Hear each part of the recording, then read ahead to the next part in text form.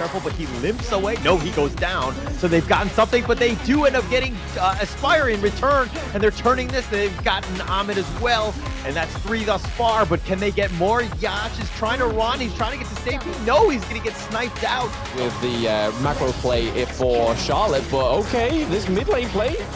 Yeah, Viper's already down. The Death at Sunset, that's going to be committed. The Moonlight Flash back to safety, and they've gotten Aspire as well as Viper.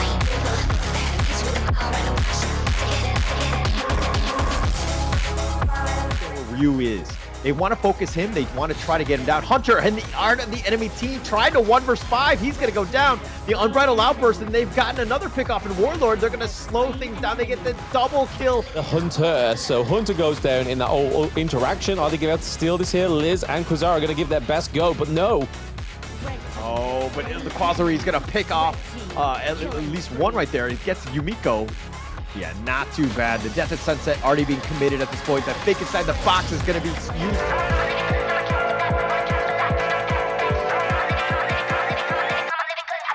Lane, which could be crucial for this T2 in the farm lane. Chuangyu looking for the back lane as well, trying to just get a pincer movement, and there we go. The knock into the wall is pretty huge here, but speaking of huge, we see Zhongfei transform into the beast with the Unbridled Outburst as well. A lot of damage going up at CHS, and speaking of damage, we are seeing the higher ground turret be taken down as well.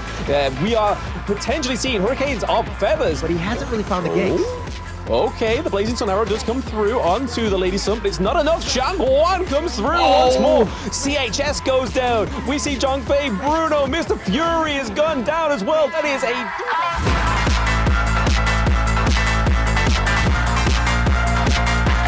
enemy jungle, they force them out, and Higu, I mean, look at how far they're going. Yes, so we finally get a kill on side of W Gaming, but I don't think that's going to be quite enough to fight the Hue-1 going untargetable thanks to the unending sorrow, which is going to bleed into. Do you see Liu Bai going into the backline there? Okay, we are seeing Cluffy's getting the first kill on the board for WG. He's not settled there, but he has been taken down by the Hue-1. Double kill goes over to Hue-1 once more. Reaper 7 reaping what he sows. That is a triple kill. 3-1 trade for the side of GS team, and they're not done yet. Their whole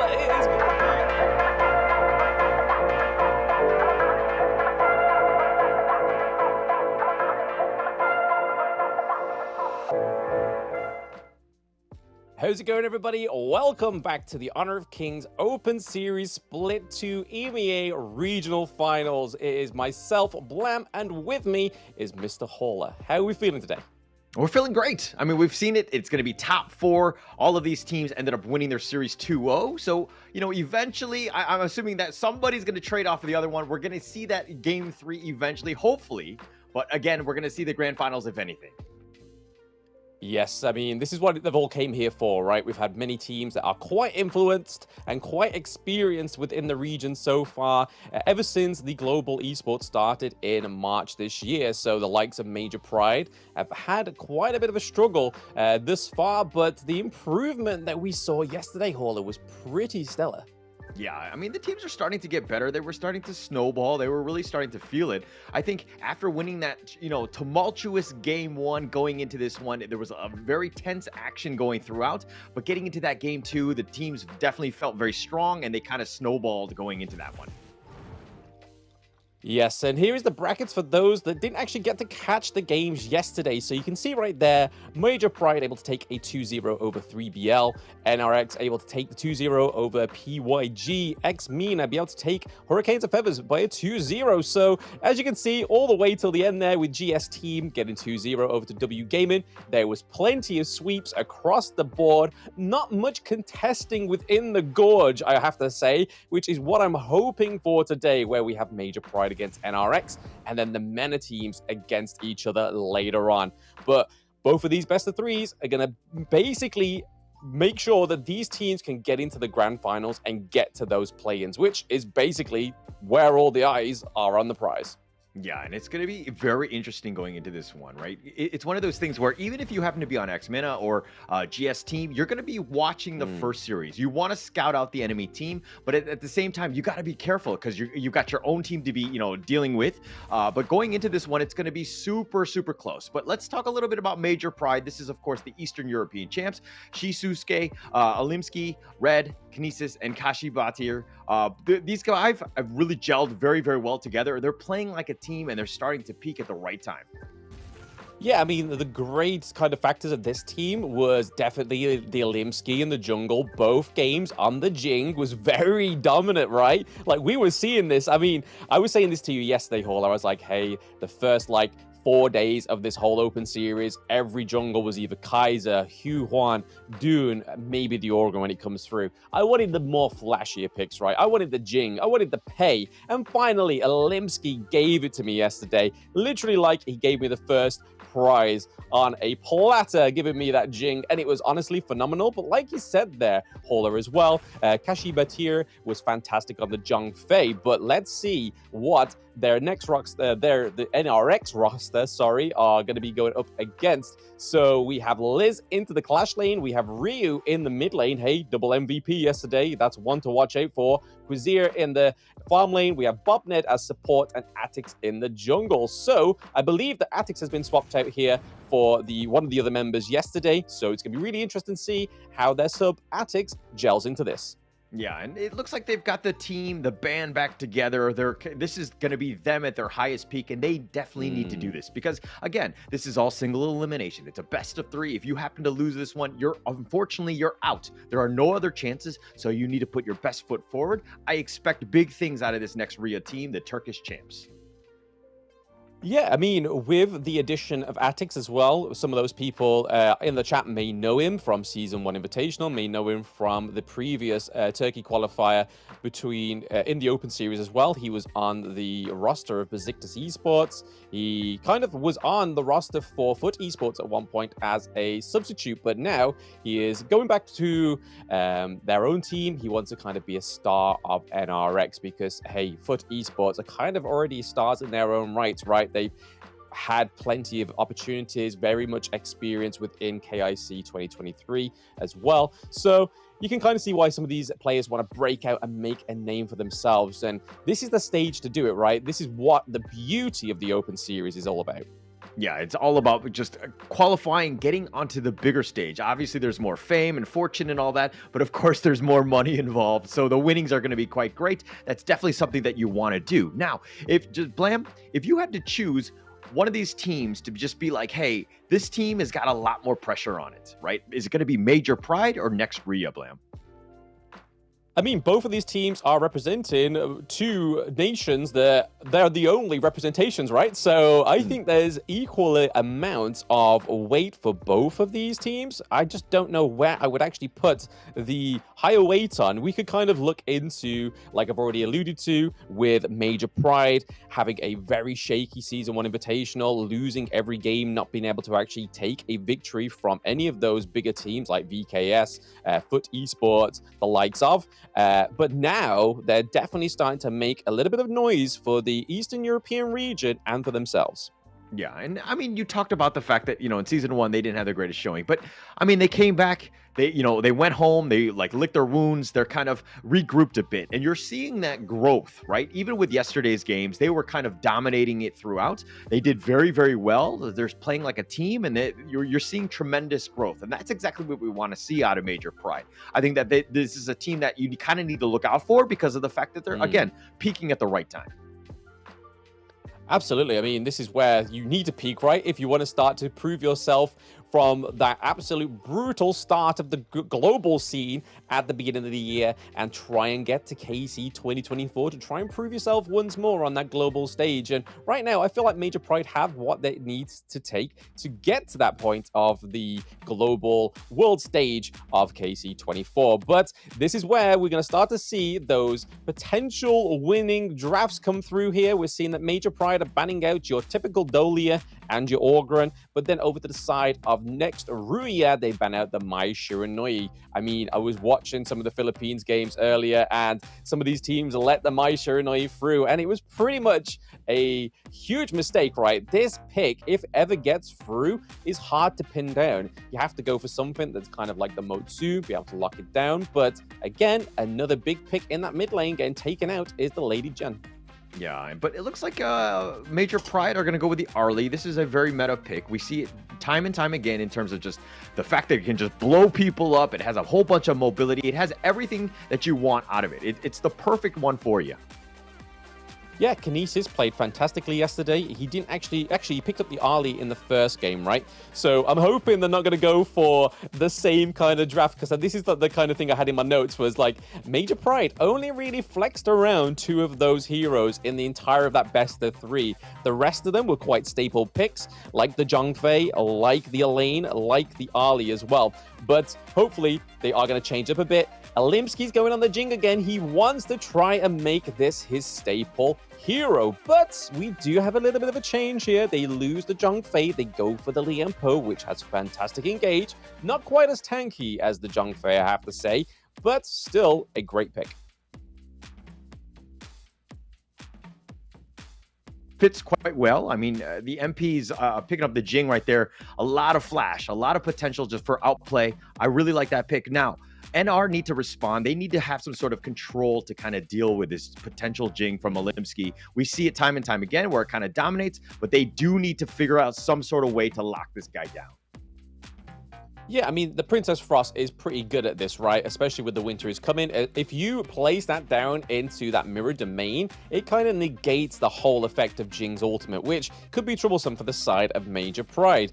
But we look into the sides of these next 2 banning phases here. You see the Masashi getting banned out, which is normally within this point of the game, right? Especially if your opponents don't have the jungle. The Masashi only actually surfacing like once yesterday for Axe MENA, which I was extremely grateful for. It was a great pick for them. It's nice to see Masashi finally onto the Gorge, but over to the side of NRX, they are looking at that mid lane, and rightfully so. That Hue1 being the last ban, I think, is a great call for next Ruya. Yeah, it's going to help out. I think that it's, I mean, MP right now in dire need of a mid. They need to figure something out to kind of deal with this Princess Frost. Like, what kind of sticks out to you? Where would you go? Because it looks like NR is just like looking to ban every single mid that, you know, is a potential pick here. Yeah, like you said, the Lady Gen gun, that was one of the most contested picks of the series yesterday, and contested picks between these 2 teams. The only things that are really kind of left open here in the mid lane, we don't really want to be going for a Shang1, right? Because that is just going to leave open too much burst. There's a little bit too much resource heavy within that team comp if you go for an Ali, a Jing, and the Shang1. But I think in the Clash lane, it's a little bit more of a clearer picture, right? We could see the Elaine come through. Again, the Ganon Mo is still open. Great burst. It doesn't need as much resources as, say, for example, the Shang1, but it has the couple blades, being able to get into the back line, onto the Lung, onto the Princess Frost. It works pretty perfectly here for the side of Major Pride. Yeah, I really like the Ganemo pick, right? You have the Lian Po who's up front, Jing just creating a nuisance. You've added the Byron to this one, and there's so much front line. And then you have Ganemo who's in the back and is going to have a great positioning because Red is going to pilot it and just stand in the back and just kind of pick people up with those couple blades. So it's going to do a ton of damage. Now, NR need to figure out a way to kind of stop Ganemo and, of course, that meat shield that's up in front. Yeah, I mean, they could go for something like the Kaiser, right? Something like the Dune into the jungle, something tanky other than the Zhongfei, because if they don't have a second tank, you know they're going to be building a lot of armor pen. Ooh, a little bit of a hypocritical pick here. The Yao coming through for the first time, Shining Star. Very interesting, has a lot of CC within his kit, is able to reverse back to a few seconds with the ultimate. Very interesting here, Hola. I didn't expect that pick to come through. Yeah, it's going to be, I mean, you want to be aggressive and then again, just use the ult to return to dust to go back and just kind of heal up everything. But it's going to be a tough situation because I feel like Major Pride have a lot of sustain. Yes, they're going to be up in front, but they're tankier guys that you really can't burst. Like if Yao could burst somebody down and then get himself on out of there, I see it. But again, it's a lot of meat to get through. It's a lot of meat to get through, but you do have the Zhongfei there. They don't have any anti-CC, which is kind of the telltale we had yesterday, right? Especially with the Shuangzi being able to use the Butterfly Effect to kind of completely negate that unbridled rage. from the Zhongfei, but they don't really have any of that to counter on the side of Major Pride this time around. So really, it's all down to Bobned here to really kind of focus these team fights and basically make it his own, like dictate where the side of Major Pride are going to go and where his teammates are going to fall through and collapse onto Major Pride. That's my hopes anyway for next Ruya. But we can see Olimsky there yawning. He's chilled. He's basically like, hey, my Jing's pretty top tier. Let's see how you can handle it. Yeah, and I think that both of these teams are pretty comfortable going into this one. Again, this is game one. I understand that, yes, we hyped it up about a lot of pressure, but it's just one game, right? Going into this one, obviously, I feel like the first game is super important because it creates a lot of momentum, but both of these teams are very experienced. They've been here before. They understand how to do this. And of course, it's the best of three. So there's going to be a lot of, hopefully more, maybe some curveballs into future drafts. We're going to have to see. But I like both of these drafts going into this first game here.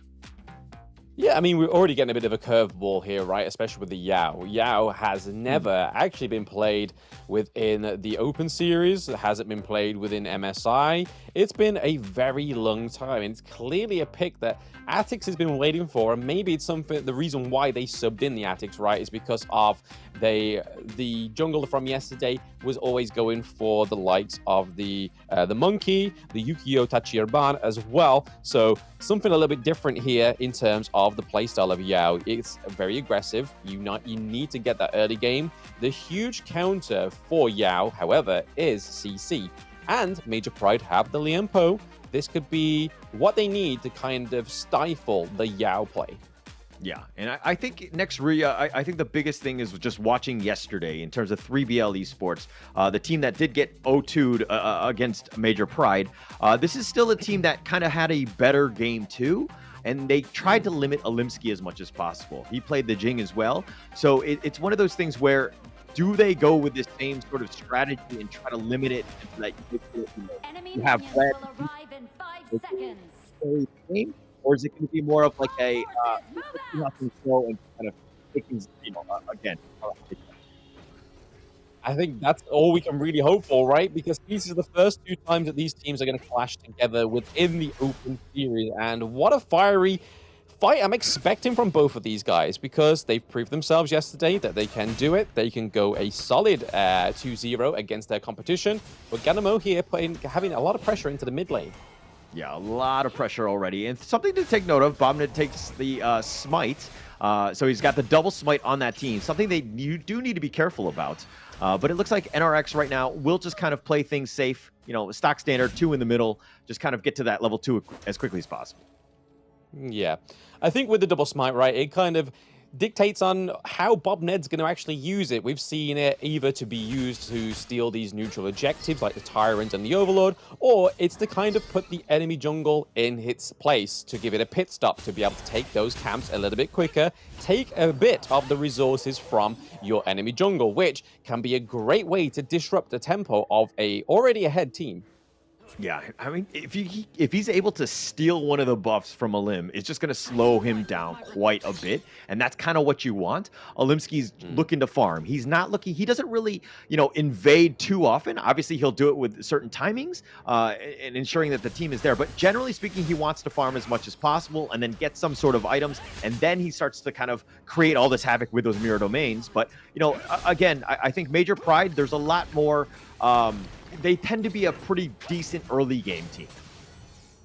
Yeah, as long as they get the early game lead right, they're pretty much solid. They don't take the foot off the gas like we saw some of the teams yesterday. They are able to sort of get ahead, and then they kind of get a little bit overconfident with themselves. And after that point, you kind of see that they step away a little bit. They lose a lot of momentum, which in these best of threes is crucial. If you lose the momentum, if you go into that mental boom state, it's hard to recover. But we're just going to have a brief little technical pause here, guys. Do bear with us.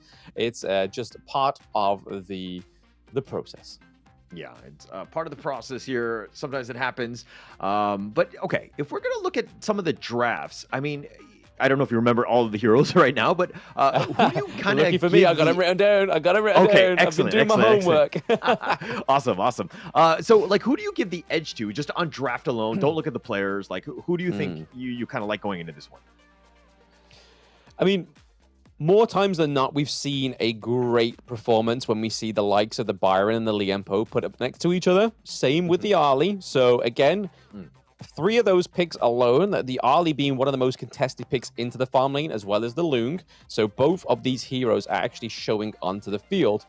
But the ultimate thing that's going to be deciding this is depending on which one of these farm lanes can actually secure that gold, secure that lead, right? Because ultimately, the Arlie needs the resources, same as the Lung. If either one of these are behind ever so slightly, it really shows into the team fights. Okay, it looks like Kinesis going in for this one, just zoning Quasari away. So Kinesis doing a great job of that. But again, like, okay, Arlie and Lung, we know they both need farm. But who do you give the edge to in just like a one-on-one lane? One-on-one lane, I'd say, I mean, Byron, right? We know that Byron can take any kind of clash lane, any kind of day, anytime, anywhere, especially in the early game. It'd have to take a very skilled Mayim player, maybe like Liz. I don't want to be giving over too much bias, but I think that could still come out on top is the Byron because we have the aggression, he has the level 5, he has the experience, right? Oh, he does. And here's the mirror domain. Liz actually has to flash to safety. He dodges out of that mirror domain. He's going to stay alive. But again, the flash was committed. Yep, we see that Attic's a little bit too slow to the response there. We saw the Major Pride jungle was up there. There's a little bit of a invade onto the side of the Crimson Golem for NRX. They are in there. Liempo trying to drive them away.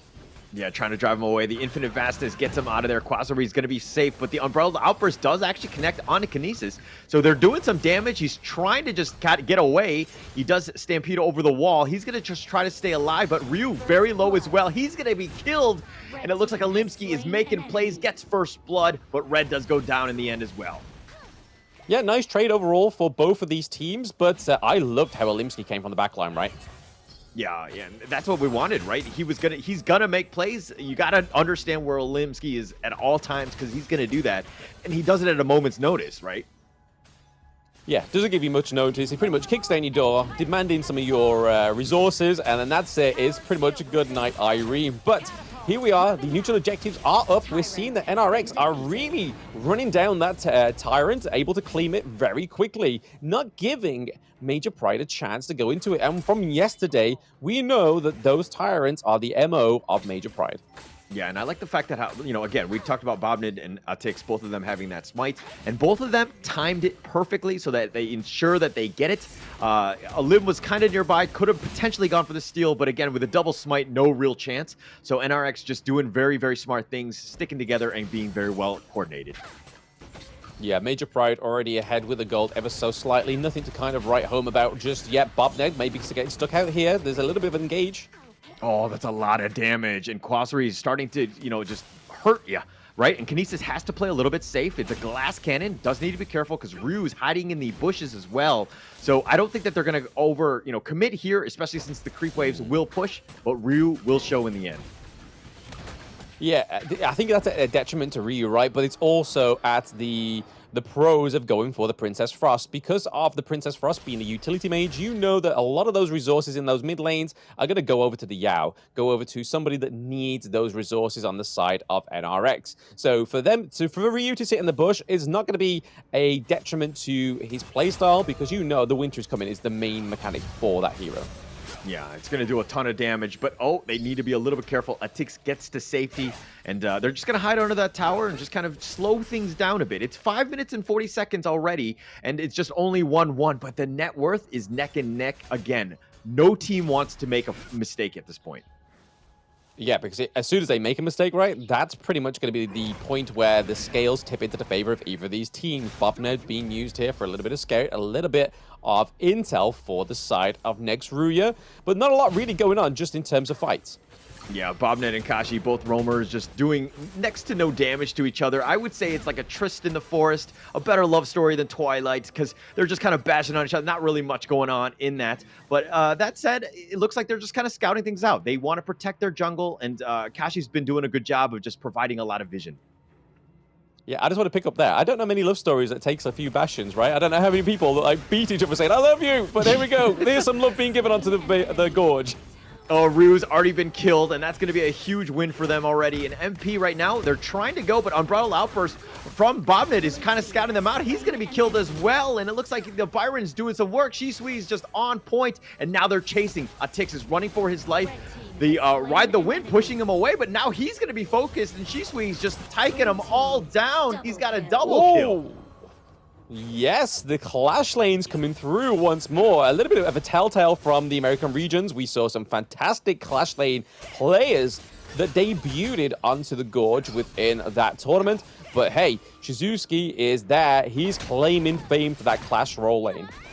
Yeah, and he's doing quite well. I mean, look at him. He's level 10, only behind Alimsky right now in terms of the level 11. Tix, we know that the other enemy jungler was going to be a level 11 as well. So both of them doing quite well in that sense, but he has 3 kills. So Shisui, you know, almost tops in terms of net worth. He's really helping this team, you know, kind of propel themselves into a great mid game here. Yeah, you can kind of tell by his itemization, right, that he's going for the armor penetration, just to make sure that he's able to take down the likes of the Zhongfei. Because once that Unbridled Outrage comes through, it's kind of troublesome for the team, right? But Shizuki was able to navigate that whole interaction down towards the side of the Azure Golem absolutely perfectly. He was kind of like an assassin, but with a huge axe. It helps to have a great weapon like that and just to kind of take them all down. But now MP waiting in the bushes. They end up finding him. They've got the mirror domain. They're going to look to focus in this one, but the Unbridled Outburst is just barely keeping him alive. He somehow survived a Tix, and now Kashi has to flash over the wall. He's trying to run to safety, but he's being chased out by Bobnit. He's going to be let go. But again, that was a huge clash. Somehow nobody died. Yeah, no, absolutely. I mean, no, Liz died, to be honest, because of that Tremor Smash, absolutely keeping the side of NRX, which was a huge play there from Kashi Bartir, was able just to keep the other side of NRX away whilst they tried to go for the Mayin. It looks like NRX want a bit of blood. Yeah, they wanted the blood, and I mean, it's, what, 5 kills going the way of Major Pride. They've kind of, you know, gotten some decent pickoffs. That net worth lead is about 3K right now, but they do want this tower. It's being chipped away. It's being very, very low, so they're trying to take this one out. Again, a huge strategic element, taking that mid T1 away from them. Yeah, for those new watching in the chat as well, that mid T1 is very important, especially with the competitive, and we're kind of getting a little bit of a beating from the bush there onto the Crimson Golem. Shizuki was going to try and take it for himself because, hey, what's a Byron with more damage? A deadlier hero. But we look over to the side of that gold lead, and it is slowly slipping away from the side of NRX. Yeah, it's slowly slipping away. They need to figure things out in terms of how to get there, but they need to run to safety. Liz does need to stay alive. He does so. He's going to be fine. But again, NR have had a hard time finding that farm. Major Pride right now just like invading the enemy jungle, contesting everything. So it's very difficult for next Ruya to find any sort of gold at this point. Yeah, I mean, just look at the itemization over to the side of MP, right? You have Axe of Torments coming through left, right, and center. You have the magical Pen Boots coming through as well. And then you can kind of just see the Jing just constantly just building itemization just to enhance that basic attack with the likes of the Master Sword, which is pretty huge, especially it's going to negate the effect of the Zhongfei, which is going to be the biggest obstacle on the side for Major Pride. Yeah, but it looks like the Tyrant is going to be started. Something they need to be careful about. Tix is getting a little bit low, but Red has already been killed, and it looks like they want to go for more. But the Tremor Smash is on point, but he dies. He actually went way too far ahead. 3 members down from MP. They're on the run. Shisui just trying to stay alive. Alimsky will back off as well, but it looks like NR found the fight that they wanted with all 5 members, somehow surviving, and it looks like they're going to push the T1 mid. Yeah, I mean, we can see that MP are trying to force these minions away, but okay, some more plays. Oh, Mirror Domain, but what is he doing? They're trying to fight 2 versus 3, and Shisui was not there. The force field suppression just keeping him alive, and he's just like, okay, hey, I'm going to join my brothers in the afterlife, apparently. Yeah, that Tremor Smash from the Liempo didn't quite hit the same as it did when they took out the Mayin earlier on in this game, but that's really put NRX into a place where they can comfortably say, hey, we've still got this game won, right? We've just taken the T1 into the farm lane. We almost have that T1 in the mid lane. They've just got to try and have a few more of those great fights, those brawls that go into the favor of the side of NRX. They've really got to bait that Tremor Smash, right? That's really what ultimately set that whole thing up nicely for NRX. Yeah, and it's looking like it's going to be two heavyweight fighters trading blows. I mean, you know, an uppercut for uppercut, jab for jab at this point, because both of them neck and neck. Net worth is tied. You know, the kills are almost negligible. Yes, it's a slight advantage of NR, but it's all about the net worth. Taking this T1 down would be huge for NR, who have kind of found a little of that momentum, and now they've been aggressive. Atix on the run. They do need to be careful. Kinesis gets back to safety, but look at them. They're just chasing after them. They do not care. NR realize that, hey, we have a slight advantage. Let's be aggressive and take advantage of this lead. Yeah, just look how Liz is kind of trying to stop Shizuki into getting into that backline right. Kind of just dancing around between the two brushes there. Like, hey, I'm going to body block you no matter how you try and get in here. Yes, you have your flash. Yes, you have your dash. But I'm still going to try and take the odds and double kick you out of this team fight and keep my team alive. But here we go. A little bit more of a brawl as the minion waves come through to the T2. Yeah, a little bit here. They'll be quickly dealt with. Oh, but a limb gets picked off in the bottom lane, and it looks like Atix has actually gotten that kill, and that's going to be a huge win. This is a window of opportunity. 30 seconds down for Olimski. Oh, make that more with Kinesis going down as well, and oh my gosh, NR finding all of the gaps, and they're really starting to feel it. Yep, they've definitely found the pressure point, right? They've found where the armor is cracking. They've got both thumbs pushing through to that armor to make it crack. And unfortunately for the side of Major Pride, it could be too much. Oh, Atix is he's been like amazing on this Yao, finding the pickoffs, getting everything, and he's actually starting to carry this team. And you're seeing just, you know, the benefit that he brings to this one, completely catching people out, getting almost 1-for-1. He's winning all of these duels. Atix has been really playing well. Yeah, really well. I mean, the Lung as well, you can kind of see here that Quizier is able to keep up with the Ali ahead almost by 700 gold difference, which isn't huge within those lanes, but still going to mean that you are ahead with itemization. As you can see there, he's got the Eternity Blade, he's got the Master Sword, he has the Axe of Torment, and especially with the squishy sides of Major Pride, Oh, the Unbridled Outburst is going to be on point. They've already gotten red, and they've got the Mirror Domain just trying to stay alive, but they did get Liz, so they got something, but they're diving deep. The winner is here, and it looks like Quasari gone way too deep, not able to use his Infinite Vastness to safety, and it looks like they're 2 members down from NR. Not the greatest fight for them. Yeah, clearly the Satnav on the Dragon needs a little bit of a firmware update. He got a little bit too lost in the source, right, Hauler? Yeah, a little too aggressive as well. Just not great for this one. And look at these dips and dives. This is fun if you're on a roller coaster, but not fun if you're an MP or an NR fan, because this is going to be, you know, it's going to be a bit of a roller coaster throughout. I don't know. I'm no spring chicken hauler, but those big peaks, I don't think that'd be fun roller coaster anyway for anybody, right? That would literally give me whiplash. So definitely don't give me roller coasters with those kind of peaks, but definitely give me goal leads with those. Yes, yes. And I think, I mean, the gold leads are fun. It's definitely great to see both of these teams really going at it. But, I mean, with NR with a slight advantage with 2K, they need to be careful here. This is going to be a huge fight. Unbridled Outburst is going to be committed. Oh, they've been pushed back with the Outstorm, but it looks like Kinesis is dead. And they want to go for more. They've got the double kill. Kashi's down as well. And Bob is chasing them out. The Ferali form leaping forward with this mad slaughter, trying to do some damage. Oh, but the Flaming Palm, he has so much damage. Quasari, he's starting to pick them off with 3 members down. They're looking to end this game. Oh. Yeah, you can kind of see Kinesis build to Sun Chaser towards the end of this match, but I feel like it's a little bit too late here. They could win this part for game 1. Yeah, they can, and it's all off of the back of Quasari. Atix had provided so much space for Quasari to get going, but they don't have minions. That's the only small reprieve that Major Pride have right now. That slows them down. Shisui will push them back, but again, no minions, you're not able to end the game right now. Yeah, this shows a testament to how well that Major Pride actually do play this game, right? They always give attention to those lanes. They always make sure that there is no sort of foreshadowing of a minion wave to come through. But Shizuki. Oh, Shizuki. Oh, he's been chased away. Winner is here, is going to be committed, but it's just going to cover their retreat. They're going to get back. They really didn't have enough, but now it looks like they're going to start the Tyrant.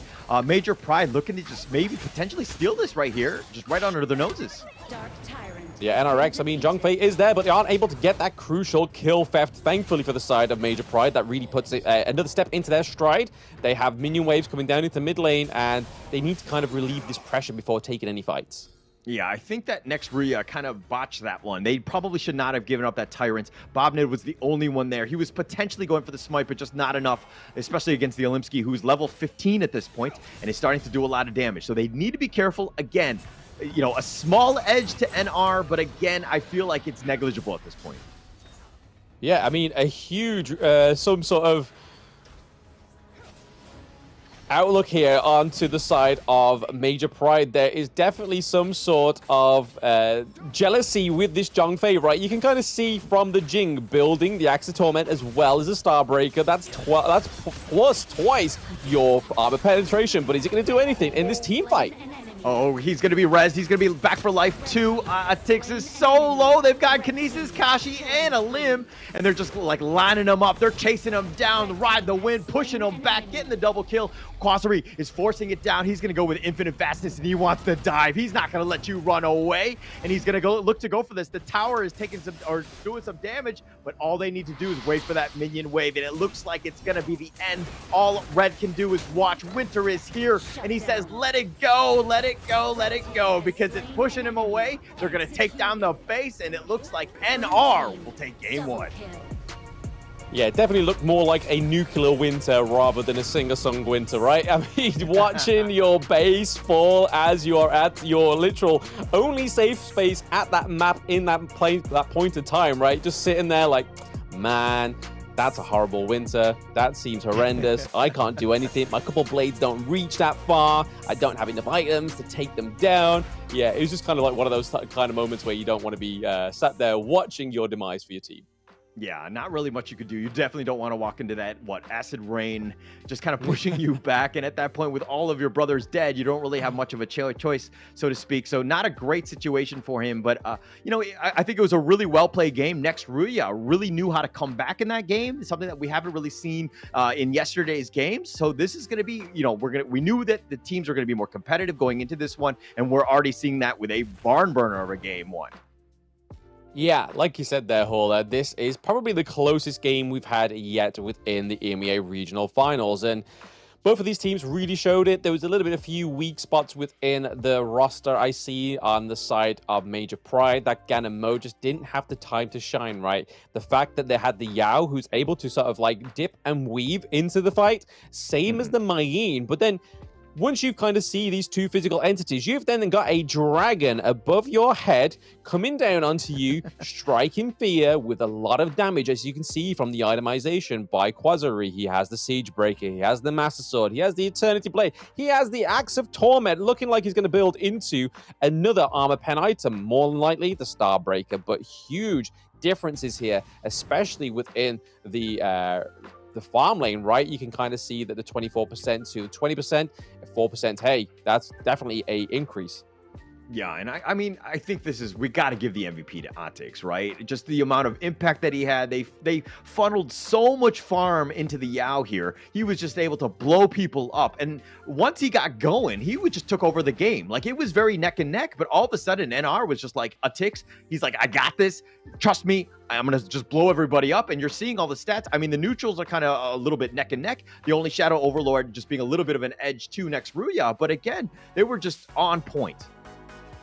Yeah, it's not like Major Pride took the foot off the gas, right? It's just it was just because NRX was able to find the way in. They was able to bait the Tremor Smash from the side of Major Pride. The Liam Po became a little bit of a useless engage tool because he was a little bit too far back. Everyone was a little bit too overexposed, especially like the Ganem Mo.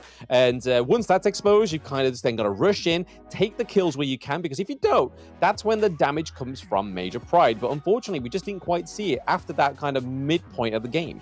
Yeah, and like most of the team fights, it just kind of felt like Major Pride weren't really all on the same page and just trying to go in. They were very piecemeal. Like, things were happening throughout. They weren't target prioritizing correctly. It seemed like they were a little bit off here. And NR, you know, just kind of made them pay. They were like, hey, you want a team fight? I think that our team fight is far superior. We're going to go in for that. And Bobned was just an absolute menace up front, just with all that control. Yeah, I mean, I'd liked the Liam Poe originally going into this, like I said, with my initial points, saying Byron, Liam Poe, quite a strong front line. We saw it very much within that beginning and early game. It really shined, but as you get more towards that late game, NRX kind of have that team comp that's just able to scale, and the health just keeps amassing and amassing and amassing. And speaking of massing, it is MVP Atix for the first time on the side of next Ruya. So, hey, taking the spotlight off of Ryu this time around. We see the 89.7k damage dealt, the 5.2, the 528 KDA, and then obviously damage taken as well. So you can really see for those watching at home, Yao's not just all about doing the damage. He can take that damage as well. Yeah, and he was just, I think it really caught him off guard. You know, it really didn't seem like Major Pride had an answer for that. Olimsky had to play on the defensive from the beginning, and that's not what he wanted to do. He wasn't able to get the farm. So, you know, again, Atix did a great job of just taking over the game, understanding that, you know, you funnel the farm to him, he's going to carry you, and he did very, very well. Props to Atix. Yep.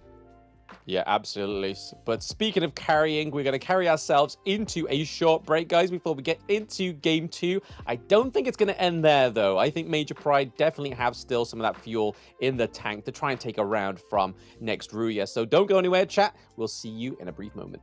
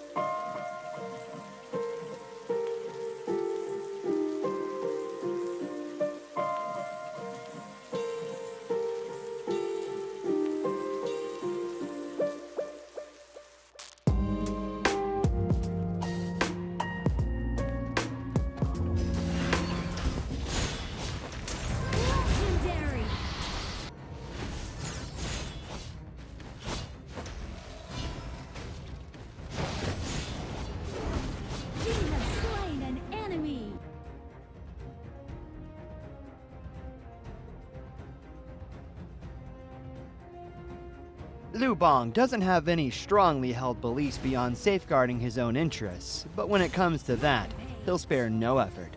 This is his passive skill, which automatically grants him a stack of mark every second. At a certain number of marks, he gains an enhanced basic attack. This is his main damage skill. It enables a shield that deals damage to nearby enemies either when it expires or when he manually disables it. His skill 2 provides movement and crowd control, letting him charge forward to damage and stun enemies in his path. Liu Bang's ultimate is a teleportation skill.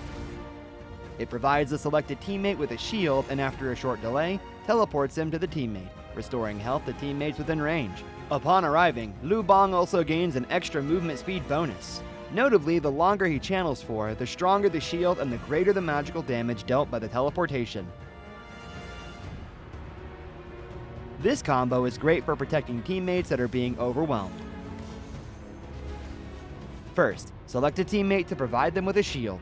As he starts channeling his ultimate, activate skill 1 and wait for the channeling to finish, or tap the ultimate again to teleport. Then, use skill 2 to dash and stun enemies, followed by stage 2 of skill 1 and an enhanced basic attack to deal burst damage.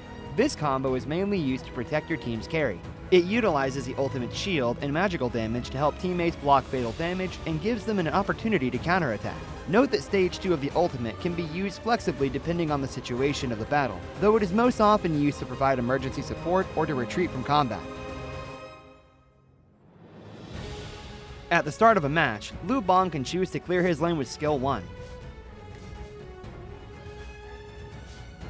After unlocking his ultimate at level 4, he can clear the clash lane first, then teleport to teammates to help them. Since his ultimate lets him travel fast, he can take the time to clear minion waves before teleporting to a teammate. This puts pressure on the enemy in the lane, while at the same time building a numerical advantage in teamfights. He can also let teammates initiate fights and use his ultimate to provide them a shield, then jump in to absorb damage and take out enemies with help from the carry. If he's facing an enemy who is stronger but doesn't have any crowd control skills, he can use his ultimate to instantly teleport to easily flee the danger. Lu Bang should focus on leveling up during the early game. After unlocking his ultimate at level 4, he can keep using it to reach teammates and help them build an advantage. During the mid to late game, once he has enough defense and damage, he can mainly focus on laning and teleport into teamfights to protect the carry and take out unsuspecting enemies. There, pull out the root of the problem. What's a conscience? A kind of snack? Why duo someone when you can gang up on them in a valley?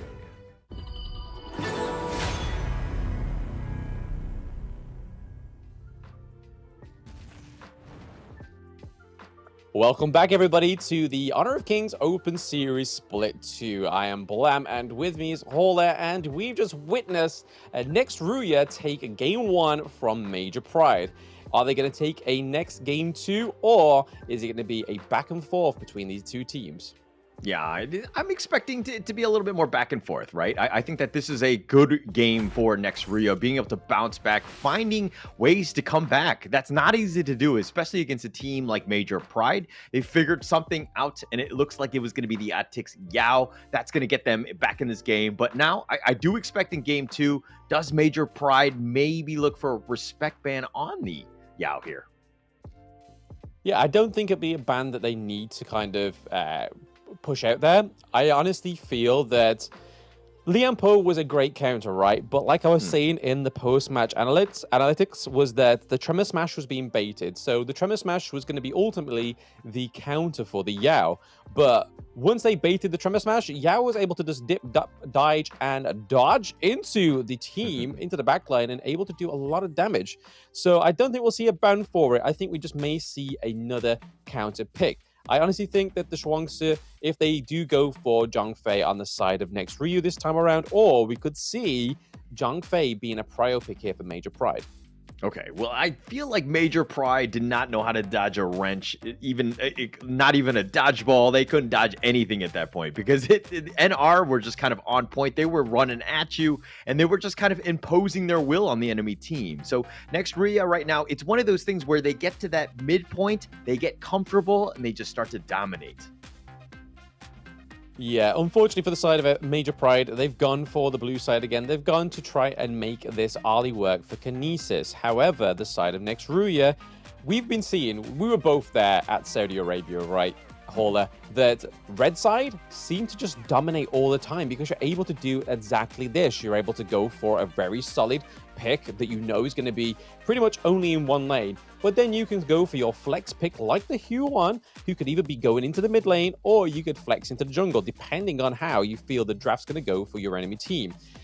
But Major Pride have the major upholstery of the Ollie, but it just depends on how that kind of weighs out, right? The Kinesis on Ollie was okay, but I don't think it was enough to kind of insta-lock it again. They could have gone for the Loom. Yeah, and I mean, okay, Major Pride pick up the most, kind of cannon blast Yuhan, maybe catching him out.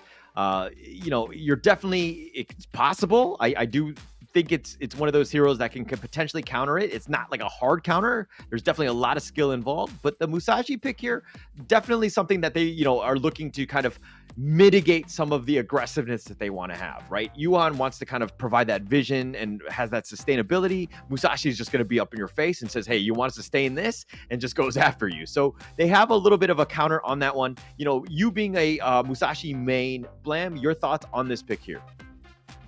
I mean, I'm always going to say I like it, right? I'm always going to say I like it. But when you're running into a Zhang Fei that's able to basically just burst you out of your... You're going to be gunning for one hero, right? You're going to try and go for the backline. You're going to go and try and go for the Lung. But the issue is, Lung can also be up into the sky. He can make himself untargetable, so it makes the duel at death a little bit useless. Same with the Hugh Huan, right? So these two untargetable heroes are going to be looking for making themselves untargetable for that right point. There's no point using a duel to death onto the Zhang Fei because you're going to get CC'd out of it. Yeah, you're going to get CC'd. I mean, look, I think that Major Pride probably need a little bit more control just to kind of lock those two, right? Lung, somewhat squishier. Yuan, if you can kind of lock her down and make sure that she doesn't get anywhere, she's going to fall as well. So definitely something that Major Pride need to do as they get into the second phase or the last phase of this draft. Yeah, I'm kind of hoping the Motsu is the support pick, right? I feel like they need a little bit more of damage in that mid lane, because if they go for the Motsu into the mid lane, yes, they get the play style that they can make those calls and go in with the cannon blasts, and it looks like I was correct there, thankfully, for the side of Major Pride. I think that could have been a pretty brutal mistake for them. They do go for the Angela, which is a great anti-tank hero in that mid lane. Yeah, it has the potential to just kind of burst them down. You know, it's one of those things. But I'm not a huge fan of Angela. Not to say that I'm a mid player, but I do feel like, you know, she's a little immobile for my liking, right? She's got to have perfect positioning. I do think Red is going to be up for that task. We know that he's quite good. You know, even the Gon and Mo, and now the Angela here. You have that potential. But now the Elaine, which you're picking into, I'm not a huge fan, because Elaine can get to that back line. And again, if you're just playing very static, you're going to have a hard time trying to get away from him. Yeah, and I mean, we've got the Yukio Tachiyabana again, so another great single target assassin in that jungle, and it looks like the Hugh Huan is going to go into the mid lane there. So again, big pick, great appearance from this hero for the majority of the Open Series.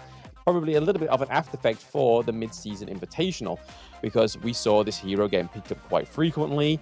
We commented on this yesterday. She's able to set up the tempo, able to basically navigate your team to victory. And when that is the case, when you have the tempo, when you have the wind in your sails, you're able to just dominate that game. And hopefully that's not going to be the case for Major Pride. They need to do everything they can in this game too. I think this is pretty much it. You know, again, just everything is on the line at this point. You lose, you're out of this one. So I think that the biggest thing is just playing that comfort hero that you will, you know, just go to the ends of the earth with. You will die with, so to speak, because this is the most comfortable hero you've got. I do like Major Pride's lineup. I think they have a good chance. Everyone's kind of playing the heroes that they're kind of familiar with, but it's all about execution at this stage. Yeah, we just got to really hope that Kinesis is able to master this early this time around. We had some really good plays, but with the, like, she has the ability to block projectiles, right? But we saw many times that Quazia was able to bait that ability first before she was even able to use it. So I think we just need to see that part of the playstyle for Kinesis change for it to make it to be a successful pick. Yeah, I mean, potentially we'll have to see. Quasari did a great job. I mean, you talk about the whole baiting pieces, and Kinesis didn't have the greatest of games. He needs to really step up this game. I think that there's more pressure going into this one, considering the fact that they need that damage dealer, somebody that can back up Olimsky, who's just going to be running at you and potentially doing some damage there. Yeah, I really hope that they're able to kind of put themselves back into this race, get back on the saddle. We see that Shizuki is going back for the Charlotte, which we saw yesterday. It was a fantastic performance onto the Charlotte. The team that they were against was nowhere near to the caliber of next Ruya, in my opinion. But we'll see how Shizuki's able to navigate and go into the backlines with this Charlotte. But hey, a little bit of engage, a little bit of trading here, trying to just make sure that these farm lane heroes are able to get enough resources above the rest. Yeah, a small little play there by Bob, who actually blocked the cannon blast, ensuring that the pheasant or the Firehawk was going to be killed and secured by Quasari. Just, it's the small things that really just kind of help your team along. And look at this net worth. It's starting to grow. Next, Ruya just finding, again, just any sort of farm on the map and taking it away from MP. And it looks like the Blazing Brilliance onto Atixi. It looks like he's going to be knocked up and he's going to be killed. And Shisui makes the rotation, gets first blood. That's a nice one for him. Yeah, very nice one. I think it would have been a little bit of a intentional death there if the death on Sunset came through for Liz. They kind of had to just call their... just basically end their losses there. They were pretty much caught in the camp of the Overlord. We saw that Yukio was trying to dash over the wall, didn't quite make the cuts. So, unfortunately for the side of NRX, they're able to kind of capitalize on that. Yeah, I think it's one of those things where, like, you slam into the wall. It's like, oops, I kind of messed up a little bit. It does happen to the best of us, but unfortunate there. And now it looks like, again, the net worth lead neck and neck at this point. But, okay, let's talk a little bit more about this mid lane here. Who are you giving the edge to? Ryu on the Yuan or Red on the Angela here? I mean, going into team fights, both of these have different utilities, right? Angela is going to be basically from a very far distance with the Blazing Brilliance, just being able to position herself very correctly. The CC immunity is also going to stop the utility of any stuns coming through, any knockups as well, which is great. But the Hugh Huan, like I said, sustain is incredible on this hero, and she's able to get the knockups as well, go untargetable. It's hard to call, right? But I'm probably going to give the edge to Hugh Huan. Okay, all right. Putting more pressure on Ryu, but you know, I like it. I think that he's, you know, he's the guy for this one, right? Really needs to step up. I think that he's gonna have, you know, like Red is kind of, if you have good support in the sense of people just kind of providing a lot of, you know, a distraction, so to speak, I think you're going to have a much better time. But Quasri here gets the Tyrant here. The Umbrella Outburst is going to be off the mark. Olimsky trying to get over the wall. He does, but he walks into, it looks like it's going to be, he's going to go straight down for that one. Olim is down for the count. Unfortunate for him. You can kind of see what they were going for there. Yeah, Kashi Batir was able to activate Think Inside the Box, but nobody was inside the box. No, everyone was thinking outside the box, which is a good thing normally, right? Yeah, I've done that, so it's kind of embarrassing too when you do think inside the box and you completely whiff and you're like, a little bit of PTSD coming back there for you all. It's like, oh no, I've been here before.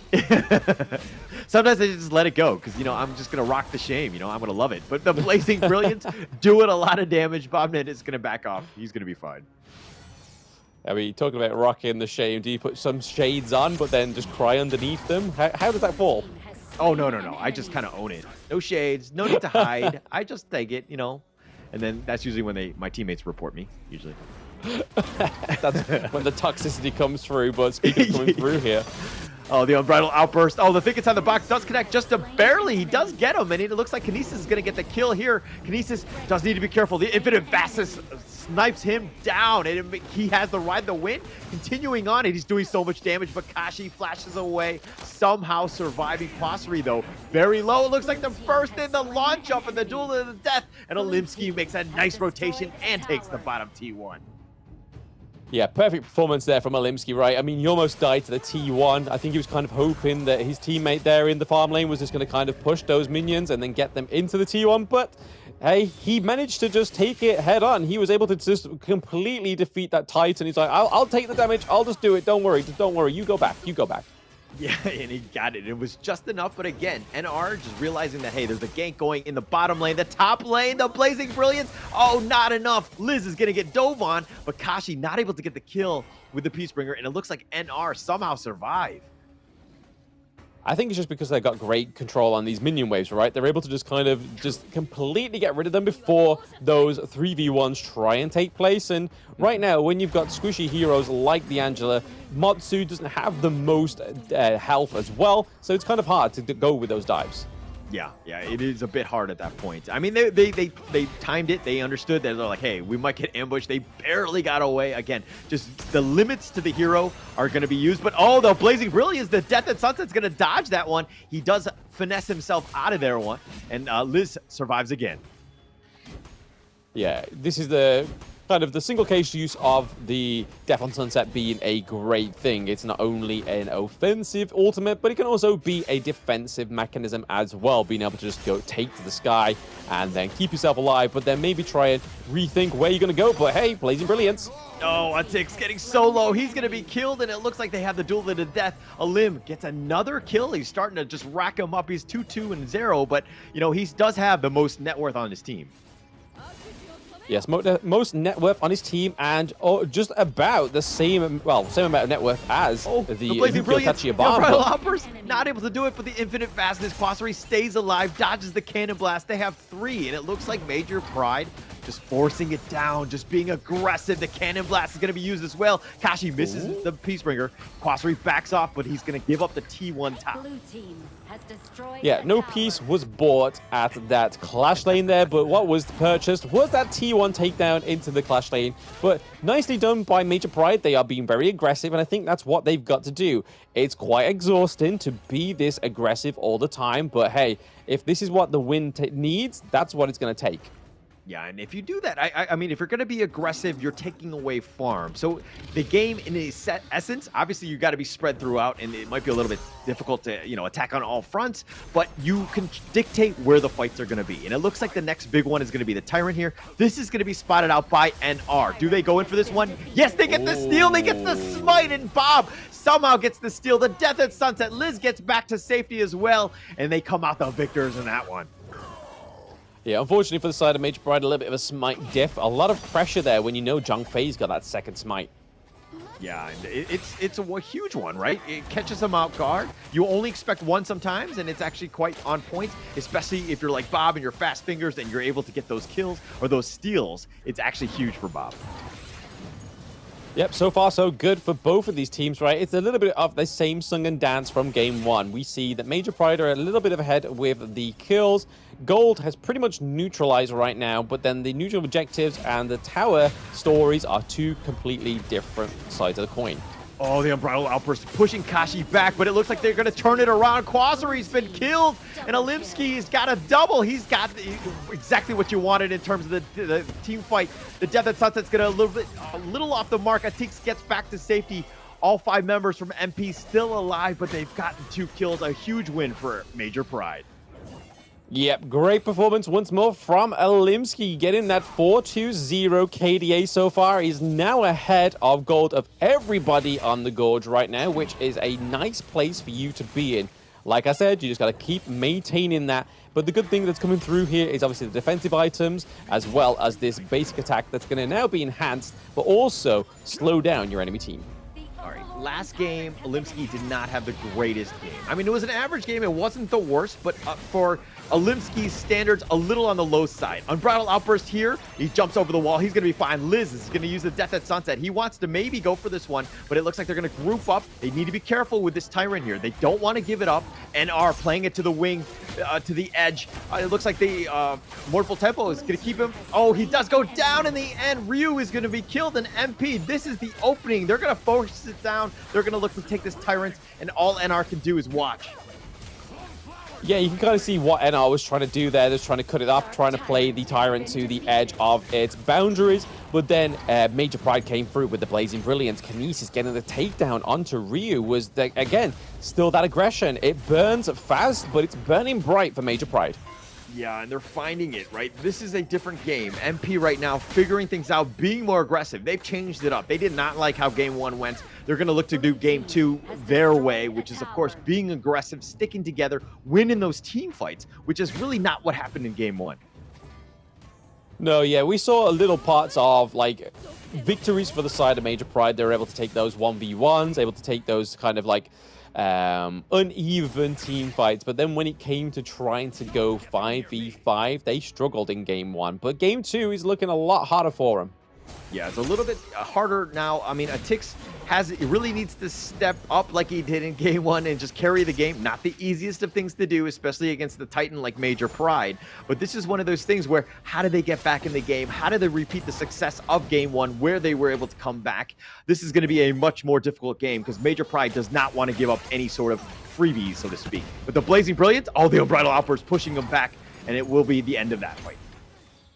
Yeah, that was a nice combo, right? With the Cannon Blast, with the Blazing Brilliance. If it connected a little faster, if they were able to just kind of burst down a little bit more, I think we probably would have saw an engage there from Shuzivsky and Olimski going straight in, because that's where they capitalize, right? When your enemy team are already low as you're going to an engage, Masashi shines and the Charlotte pick shines as well. But it looks like they pushed to T2, maybe going for this Overlord. Yeah, it looks like they're going to take this one. I don't think that they want any sort of action, especially since Olimski is starting to really pop off. Again, net worth, huge. 8.5, highest in the game. He's definitely controlling, definitely angry, and this is not what you want to see if you're an NR fan. Yeah, I mean, the Frost Scar Embrace really helps the Musashi build here, especially when you've got slippery heroes on the side of next Ruya. It able to slow them down. The more basic attacks you do, it kind of just makes them a little bit harder to get out of those interactions. And Blazing Brilliance coming through once more, giving a lot of pressure onto Bobnet. Again, a Zhongfei that is not full health is not a scary Zhongfei. Yeah, not as scary. I mean, he's still kind of tanky. And I mean, of all of the members of next Ruya, probably you want the Zhongfei Bob to kind of be tanking those things and doing face checks in the bushes. But sometimes, at some point, he's going to get completely bursted down, right? And Kashi and, Red have a nice little 1-2 punch, and they combo them down, but not able to do it on that one.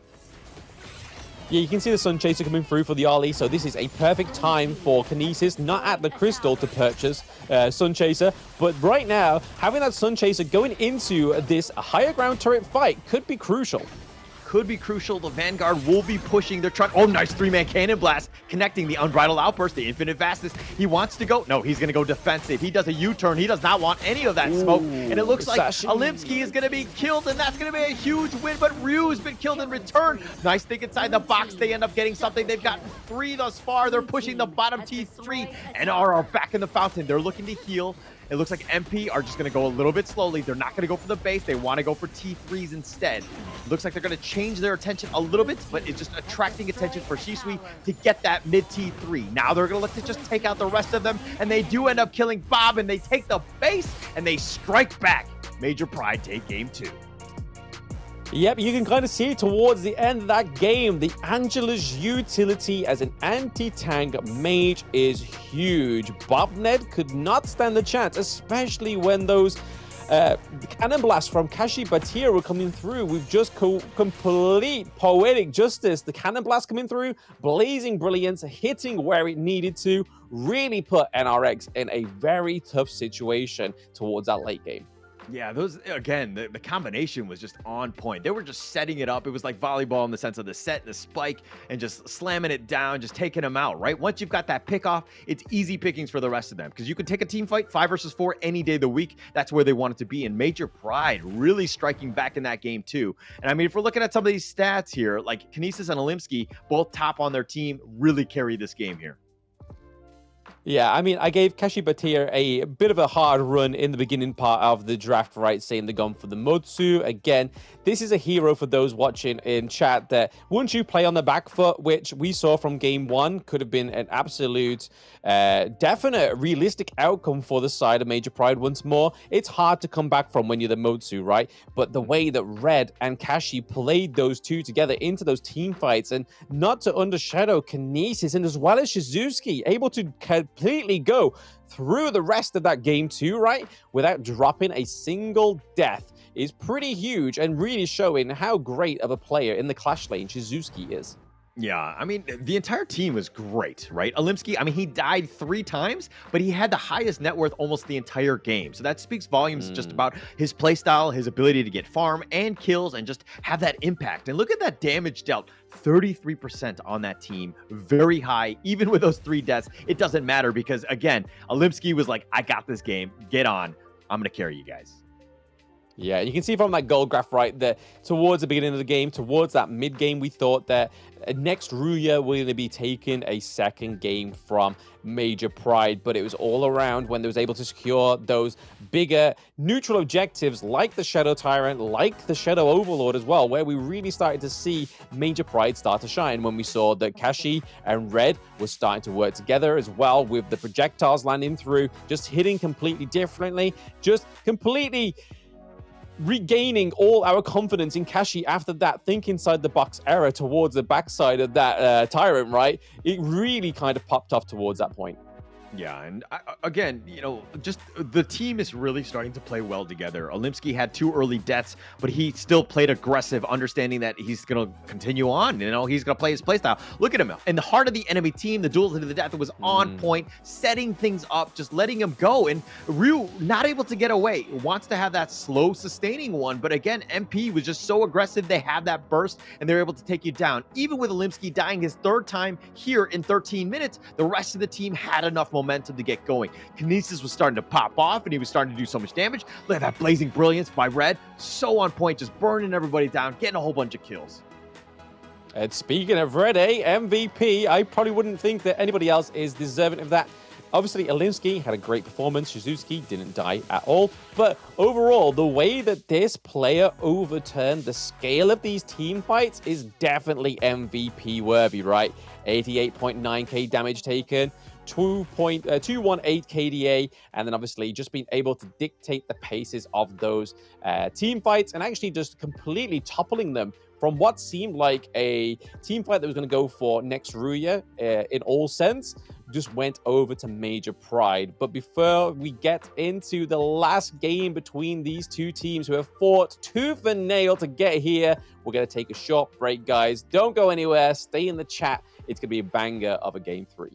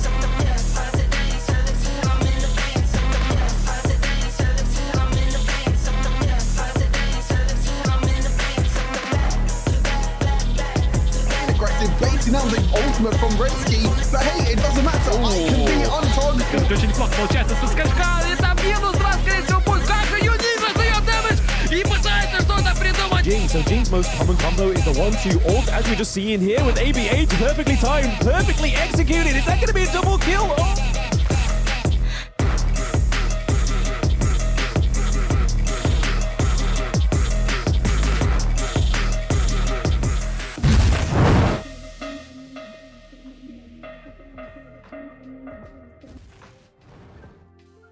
We are going to be getting into Game 3. Finally, within the EMEA region, we get a full best-of-3 hauler very, very soon between Major Pride and next Ruya. And honestly, from those past 2 games, I can't quite call it how this one's actually going to go.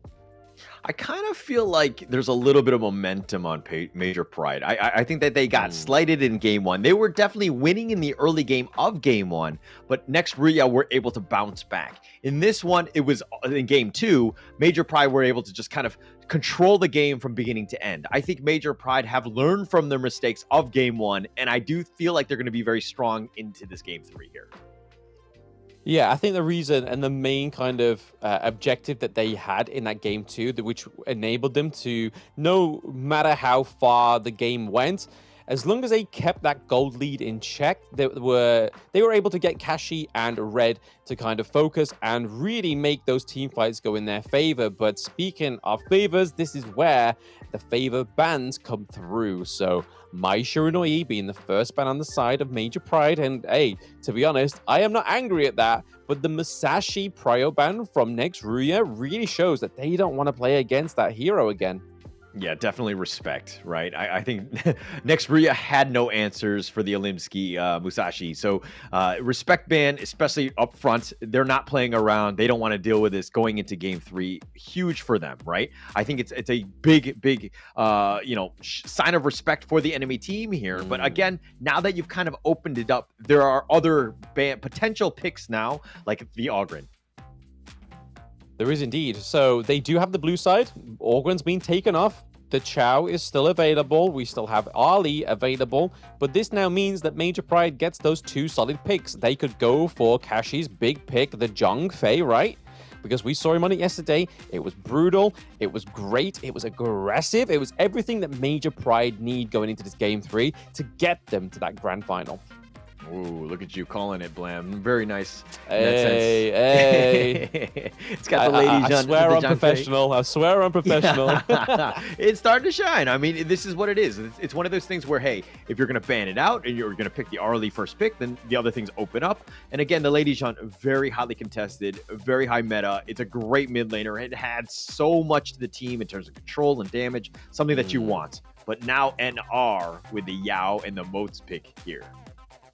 Yeah, they're going for that setup, right? I mean, that Motsu could still be in the mid lane. We're still yet to see. Again, could still do just as well in the mid lane, especially against the Lady Jen, keeping her away, using those cannon blasts to make sure that those destructive deluges don't come through and completely delude you. But the Arlie pick is pretty huge for them, right? Like, that is a good pick for the side of for Quasir. So it's the first time we're going to be seeing him on it. So he did pretty much attach himself to the Lung pick pretty much for the rest of the tournament. We saw him on 1 game yesterday on the Arlie, right? So it's going to be something that he's comfortable with, but the Lung was just the second piece. But this is looking a lot more like Major Pride's draft from game yesterday with the Jing, the Zhong Fei, and the Lady Jen. Is this the trio that they need to win the game 3? Yeah, well, I mean, okay, Olimsky is going to go back to the Jing. He didn't have much success. He did lose the jungle matchup against Texas Yao. So this is going to be interesting going into this one. The fact that, you know, NR had picked the Yao, MP was just like, or excuse me, Olimsky was just like, hey, I got this one. I know what I made, or what errors I made in game 1. I'm going to do much better. So I know how to play this matchup. Let's go for it in game 3. Locks it in. Going into this one, I'm a little hesitant going into this one because, again, you've lost it already. But being able to bounce back, is Olimsky able to just kind of pull another rabbit out of a hat here? I think with the banning of Princess Frost, it kind of opens up Olimsky to be having a lot more control on the Jing, right? Because that's the thing that ultimately in game 1 really stopped him having those really successful mirror domains. Yes, he still shined through, but that winter is coming. It is a real showstopper when it comes to a hero like Jing. Somebody that's locked into a circle. When you drop your AoE that locks you into a circle with slow damage over time, it's pretty hard for an assassin like Jing to play through. But the Mai Yin for Shizuki is a different pick here. We haven't seen him on the Mai Yin yet. Normally on the likes of the Byron, on the Elaine. This time around, he's going for a little bit of a different playstyle. Different play style, but still aggressive. And I think that it's basically what the team needs. They need a little bit more. But oh my gosh, the Milan and then the Angela pick to kind of round out the next Ruya picks, the draft here. Your thoughts on these two picks? So I'm very excited for Liz to finally get that Mulan pick. So this was a great pick for the player Liz in Season 1 Invitational. He was one of the best Mulans, I'd probably say, in that tournament. So for him to pick up this pick, and now they definitely mean it. They definitely want to get to that grand final, right? And then the Angela pick paired with the Motsu. Again, as long as they don't play on the back foot with the Motsu, I think next Ruya have a game-winning team comp here. Again, the Yao has free reign. Yes, there's the Destructive Deluge. We do have the Unbridled Outburst from the Zhongfei, but the way that this hero is very slippery, I think we could be seeing a lot of dodge here. Yeah, a lot of dodge potentially going into this one. But okay, the picks are locked in. The Mulan, we haven't seen too much of it. Yao throughout even the past two in the regional play. So this is going to be very interesting going into this one. Are they putting all of their eggs in a somewhat, untested sort of hero comp? Or is this, this is the bee's knees in that sense of this is the new meta. This is the way to play it. Your thoughts on these drafts, and who do you give the edge to, Blam? I mean, it is game 3, right? Game 3 of the semifinals. This is where all those little pocket picks are now going to come out to play. We've seen Atix on the Yao. We've seen Alimsky on the Jing. Very great, very comfortable players on these heroes. But the likes of Liz bringing out the Mulan and obviously Ryu on the Angela, a little bit different to the Hugh Huan and the Lady Jen we've seen in day 1 and day 2. But now we get Kinesis onto the Marco Polo as well, which is going to be quite scary. If this is one of his big picks, that's going to be a problem. Yeah, and I mean, it was the last pick, Marco Polo. Kinesis is just like, hey, this is the way. I know it's a perfect counter to Quasari's Arlie here. It's going to be an interesting matchup considering Kinesis has been playing nothing but Arlie going into this one. But, he felt like he had something. Is he, as confident as Kin is on the Marco Polo? We're going to have to find out here. Yeah, the interesting thing they've gone for here with the Marco Polo, though, Kinesis is not gone for the cleanse, so he's going to be pretty sure that he's not going to get caught out by any of that CC, the likes of the Cannon Blast, any of the CC and the slow coming from Mulan as well. So, hey, most credit to him. If he's confident to go for the stun instead, that's really aggressive. Okay, I feel like confidence is one thing, but some things are inevitable, right? You're gonna get cannon blasted at some point. You're gonna be slowed down. You're gonna be stunned. So I am worried about that. I'm hoping that the rest of MP are able to provide a lot of space so that he doesn't actually get focused. That would be ideal for Kinesis here. But a little bit of a skirmish already, just fighting for boars. I think nothing is really gonna amount of it. Yeah, no, nothing, not quite just yet. We don't have, well, actually, yeah, we are now getting into the area of level 4 territory where it's now the 2-minute mark. All the players, bar Bobned, are all level 4 or above. So taking the fights now would have been really interesting, but I think we're going to have to wait until around about the neutral objective spawn, right? They're going to wait to try and take dominance into this farm lane to try and take the first tyrant for either of these teams. Yeah, it's going to be huge here. And I mean, I think the matchup of this game is going to be Atix, Yao, Alimsky, Jing. I think that these two, whoever has the better game is just going to win, right? I feel like the jungle players on both of these teams are, ride or die in the sense of, are they the top players? Are they able to carry this team? We've seen it, in the first 2 games where they were able to do so. So, again, you got to look out for where these two are at all times.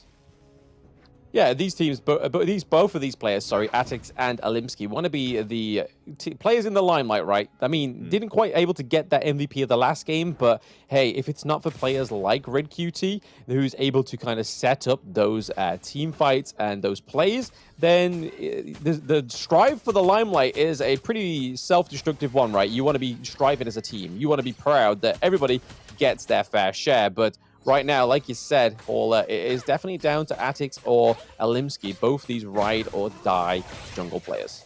Yeah, it's going to be super close here, but oh my gosh. Okay, it looks like they're going to go in for this one.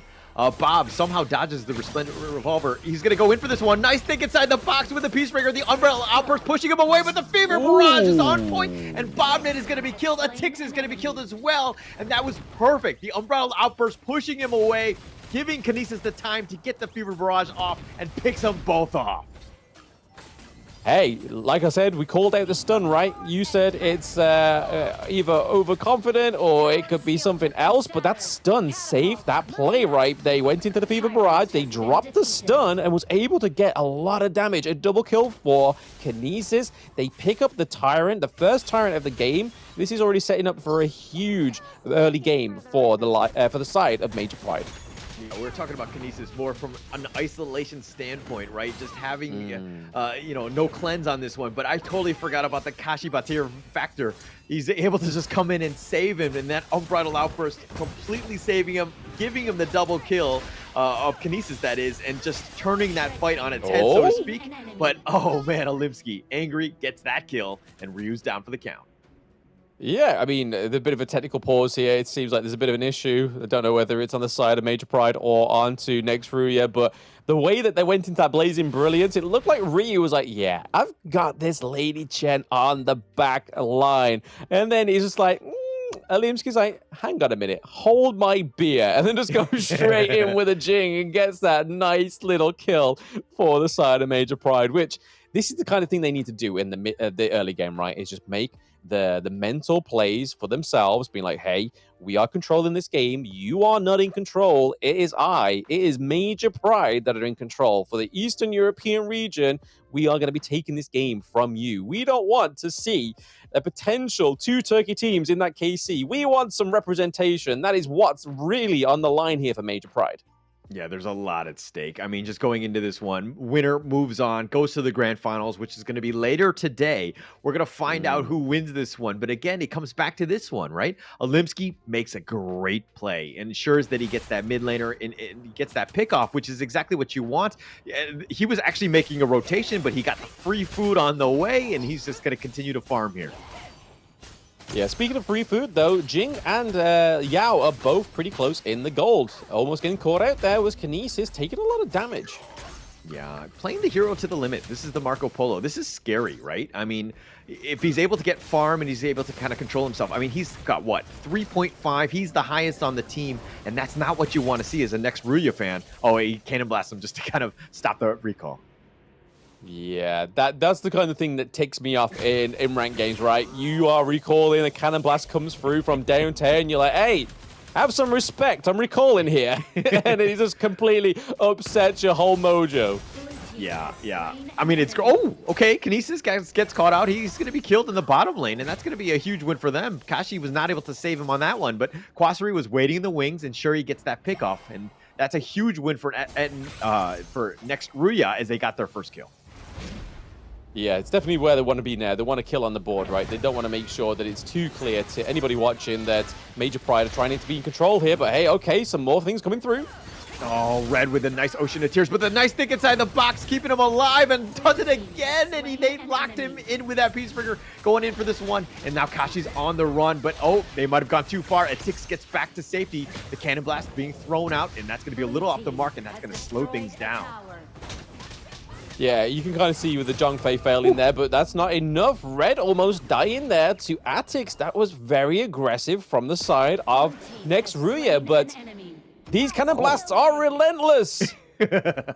I mean, basically, whenever they're off cooldown, he's going to continue to do it. He gets the pick off, and he does end up killing Red. But, okay, so there's one thing to take note of. Kashi was getting burned by the Blazing Brilliance, but Red actually had the Ocean of Tears, stunned up, Rue there, so it kind of slowed things down, let Kashi survive, but somehow Red got picked off. Too many cannon blasts in the face, not good for your health. Yeah, definitely not good. Too many cannon blasts that are prescribed by the doctor are one too many, right? And we've seen a bit of a dominance, a bit of an invade here from next Ruya.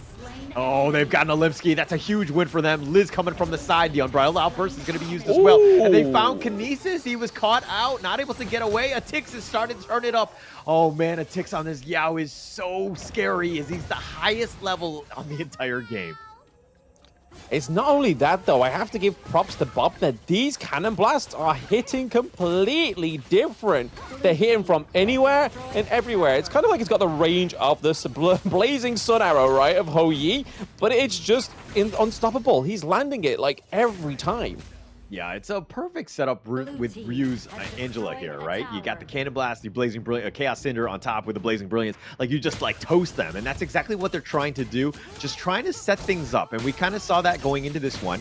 The combination was potentially there. I mean, we've seen it in, what, Game 2 with this combination. So, again, just very scary. Bobnet is like a sniper with that thing. Yeah, it's a really hairy situation you want to be in. Well, you don't want to be in if you're Major Pride, right? But you do want it if you are next Ruya. Again, a lot of aggression coming through here. They're able to take all T1s away from Major Pride. This is an issue. Yeah, no towers taken. A nice two-man Cannon Blast there. No towers taken thus far by MP. Now they're kind of on the run. They have to back off. The Umbrella Outburst, they get the pick off, and they got Ryu. That's a huge win. Kinesis somehow surviving. He's going to roaming gun forward. Wants to at least take the minions first. Quasari on the run. He's so low. The Cannon Blast slowing it down, and the Tix is just like, guys, just hold him off so I can take this tyrant. And he does take that. Yeah, able to take the second tyrant of the game is Attic, so a great play there for the side of next Ruya. They lose one member, but they're able to pick up the tyrant. I think that is a solid trade for the team, but over to the side of Major Pride, they honestly need to start doing some macro, putting some of the pressure onto these lanes, right? Because if they don't start opening these lanes, these late game, mid to late game, potential game finishes is going to be a lot hard to actually get for themselves. Look at Atix. He's got 7K highest. Nobody has even 6K on the side of MP right now. So they're very, very behind. They've obviously NR, have done a great job of funneling for Atix's Yao. We saw it in game 1. He is a monster on this thing. I think any team that's watching this has to kind of respect Bandits because, he's on another level with this hero. Yeah, it's definitely down to exposure and experience against this hero, right? Especially within the competitive scene, it can kind of throw you off. That's the whole point of those pocket picks. It's kind of like, they didn't scrim this. We've never played against this. And it really shows here that Major Pride are a little bit baffled, a little bit like a deer in the headlight, right? Yeah, it's actually kind of, it's one of those things where you don't want to show those things. Oh, nice Ocean of Tears, Umbrella Outburst right on top of that, pushing him into the wall, the Mirror Domain, but Bob now trying to survive, but the Fever Barrage is on point, but he does die. He's going to be traded here. They're continuing to go on. Kashi getting a little bit low. Bob and Atix have both been killed as well, but they do get the double for Atix before he died, but they did get Kashi in return. It's a 3-for-3. Yeah, Red QT was a little bit too far away there to try and drop any kind of destructive deluge there, which could have really tipped the scales of that team fight. But NRX looking to push this T2 with the minions as well very soon, which could be spelling more trouble for the side of Major Pride. They were able to get a 3-3 trade, which was huge for them. Could get them back into the race, but they are still behind. Here's the replay of that great engage. Yeah, nice fight there. Kinesis dying a little early, though. That was a little unfortunate. They needed his damage. Kashi running for his life at this point. Quasari sniping him down. You got to find out where Quasari is. Oh, Olimsky is down for the count. Liz is going to be killed, so it's a 1-for-1. But Olimsky going down, no bueno. Yeah, no bueno, no problemo. But what is a problemo is the potential here for NRX to completely bounce back here. They are knowing that the jungle's not going to be contested, right? Olimsky is down, which is an issue. Olimsky is known for driving these kills on the side of Major Pride. T2 goes down into the clash lane as well. Again, another issue for Major Pride. This is not looking too good in this game 3, right? Yeah, not looking good. I mean, if you're looking at just the kills alone, you're kind of like, it's a bit of a, an even game. Oh, Atix gets picked off. Oh, Red. Oh, he gets the snipe somehow. Atix level 15 playing with fire. He was playing it to the maximum level, so to speak, and he does get picked off. That's unfortunate for him. Yeah, a little bit lost in the sauce for Atix there, but hey, when it comes to this point of the game, you are pretty much 4K gold ahead of your enemy team, so you are going to get a little bit lost in the sauce. You're going to try and find those points where it tips the scale, but Bobnet in trouble. Oh, Bobnet in trouble. The Fever Barrage has already been committed, but he's got him with the Resplendent Revolver. He does get the snipe off. Bobnet down for 35 seconds. They have 5 members of MP. They do end up taking the neutral, and that's one way of getting back in this game. Yeah, it's exactly what they need to push these lanes, right? They need some sort of mechanic. They need that comeback mechanic for themselves. But looking over to the side of the itemization, you've seen a lot of Acts Torments coming through as well. You can see the likes of the Venomous Staff to kind of counter that anti-heal that Yao has within his kit. And I think that's probably the staple itemization that you need, right? Is that Yao has a lot of anti-heal, a lot of heal, a lot of regen that can be an issue.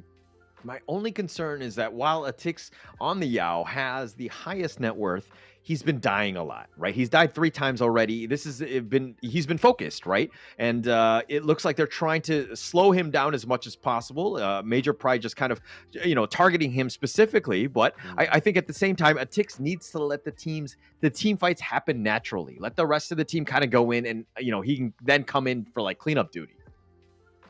Yeah, I mean, he has that ways of getting in and getting out, right? He's able to kind of just dip, dive, and dodge into the team fight, then able to recall with his ultimate. But then, like you were saying there, Hola, it'd be nice to see Ryu and Bobdead set up some really nice plays for him, because that could make the world of a difference here for the side of next Ruya going into the next team fight. Yeah, because most of the team fights have been like Atix going in, getting the pick off, and then you're just trying to force it. And it almost seems like it's 1 versus 5. Oh, but it looks like Ryu, he's going to be sniped out. Oh, now he wants to go. Okay, Atix does get back out of there. He's going to return to dust. He's going to be fine. But Quasari, not as lucky. He's going to be killed as well. And Major Pride are finding ways. They're clawing back into this game. Yeah, Bobdead not quite hitting that kind of blast there, which is a bit unfortunate for him. The Splendor Revolver does come through from Kinesis. They're able to dodge that kind of blast once more, taking into the T2 as well, which is huge for the side of Major Pride for getting themselves back on the saddle. Yeah, this is scary now. Major Pride in the driver's seat, even though they're down with the net worth, but getting those 2 pickoffs, absolutely huge. A bit of a misplay by next Ruya here. They're trying to hold this and defend the top or the bottom T3. It's going to fall, so they've lost that. And again, you can't make those sort of mistakes, especially at this stage of the game. No, this is a huge comeback here for Major Pride, taking the higher ground turret, which is now going to spawn those heavier minions in that farm lane, which is going to put more pressure when it comes to going for these team fights, when it comes to considering taking a team fight around these neutral objectives as well. And right now, we're seeing a neutralization of that gold lead. It's only 100 gold difference between them, but hey. Oh, they're going to go in for this one. Ryu has been killed. Bob as well. Atix. Oh, line them up. They've gotten 3, and they've got that. Oh, they've gotten everything. The only thing they don't have are the minions, as it looks like Liz was just trying to cut the creep wave. He's going to be focused in. He's going to be... Oh, he does get 1 kill, but he's going to fall. But it's 4 members down. Tough situation right now for next Ruya. How do they hold? Very tough situation for them. There's minions coming through into the mid lane. We see that Alimski's going for the Shadow Tyrant as well, which is going to be more and more damage going over to Kinesis. And right now, he's seeming like a very good player going into this one, really toppling the scales of this game, which could have easily gone to next Ruya. But what is going on to Major Pride right now is that higher ground turret into the mid lane, opening up more of those stronger minions, putting a lot more pressure.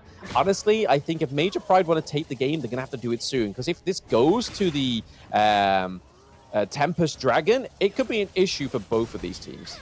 Yeah, it could be, and you don't want that coin flip, right? I think going into this one, next Ruya, they had the advantage. I mean, you're seeing in the gold graph, they were in full control, but then a couple throws here and there, a couple deaths, not very good for that team, and it really let Major Pride get back in this game. They're going to watch this game, and they're going to see a lot of missed opportunities. It's not over yet. They are definitely, in prime position, or they have a chance to win, but now they're on the losing end. They have to be defensive. This is going to be a super close game going to the wire.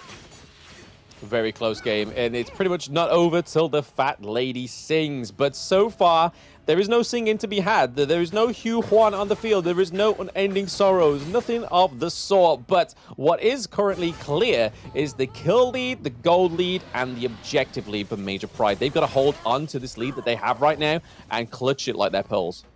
All right, if the fat lady's singing, but if I were to wear a wig and I were to sing, would that work as well? No? That doesn't constitute, no, I don't think so. You have to add a few extra pounds on, I think, Hola. Quite a few. Okay, well. All right, but it looks like it's super close again. I mean, it looks like they're going to be pushed back. NR just trying to stay alive, trying to slow things down, maybe get some sort of lucky pickoff. Nice cannon blast there. We haven't seen too many of those converting into kills, but this is going to be a huge one for MP as they somehow look to take this Overlord here. Yeah, they got to try and take it fast, right? And faster is how they are doing it. They have the lane pressure. They have nobody around them from the side of next Ruya, which really means they're able to get that second Shadow Vanguard. So when things get tough, they can pop that bad boy down and get a fantastic split siege mechanic going through. But you can kind of see here, Kinesis has built the Sage's Sanctuary. He wants that second wind, and he's able to have it now. He can dive in, get those Fever barrages coming through, a dive, come back, try and do some more damage for himself. So I think this is a great pick. He has the attack speed that he needs. This is just a boiling point, right? Yeah, a bit of a boiling point here, but okay, let's talk a little about Ryu, who was MVP twice in yesterday's both of their games. Hasn't had the greatest one here. He's almost neck and neck with his own roamer of Bobned, but 8K at this point. He's been struggling to really make a difference in this one. A lot of it has been on Tix's back. Him getting picked out has been super rough for them, as it looks like they've crashed in, taken the top 3-3. The base is wide open now. Yep, the waves of Major Pride are slowly but surely crashing in here. You can see the Shadow Vanguard coming in to the Clash lane as well. Is this where going to take the win? Oh, Red, so low. He somehow survives, but Ryu is going to be killed. He gets sniped out. They didn't get anything in return. The Mirror Domain, the Cannon Blast does connect, but it's only on Takashi, who's super tanky. He likes that. He will eat those things for breakfast, but he does kill Alimsky, and that's going to be a huge one. The Resplendent Revolver is nice. The Sage's Sanctuary, but the Cannon Blast does connect, and now they're on the run. It looks like they're going to back off, but they do need to deal with these Vanguards. Somehow, they hold. Yep, what a great defense there from next Ruya, right? Able to take out Alimsky, which could have been pretty much the toss of the coin, whether they won that fight at the Crystal or lost it. Sage's Sanctuary coming through, didn't actually get drawn or cooldowned for the side of Kinesis, but we did see on the side, I think it was Atix as well, that was able to get that taken from him, which is huge going into this next team fight. Oh, this is going to be tough. Atix is in a bad spot. He's looking to just fight for this one, but he falls. Oh, that's massive. The Umbrella Outburst is going to be committed. Quasari does get the kill in return, though, and Alimsky is back off. Something they need to take note of, but they've gotten Liz as well. Quasari is being focused in. He's just running for his life. They're looking to turn this, and Quasari is down for the count as well. And MP, they get him back. They've got a 3-for-1 trade. Yep, this 3-for-1 trade is pretty huge. They still have the Motsu, they still have the Angela as well that's able to clear these waves pretty nicely, as well as that Cannon Blast coming through from Bobned could be a great interceptor here from taking this game 3. But right now, it's looking heavily in favor of Major Pride. Can they close it out before Atix comes back? Yeah, I'm thinking so. Both of these are the lowest two. Ryu just gets killed. He's like a ranged minion at this point. They're going to take this one, and they're going to take the base, and they will move on into the grand finals. That's exactly how you want to play this one. Yes, congratulations to Major Pride. This is a team that I was talking about earlier. They had a very hard Season 1 Invitational when they first came onto the scene. Open Series, this is Split 1, sorry. This is where they fell to the Team Vicious. But now they go all the way to the Grand Finals, Hauler. This is like almost the Honor of Kings version of a Cinderella story. Yeah, Cinderella story. They were able to strike back 3 really good games, right? You just saw growth from Major Pride. They lost game 1. They were winning that one, but they were able to come back in game 2 and 3, close that game out. Next, Ruya had the lead in game 3, but somehow Major Pride found ways to claw back and to get back in this game and somehow pull this one out. Major Pride, Major Find. That's exactly what they did to try and find the way into that one. But honestly, Kinesis really outshone on this one. I'm pretty sure Kin would have been screaming seeing some of those Fever barrages coming through onto the Marco Polo. Seeing the stun come through as well, that would have had his little brain cooking. He'd be like, hey, I normally take execute, but stun? Let me try this in my games, yo. But seeing that the 14.2k over across compared to the Arlie's 12.5 is pretty huge. And we really saw the difference of performance from Kinesis in this game 3. They really pulled out all the stops here for the side of Major Pride. They've just got to try and find and make sure they haven't really showed all their pocket picks trying to get here, because Alimsky, 37.5% damage dealt. That is huge.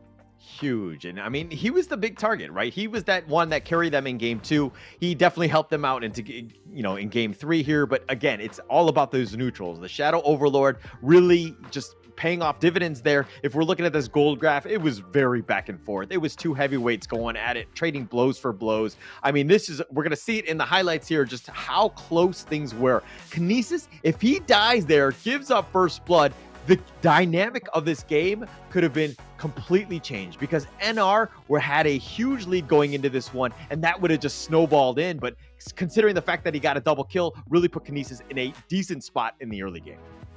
Oh, absolutely. I mean, all motivation could have been sucked out of Kinesis at that point, right? But the fact that he's able to get that double kill was huge for him. So just being able to bear the weight of that game 1 loss, take the game 2 victory, like you said, Hauler, going into this, Major Pride had the momentum. They had the win of game 2.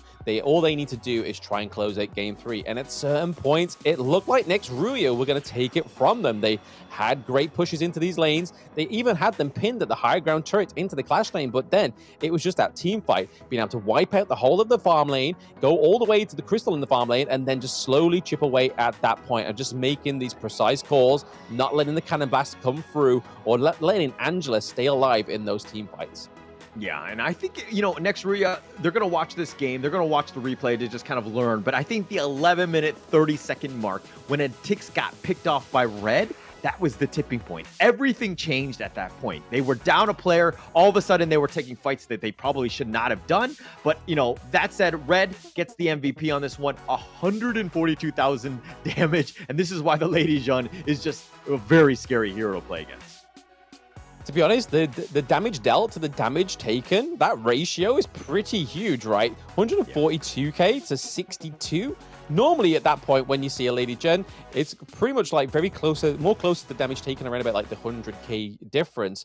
But that right there is really good. And you can see why Red QT really prioritized that as a second pick in that draft, because it shows that not only does it benefit and really predict and just completely outshine in his performance on that hero, he's able to do great things with those mid lane mages, setting up those destructive deluges, really made the difference, as well as Kinesis and Alimsky in that one. Yeah, really well played. I mean, that's kind of what you wanted. And congratulations to Major Pride. They're going to move on to the grand finals. I think it's going to be super exciting. I want to see who they're going to be playing. But up first, we're going to take a little bit of a break, and we will be right back.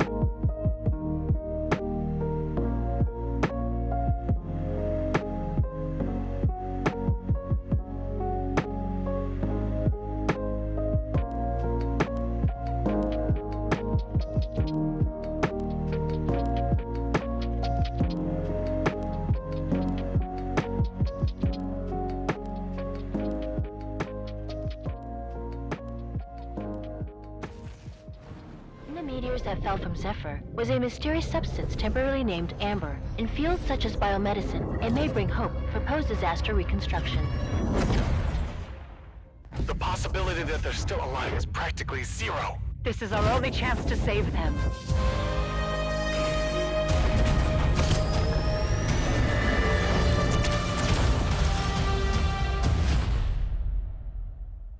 Doctor, we received a weak signal from Zephyr for the first time. Zephyr! Rescue!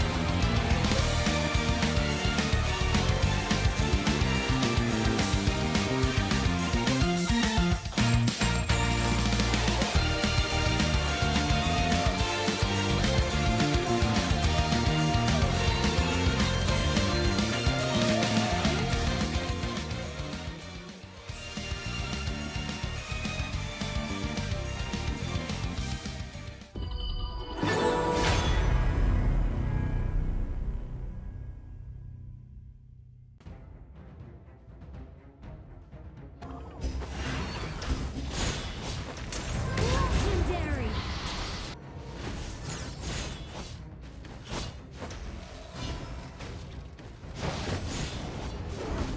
You have slain an enemy.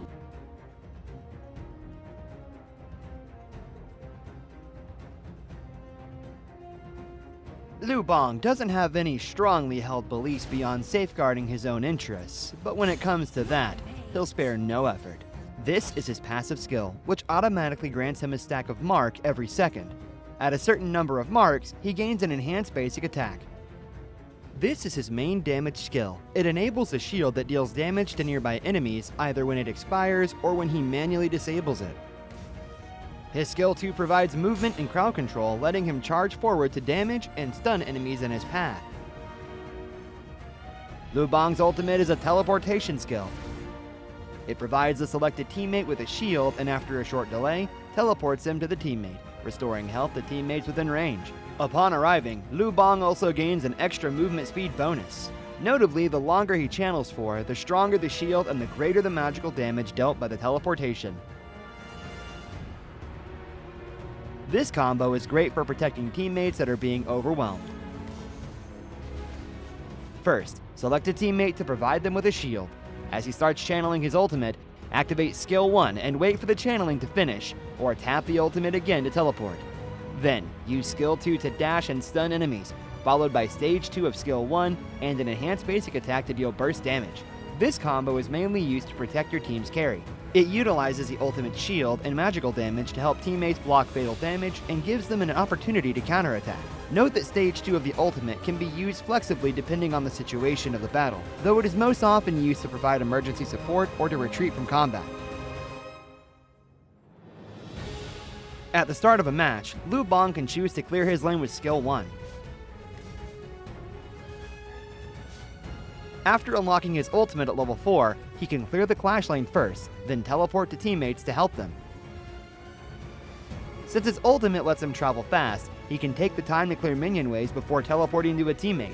This puts pressure on the enemy in the lane, while at the same time building a numerical advantage in teamfights. He can also let teammates initiate fights and use his ultimate to provide them a shield, then jump in to absorb damage and take out enemies with help from the carry. If he's facing an enemy who is stronger but doesn't have any crowd control skills, he can use his ultimate to instantly teleport to easily flee the danger. Liu Bang should focus on leveling up during the early game. After unlocking his ultimate at level 4, he can keep using it to reach teammates and help them build an advantage. During the mid to late game, once he has enough defense and damage, he can mainly focus on laning and teleport into team fights to protect the carry and take out unsuspecting enemies. There, pull out the root of the problem.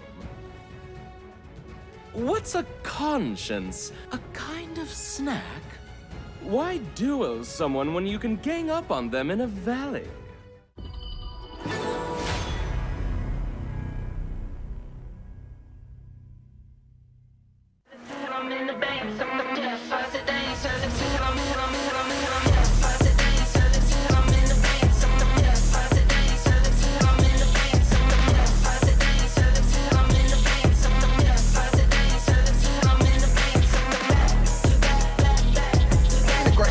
Now the ultimate from Redski, but hey, it doesn't matter. I can be on target. Очень неплохо получается со скачка. Это минус 2, скорее всего, будет каша. Юнина дает дэмэдж и пытается что-то придумать. Jing, so Jing's most common combo is the 1-2 ult, as we just see in here with ABH, perfectly timed, perfectly executed. Is that going to be a double kill? Oh.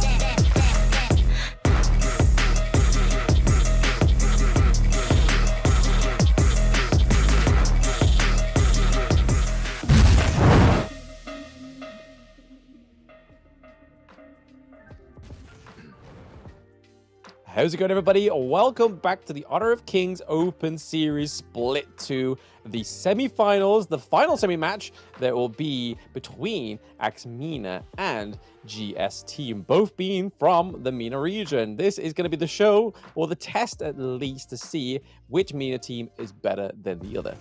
Yeah, and so it basically looks like both of these squads have played against each other, so there's a little bit of familiarity going into this one, but it's going to be pretty much for all the stakes at this point. Who gets to play against Major Pride in that grand finals? Is it going to be MENA or is it going to be GS Team? Both had strong showings yesterday. Who will prevail? Yes, I think that's probably the most important question going through, right? Because, I mean, then it gives Major Pride a bit of a picture to be like, hey, okay, let's see who we are going to be fighting for that final spot within the KC play-ins, especially within the European region, which they will then go up to face Vitality and Virtus Pro. So, again, not two easy teams to fight off to try and get to that next level to qualify for KC 2024. But, hey, MENA is still here to play. GS Team obviously aren't going to be here at the arena. They are playing from home. But here is MENA. This is Adam, Travis, Giant, Seven Dan, and Albadi as the farm lane. So again, this team proved yesterday that they could take a 2-0 from the Western European teams. Strong team, the MENA champs, and they're rightly so. They have a lot of, they're synergizing well, they're playing well together. This is a team that's kind of on the up and up. We've seen them do some great things yesterday. I expect to see a little bit more of that. But they're going up against a GS team, which is, again, they were I think third place in the MENA league. So this is one of those things where it's going to be a bit of a difference, right? Again, these teams have played against each other. We're going to find out who they are. It's going to be VRO, Shiro, Kakarot, Reaper 7, and of course Higu. And Higu was popping off yesterday, so we're expecting to see him kind of shine again in this series here. Yeah, Higu was one of the superstars from yesterday. You're not wrong there, Hola. He was fantastic in the farm lane. So let's see if he's able to keep and maintain that performance against MENA. But it's going to be really weird to see how this one fleshes out because, like you said, Hola, as well, these two teams have played against each other before, and MENA actually took a 2-1 victory. So we're going to get another full best of 3, or MENA going to learn from the mistakes and take a 2-0 from GS Team, or a big upset, GS Team take a 2-0 from MENA. Yeah, I mean, we just want to see everything go to the wire. I think we saw in that last series where it's just like the most entertaining when Major Pride was going up against next Ruya. Going into that third game, hopefully we get to see that again, because again, we just want to see a little bit more, of Honor Kings Esports going into this one, but it's going to be the draft here. Ogren and Loon pick back-to-back the latest, or not the latest heroes anymore, but the newest ones, excuse me, but they are very strong heroes going into this meta. Yeah, very strong. I mean, Orgren more so with in terms of its flexibility in the draft. It could be into the farm, it could be into the jungle, it could be into the clash lane, sorry. Whereas what we can see already for the side of GS team, they're going for the tanky jungle, which is Dune. And then you're going to get the Lung pick into the farm lane, but it's going to be Al-Badi on the Arlie for Axe MENA going against Higu on that Lung, which we saw yesterday was phenomenal. Yeah, and again, you know, we talked about the familiarity between these two teams. Their picks are very quick, right? They know what they're going to have. They know what the other team is going to do. So these guys are counter punching. They understand what there's going to be potentially there. They're going to pick up the Princess Frost here. What do you think about that? You know, just as an initial pickup here. You know, Lady Jun's still out there. Yeah, Lady Jun is still out there, but maybe that's who they're going to ban in the next two phases because they've gone for the Shangguan, right? So that's one mid lane gun, which we saw yesterday. I don't know if it was from this team. I don't know if it was from Travis, where we saw the Shangguan came from. But again, we don't know. Let's see what they do with this last ban here. The Lady Chen is still on the board to be banned. I can imagine it's not going to meet the way into the draft. If they do, that's a big error from GS team, right? That destructive deluge, which we saw from the last series, was very, very dominant. Yeah, very dominant. There's just so much power. So again, I don't know. I mean, they must have something up their sleeve right now because again, I always look at Princess Frost as like, you know, the poor man's Lady Jun. We just saw the power of how strong she is in that last series. So not being able to pick that one up and just changing it up and kind of, it's a curveball for everybody going into this one. But GS, you know, hopefully they're going to be, you know, being able to mega brain this one and just kind of pull this one out because they've got us all kind of confused at this point. You'd like to think so, right? We'd like to know what they're doing with this. Obviously, it was the Shangguan that came through yesterday, banning out the Hino as well for the poke onto the Princess Frost. It's pretty huge when you have that 1v1 into the mid lane. So getting rid of these really aggressive mid laners is just what they're trying to do here so that the Princess Frost can shine for themselves. But the problem they're going to have is here that they still have the Motsu that's going to be able to claim the cannon blast onto the side of GS team, be able to lock down long sometimes as well. But the Orgren is ultimately going to be, if this gets fed by either the clash lane or into the jungle, it's going to be really hard for the side of GS team to come through. And look how they flash out. The last little part of their team, they go for the Elaine and the lock in the Lady Jen. So great backline accessibility, but also great counter engage mechanics from the side of Axe MENA. Yeah, and I mean, this draft is just looking very, very strong right here by Axe MENA. I mean, it's all meta.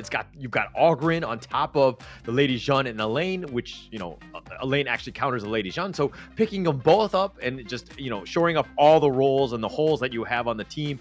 This is looking to be like a strong lineup going into this first game. Yeah, we can kind of see from GS team, they have built the counter pick for the Orgren, at least one of them anyway, which is the Lee and Poe. So again, great CC coming through from the side of GS team, which we could really see them carrying to the game one victory. But if Axe MENA have been watching the last series, they know to bait that Tremor Smash, right? They know to split apart the team fight, get the Tremor Smash out the way, and then you can let Orgren run free, conducting all kinds of souls. Yeah, and I mean, they have a lot of mobility, right? You have the Death at Sunset with the Elaine, you've got Arlie with the List Steps, you have just potential of just kind of baiting it out. I think there's going to be a lot of pressure on Kakarot to make the right play, to get that Tremor Smash, so it hits the right target at the right time. But again, pretty much all of it is on Kakarot's shoulders. Yeah, Kakarot as well as Higu, who had a fantastic performance yesterday, but also Vero in the clash lane. Both of these side lane players had a great run against the Western European team yesterday. So I think there's a bit of weight on the shoulders, at least in terms of expectations for me. Yeah. Okay. All right. We're gonna have to see how this one plays out. I do think that there's Higu, he carried them last time, yesterday. So we probably expect him to just continue that play. He is quite strong in that sense, but it looks like Axe right now are gonna just kind of play things a little bit slower. They're gonna continue to farm, just not push out anything, not invade the enemy jungle, get Imdan as much farm as possible. Because again, this Orgren can just turn it on and just kill everybody. Yeah, I mean, with the path of passing, it's easy to get to places, right? When you're Orgrin, you think, hey, there's a few obstacles before I can get to you. But no issue here. When you have that Orgrin pick, you can basically make your own highway, which is one of the benefits of picking this pick for the fast rotations. Can be very tanky, especially once he builds into the Eye of the Phoenix as well. Yeah. Okay. All right. I do think that there's a lot of potential for him, right? You just got to get him as much farm as possible. He's wasting a little bit of time just for the potential gank, waiting for the jungle camps to just kind of respawn at this point. But, you know, he's going to be invaded here. Riro is kind of just going to, like, at least spot him out, make things a little bit difficult, and make Imdan a little bit uncomfortable. But that just basically means Adam is just free farming in the top lane. Yeah, I mean, you don't want that to happen, right? But they get a bit of engage here. Getting caught out. Storm, and they got him picked out. They found Higu, and that's going to be a great start. MENA, though, they had 3 members. Higu, well, I don't know where you're doing in no man's land against 3 heroes. Yeah, I mean, we saw a little bit of a what could have been a positive engage for the side of GST. They rotated down the Liam Poe. They also rotated down the Dune as well. But then all of a sudden, it's kind of just like, hey, we've got resources to get, guys. Can we just, like, it's a bit of a stalemate, which it was just a game of patience at that point. Yeah. And, yeah, I mean, it paid off in spades. Getting that first blood, moving on. I mean, that Networth lead. Oh, the Unruly Blade goes for the Wind Slash as well. Reaper 7 just barely missing.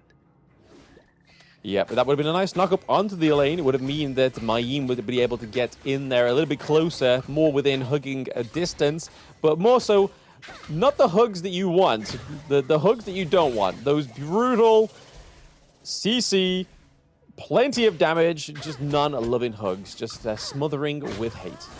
Yeah, those are the worst ones, and those are usually by, you know, relatives, like your aunts and uncles. Right? Those are the worst. Yeah, but it looks like I'm dead. Though. Yeah. Quite as fatal though. I'm dead. Did get it killed before. What could be fatal here? Yeah, absolutely. We're still waiting to see the statistics of death by violent cuddles from relatives, right? So we'll wait to see that pop up. But so far we are having a bit of a technical difficulty here. It does look like it may be on the side of MENA. But we did see someone fall there. I can't quite remember who fell, but someone got a taste of either first blood for their team or another kill. Yeah, and I mean, just racking them up. I'm Dan, just getting the second kill, just really helping that team along. And I mean, yeah, we've got a tech pause here, but I want to talk a little bit more about relatives hugging, right? I feel like, you know, as a kid growing up, I had a couple of aunts that were very aggressive. They were very like bear huggish. Yeah, I think it's just part of the job description for an auntie, right? We've all had those. I definitely had one. So, yeah, I think it is definitely just part of the job description. You have to fill the role in order to be an auntie. You have to have a little bit of too much playfulness to the point where it's like, hey, get off me. I'm annoyed. Leave me alone. Don't hug me too hard. I may die. Yes. And we'll have to, let's Google search some death rates on aunties hugging. I think that it's probably on the list somewhere. Somebody, maybe a broken rib at least, right? If there's death by butterflies, then hey, that's surely got to be on there, right? There's got to be somebody that got a little bit too carried away with their first hug, their first engage with their auntie, and then it just went downhill from there, unfortunately, for the unsuspecting victim. But hey, so far, the draft for both of these teams, to get back onto a point here, looks very interesting, right? We have, obviously, you always coin the Lady Chen, and the Princess Frost is the poor Lady Chen. So we have both of those onto the Gorge. It's going to be interesting to see which one of these players can make that title become null and void. Yeah, again, I don't know why they picked the Princess Frost first. Usually they'll pick it as a counter to the Lady Jeanne, but they left the Lady Jeanne open. They had the last pick in that first phase. They picked the Princess Frost, and then Lady Jeanne, they didn't ban it. So they actually, you know, MENA last picked it. So, like, I don't know what it is. It's like, you know, like Giga Chad kind of thing, Giga Chad type of play where it's just like next level of, oh, I know what they're going to do. We're going to bait them out and pick this up. But again, I just feel like Lady Jeanne is just so strong. Why do that? Yeah, it's an interesting one, but you can kind of see it play into the likes of the Mayim. When you've got somebody that's able to kick away certain heroes on the enemy team, in terms of zoning, you know what, you don't want too much zoning, right? Because then it can kind of get a little bit too messy in terms of the communication. If you try and just get one of those people to make sure that, hey, let's get the Lianpo in there. Let's kind of try and split the team fight up. We'll get the Tremor Smashes in there early. Then Mai Yin can come from the back line. We can also then get Princess Frost to kind of shut down any kind of engages from the Orgrin, or at least try and put down that Winter is coming onto Elaine's end destination with that Death on Sunset. So just trying to neutralize the Elaine, even though it was picked after the Princess Frost, I feel like it could still be a really good pick here for the side of GST. But yeah, a little bit of confusion there, not going for the Lady Jen rather than the Princess Frost. It was a little bit maybe of a mistake, maybe didn't realize that it was still on the board. Maybe it was like one of the skins. They're like, I got this new Princess Frost skin, I want to use it, I want to show it off kind of thing. Maybe.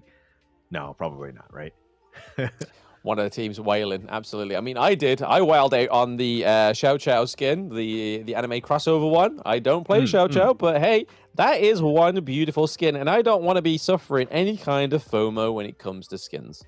Yeah, you got to get them all, right?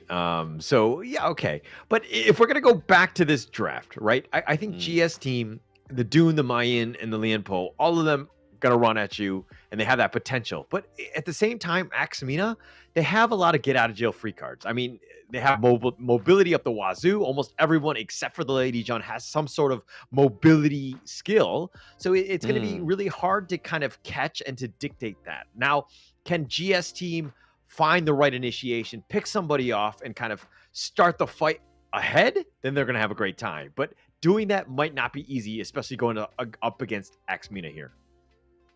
Yeah, I mean, Lady Jen doesn't have any mobility, right? But she does have the untargetability. So as long as they time that correctly, we can kind of see how Major Pride played it in the last series, right? When we had Liz on the Mulan.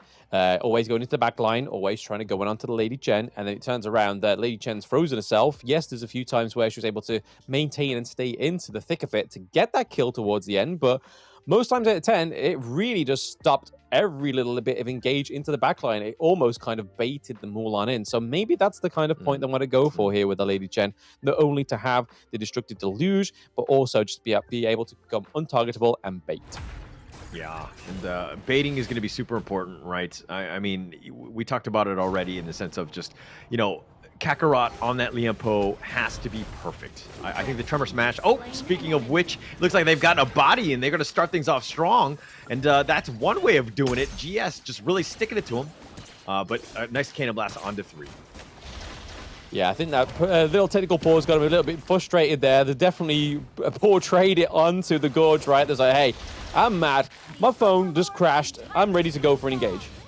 Yeah, and it looks like they're going to go for more, though. Nice wind slash finds him, and they've gotten I'm Dan. He's going to just run away. He's going to leave his teammate alone, who Death at Sunsets. Adam just trying to just make a beeline for it, but the Moonlight Flash, oh, the burst ramp finally does connect onto Adam. Are they able to slow him down? Are they able to get the kill? Nice meteor kill, but the tower shot is going to take him out. Higu will take credit for this one, and they've also gotten a body again. So, man, that's a huge turn of events for GS. Yeah, not a good start for MENA because obviously Badi goes down twice. They are about to lose the neutral objective. They didn't have the Destructive Deluge there, but okay, Tremor Smash.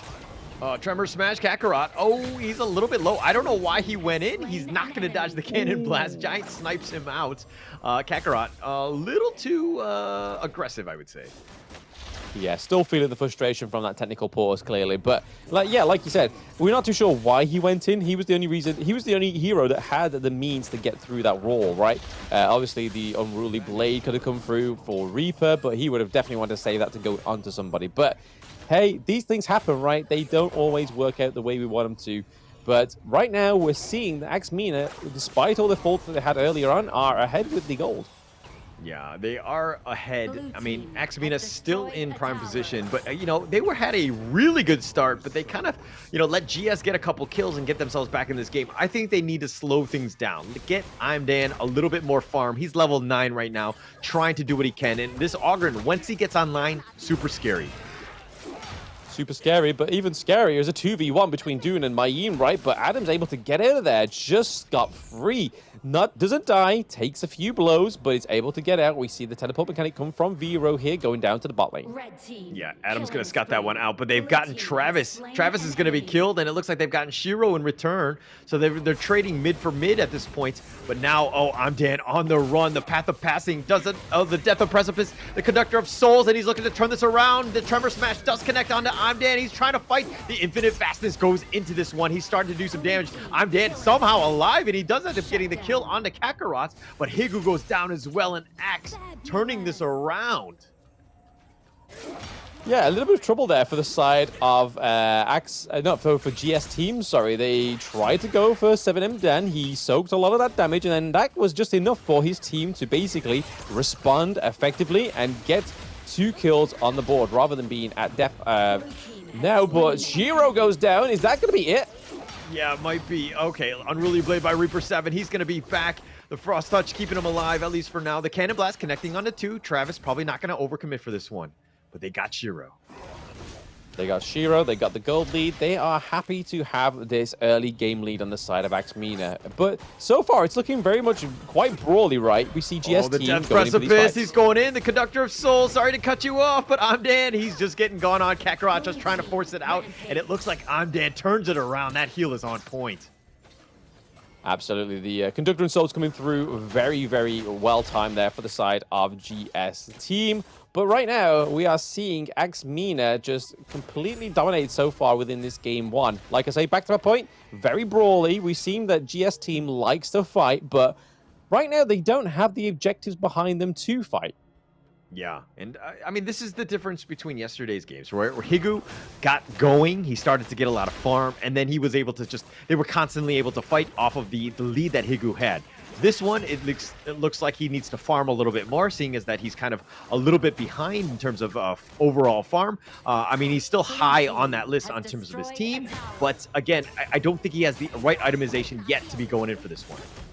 But Adam going in for this one. They get the top T1. They're going to force this one out. Adam tries to go for the meteor kill, but the infinite vastness, and Higu zips on out of there. He takes the... Oh, he's going to go for the Uber. He's going to go in for this. He's going to dive in. Higu trying to fight this. He has to ride the wind, but he somehow survives. But it looks like Reaper 7 not as lucky. He's going to be killed.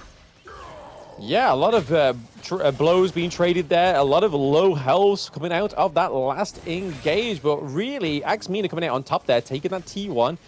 Pretty much damaging a lot of the T2 as well. But that really opens up this T1 in the mid lane as well, which is a nice rotation overall for MENA, showing that they have a little bit more of a control on the Gorge. Yeah, a lot of control, right? That top was, I mean, yeah, you pushed them all back. Nobody really, like, you know, they did get Shiro or whatever. But in the end, it was just kind of a feint to take that mid T1. Everything happened to go their way. MENA right now in full control. They've got a 5K net worth lead, and it looks like they're going to take this Tyrant here. Yeah, it would be the first neutral objective over to the side of MENA. So these team fights are just going to get more brutal and a lot more hard to withstand on the side of GS team so far, because they are now behind by 5K gold difference, which is huge. When you look at these itemizations, you can kind of see Doomsday, Shadow Ripper being built here onto the side of Ali. We have the Venomous Staff coming through for Motsu to kind of cancel out the healing of Mayeen. But hey, waiting in the bushes is Kakarot. Yeah, Kakarot just scouting them out. He spots them out, but MENA right now, they want their big objectives. It looks like they're going to just kind of wait things out, zone them away. But look, again, you know, Abadi's done a great job of just being Robin to I'm Dan's Batman at this point, in the sense of just being able to have that net worth and just kind of really making it easier for the rest of the team to just get those kills. Yeah, so far so good for this little duo here, but again, you're really brave coming through. Is it going to be enough? Doom may go down. Oh, the Wind Slash, he does go down. Reaper 7, he's going to be focused. He's going to be killed, and it looks like they want to get more. They get Shiro as well. The Death at Sunset, that's going to be committed. They've gotten 4 members thus far. Make it 5, and that's your ace. Yes, it's the first ace of the day, which could spell for something very crazy. I believe it was GS team yesterday that got 3 aces on the board in one game, right? But now they are on the receiving end. They have taken down the high ground turret in the mid lane, looking for that one in the clash as well. Yeah, Reaper 7, can he make the miracle hold? They're going to focus on the base. The thing inside the box is slowing it down, but they take the base, and they will take game 1. MENA strike first. Yes, a very, very strong game from HoK MENA. We saw quite a brawly early game there for the GS team. Looked like it could have gone in their favor, right? Because they were taking some of the great brawls. They was getting quite a bit of positive outcomes overall from those brawls. But then in the end, it was just HoK MENA with the knowledge of knowing that they need to control the Gorge that is going to be ultimately the deciding factor whether they win this game or lose it. Yeah, and they were taking brawls. I mean, you were talking about the fact that both of these teams like to fight, but taking brawls when you're up in terms of net worth really makes it much easier. And they were kind of able to snowball off of that. So HoK MENA just really playing the early to mid game very, very well. Absolutely. Like you say, hey, if you're going to be taking brawls, you may as well take it whilst you're ahead. But there were certain points within that game where the gold intake was very even, but then look at 7M Dan right there. This is the reason why you don't let Orgren get through, right? 802 KDA, 9.5k gold compared to Reaper 7's 5.6. That is a heck of a difference. Giant's Grip was already built. Doomsday, even for more damage. And then the rest of it was just like, hey, I'm going to build some more tanky items because I'm loving these brawls. Yeah, I mean, this is why, again, you mentioned it, right? Ogren first phase banned. Some team has to ban it because it just turns it on. Like 802, really no chance. He was playing it to the limit. He was being super aggressive, and he knew just how to get out of there with the path of passing. Just playing, again, Ogren, like, perfectly, right? I think this is the kind of difference between a good team and a great team, because a good team drafts this. They do have a little bit of a co-counter, which is the Liam Poe, but a great team, somebody that's a little bit more competent with the hero, would have gone with the Shuang Sup, because again, all that anti-CC coming through from Butterfly Effect would have been huge against Orgren in these team fights, would have been huge against the Lady Gen as well. But it's all down to comfort, right? You want to be comfortable with the hero you've picked, and you hope to do the best with that. But you can kind of see here the gold graph was always just generally going into the favor of HoK MENA, and you can see that 36k to 26k, a whole 10k difference overall. Yeah, 10k difference, plus it was 8-0 in terms of tower. They just completely owned the game, right? They didn't give them a single tower and to get back in this game. I mean, they were just playing on point. GS with a decent early start. They kind of got back in after that pause. But going into this one, it's one of those things where in game two, how do they play things differently? Because again, they had a struggle from the beginning. You talk about the gold graph just going the way of HoK MENA almost the entire way. They need to have a better early game to kind of stick it to HoK MENA. Well, I think it kind of all happens in that draft, right? So we aren't going to be getting the Orgren in game two, surely not, because then it would just be another onslaught. Yes, there is ways around the Orgren, but only if you are comfortable with those counter picks. And they want to be taking the Lady Chen for themselves, right? We called them out in the technical pause. Why did they go for the Princess Frost over the Lady Chen? We tried to make some kind of point for the Princess Frost. Like you can see here, the Winters come in, laid down really nicely, but it's just the like of Destructive Deluge, and the Conductor of Souls is just a little bit too much AoE for the side of GS team to be clumped up into these team fights. Yeah, I mean, you just kind of get out of that one. But MVP, clearly, I'm Dan here on the Ogren doing almost 80k damage, but that KDA of 802 makes this a easy pick for MVP. Oh, super, super easy. I mean, if you used to say to anybody before that game ended, like, hey, yeah, definitely Orgren player goes for MVP. It's just classified MVP pick, right? Because he was leading the march, obviously, with the Path of Passing. He's able to basically just create his own direction, but 9.5k gold to the enemy jungle's 5.6. It is a definitely drastic, stark difference between these two jungle players. Yeah, and I mean, I don't know if it's just about the skill of the players, but it might have been the hero in my case, or in my opinion. But we're going to have to find out going into game two. Let's take a quick little break.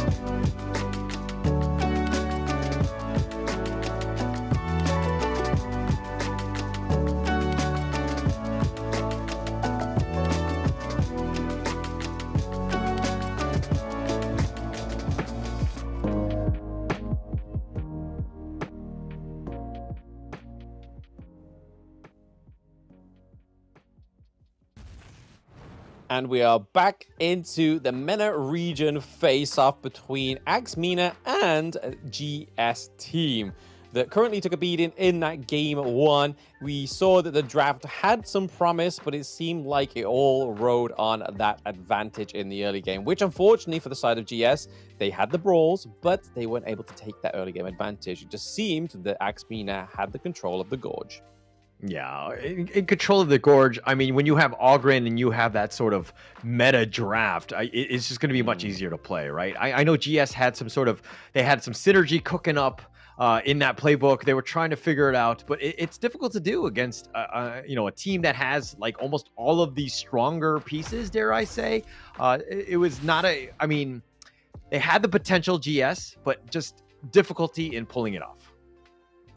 Yep, there's no synergy without you and me. And unfortunately for Vero, he wasn't able to farm up. He wasn't able to get into the backline for any chances to try and take the advantage from MENA.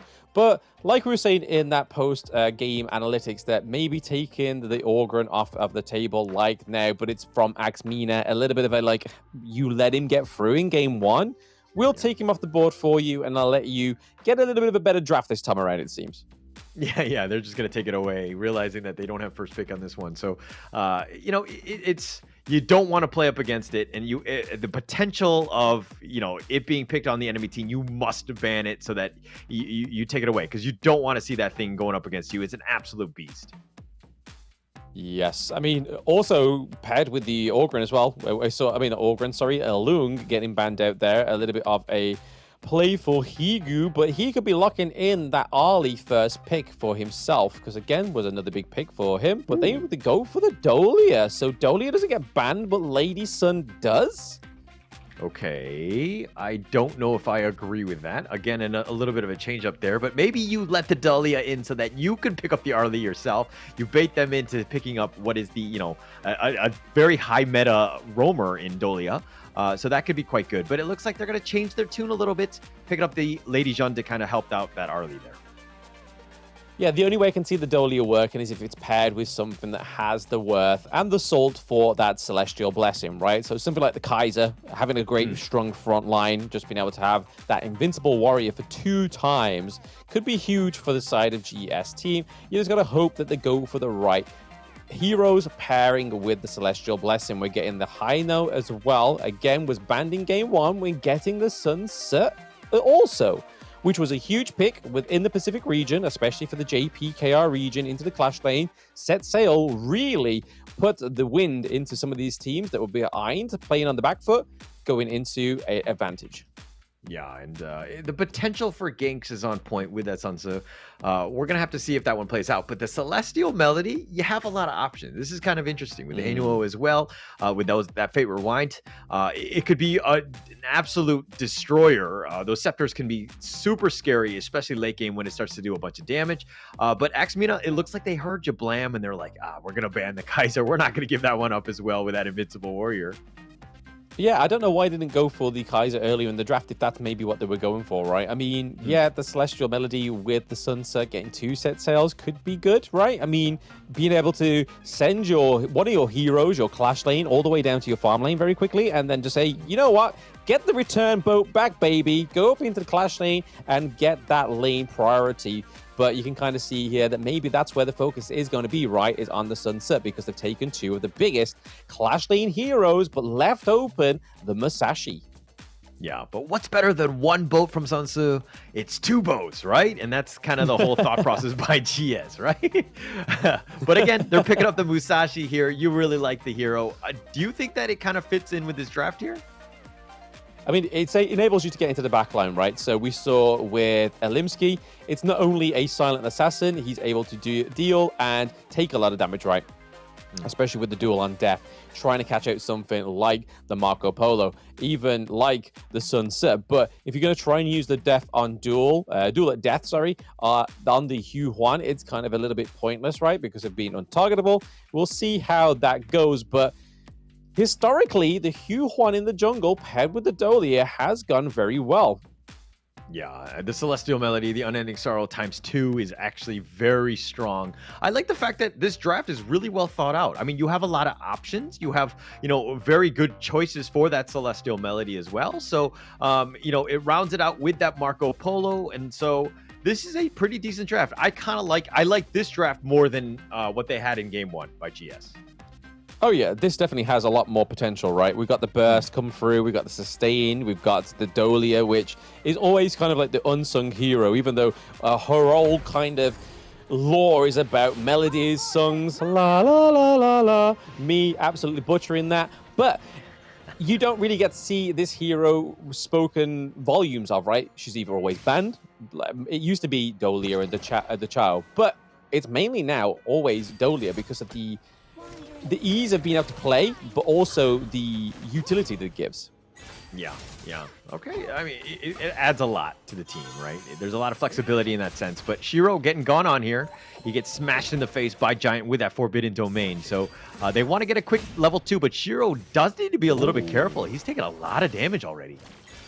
He likes the aggression, right? He likes the punches. He clearly is a little bit of a naughty one. He likes getting slapped about. So let's see if that pays off for him in the late game. But they do have quite a bit of burst. Higu on the Marco Polo, I'm really looking forward to. A little bit more back to basics onto the Marco Polo. They're going for the cleanse, rightfully so, because of the likes of the Masashi, the Mai Yin, the Zhongfei, and the Lady Chen.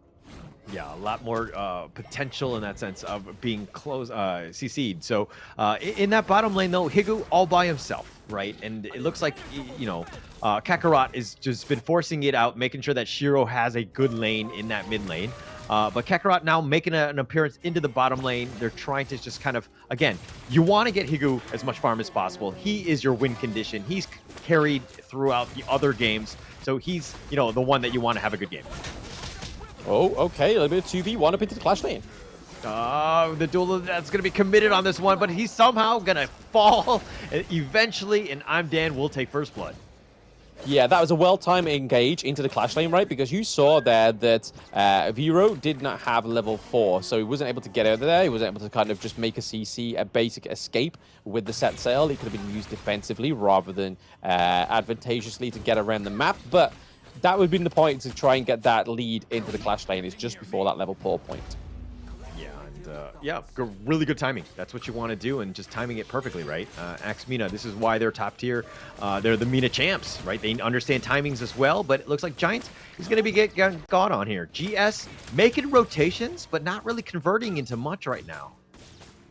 Yeah, they got to make sure that they're just clearing these waves, right, and just getting every little bit of resource along the way, because then if they're rotating without any kind of means of getting resources or anything like that, they've got to be very careful with the time that they've lost. And right now, Higu all on his own. We can see Dolia and Haino looking for another rotation as Hugh Huan as well is edging towards that Crimson Golem.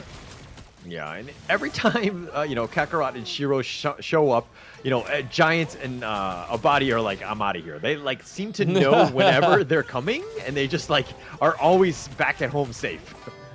Yeah, they've definitely got some senses tingling, right? They're like, oh, wait. They've left. They've left the lane. Never mind. Let's go. And Axe Adam here just sitting in the bush. Yeah, and they're just timing it perfectly. I mean, obviously the calls are happening in the mid lane when they're missing and things like that. But generally speaking, the comms is a huge piece. Understanding where heroes are at all points, very important going into this one. And Kakarot has been roaming almost this entire game, has not stayed in that lane with Higu. Yep, and a little bit more of a invade into the enemy jungle there. I was just about to call it out for Reaper 7 because Hugh Huan, historically in the Open Series, it's been a very aggressive early game hero, but we've not been seeing any invades into the jungle. We just saw a little bit of a sneak peek then. We just need to make sure that they're able to do that, but also get out and control it. But mid lane looking for a bit of a brawl. Yeah, a little bit of a brawl. I think they're going to hide under the mid T1. Not going to be too much going on it. But Kakarot now shows up, throws out the Wave Breaker. He's going to throw a little bit of damage at Giants, but they're going to back off. No minions here to fight for. Oh, they're going to go for this one. I'm Dan going in. The Unending Sorrow, the heals, the Unbridled Outburst is going to be committed, but Haino is going to be killed. Shiro, that is. Kakarot is going to be next as well, but they traded with Travis. They're going to continue to fight, and they end up killing Vero as well. So this is turning really bad for GS right now, as it looks like Axe MENA are turning this game on its head. Yeah, getting a little bit of deja vu there, Hauler. We saw a very positive outcome for the side of AXMENA, getting both the neutral objective, but then also 3 kills for 1 trade, which is huge. Puts them ever so slightly ahead with terms of the gold. Not a leaps and bounds, but just about that 1k, maybe just a sub 1k gold difference. Yeah, I mean, it's net worth isn't the biggest issue, but it's the fact that when you're dead, you're not farming, you're not getting that XP, so you're kind of falling behind in more than just, being able to take those minions out, right? You're losing a lot of time and, that gold. Yeah, absolutely. Gold and time, just like in real life, money and time are precious. And right now, for GS, it is getting even more precious as they are still losing behind that sub 1k gold difference. But again, they are having the pressure into the mid lane, right? They're able to take a few bits of damage onto the T1 into the mid lane, which could be huge for them. Let's see what they can do. Yeah, and it's about Higu, right? They're just trying to force it out. Again, he's your Superman. You need to get him going. Unbridled Outburst just pushing the minions back more than anything else. Shiro taking a lot of damage. Does need to be careful. The Fever Barrage has been canceled or been shut down. And with that all, they're going to back off here. The minion, the Siege Catapult is going to be killed. But AXMENA has 4 members. If they want to go, they can. But again, you don't really have all the ults to do so. Yeah, the Marco Polo doesn't activate until you've got those attack speed items, right? We didn't see the kill up into the clash lane, but it was a 2v1 between Mayeen and Musashi and Sunset. So again, they are literally focusing that clash lane and basically working on Vero because, again, he was a great hero and a great player yesterday.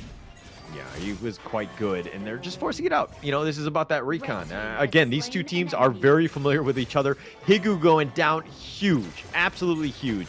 At this point, he had 4.4k in terms of the net worth. Unending Sorrow going to be used by Reaper 7, just trying to stay alive. He's just going to be gone on the Forbidden Domain, pushing him back, but he does get the kill. Reaper 7 is down for the counts, but they did get Adam. Can they get more? Kakarot continuing to stand in front, trying to run for his life. I'm Dan just gets him with the shockwave, does get the kill, and Vero continuing to fight. The Umbrella Outburst is going to be used, but that's just going to get himself out of there. Yeah, that first ability came through very nicely for Musashi, just able to claim that kill onto Reaper, but there is still plenty to be claimed here. Oh gosh, they got Giant and I'm Dan, they got caught out. Higu comes back with a vengeance, gets the double. He says, I'm back.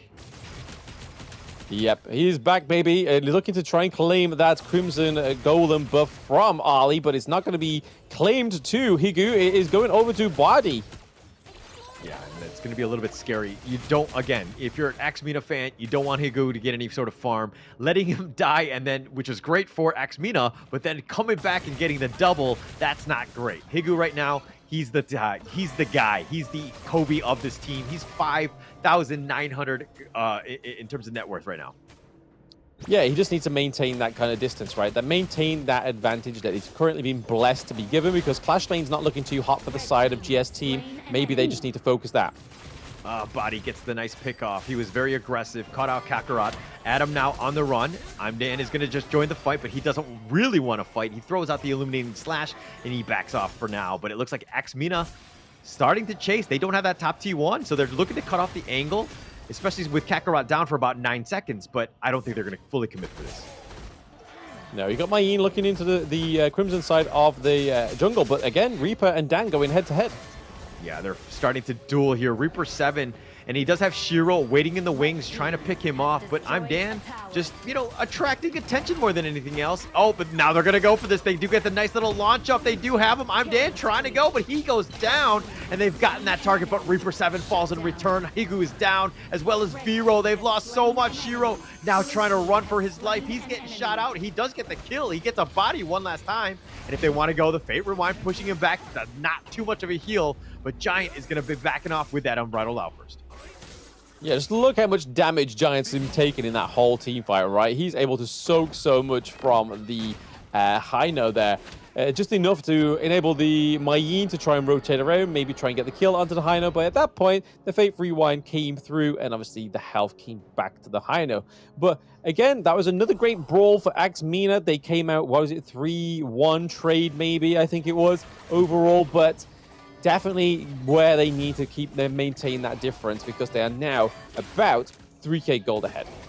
Yeah, you don't want to give MENA any sort of lead, and because they play really well when they're ahead, and understanding just how to close out these games. They've been very strong, and they've been pushing things out, making it very difficult for GS to kind of get anything going. Especially like the comebacks are tough to do, right? So GS need to figure something out, and they need to find out quickly because of the fact that this is game 2. They lose this, they're out.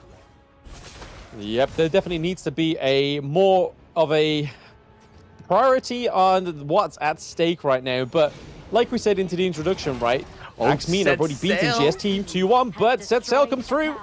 Oh, he gets the knockup, but there's no follow-up. He actually didn't bring a passenger. He just went solo on that one. He does get it, but Higu's being aggressive. He's going to continue to fight. He's going to go all the way up in the top lane. The Umbrella Outburst trying to keep him alive, but the Resplendent Revolver snipes him down. Giant is down, and it looks like they want Adam as well, but they did get Shiro in return. They're trying to fight this one, but the 2 members down from MENA, that's a pretty good fight for GS. Yeah, they just need to capitalize it, right? They've got the minion wave coming up into the clash lane. We see that I'm Dan is able to get the neutral objective for the side of MENA, which is that Shadow Tyrant, which means that a lot more damage is going to go over to the side of MENA, especially onto Bardi. He needs it. Yeah, he definitely needs it, right? Reaper 7 right now, level 2. Oh, he's going to go in for this. I'm Dan. He is not scared. He goes for the duel of death. He kills Kakarot right away. He wants to go for more. He's chasing after them with the extreme speed. He does the damage. He gets the pickoff, and he's just turning it up, and he gets 4. He's a triple kill thus far, and he wants more. He wants Shiro, who's trying to fade rewind. Not able to do it. He gets a quadra kill. Oh my gosh, I'm Dan comes through with the Musashi Pro plays and really does countering whatever GS team had the hype going there was completely destroyed by MENA. It's just a matter of time. They're going to take this one. They're going to focus the base. Kakarot is alive, but all he can do is watch as they take the base, and it looks like MENA are going to be in the grand finals. Yep, a little bit of a contrast from that first series right there, Holo. We had a lot of back and forth between Major Pride and Next Ryu. There was a little bit of hope there for GS team, but they've already lost 2-1 to the side of MENA. Kind of already had this thing written in the stars, but we saw some fruitful plays, right? Higu managing to get that Marco Polo was fantastic. Being able to do a lot of damage, really being able to turn around a lot of those team fights that may have not necessarily gone in their favor if he didn't get that Marco Polo pick. Yeah, and it was one of those things where GS, they were winning some team fights because Dan wasn't actually in the fight. He was taking neutral objectives, he was continuing to farm, but once he got that point, that tipping point of just the right itemization, he was just like, all right, I'm turning this on, gets that quadra kill, turns the game, and just completely owns it and just wins it right out. Yeah, no, it was absolutely spectacle from I'm Dan there towards the end. Closing out the game, really being the curtain call play for the side of MENA. But again, looking at those stats, we are seeing a difference in that jungle. 10k gold to 6.3k gold. So Reaper 7 really needed to reap what he sows when picking that Hu Huan pick, right? You need to be aggressive. You need to be invading the enemy jungle to starve the enemy jungle of those resources. Not quite following through with that playstyle that we know is tried and tested and works. Clearly a little bit of a scary issue going into this one because it was the second game. They may have lost it if they was a little bit too overzealous, but unfortunately they was a little bit too coy, I think. Yeah, definitely too coy. I mean, MENA just really playing the heroes to the maximum, right? Abadi 3-1 and 8, really just kind of setting it up, creating a little bit of space. I'm Dan just farming. I mean, he had 8 kills. He matches his high from the last game when he was MVP, and then turning it on to this one. Yes, his damage dealt was only 26% of the team, and the damage was spread throughout. But again, this just shows you how strong this team is. MENA, everyone is a huge asset to the team, and everybody's playing very, very well. Yeah, just Musashi there, dealing the damage, but also taking the damage. So 24% of it taken, and then 26 of it dealt. But then the only person topping that, rightfully so, would be the Zhongfei. And there were certain points in that game where Zhongfei was just taking way more damage than I thought he would actually able to be capable of. But looking at that, at the end, rounding it off with a 7k gold difference. Not quite the 10k from that first game, but still a measurable difference that really shows in the gameplay. Yeah, really definitely showed. I mean, we're gonna see it here in these highlights. It's gonna be pretty much the MENA show because, you know, like that gold graph where it was just trending upwards in favor of them. They were just in full control, shutting it down, forcing it out, splitting them all up. Look at what's happening in the background. There's a 3-on-1 action going on.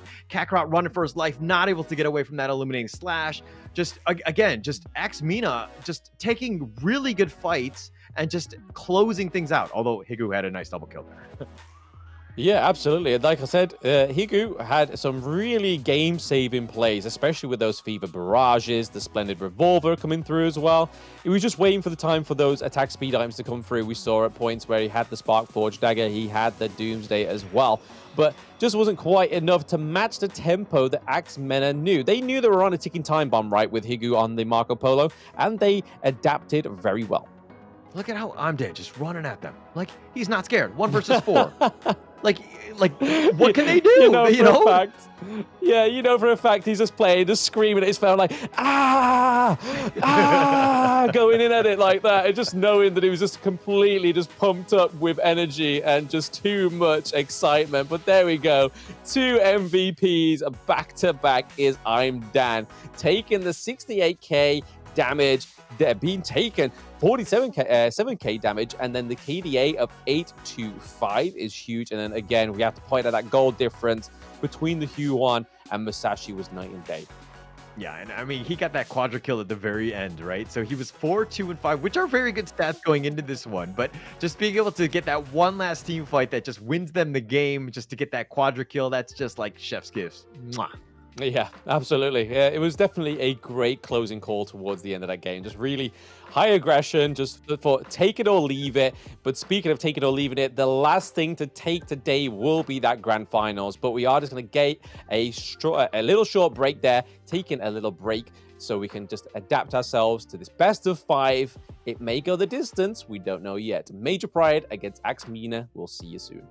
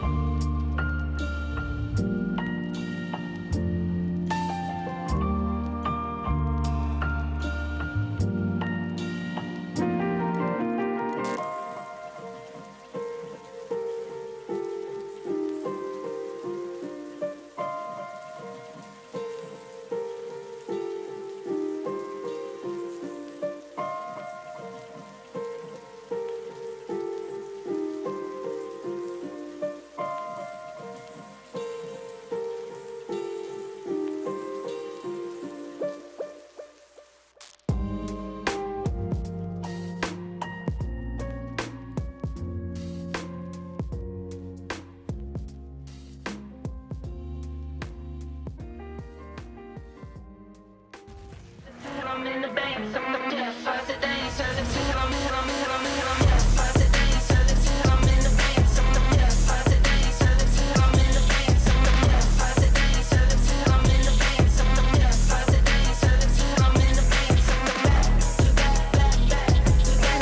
baiting out the ultimate from Redski, but hey, it doesn't matter. I can be on target. Очень плохо получается со Скачка, и там минус 2, скорее всего, будет. Как же Юнина дает дэмэдж и пытается что-то придумать. Jing. So Jing's most common combo is the 1-2 ult, as we just see in here with ABH, perfectly timed, perfectly executed. Is that going to be a double kill? Oh.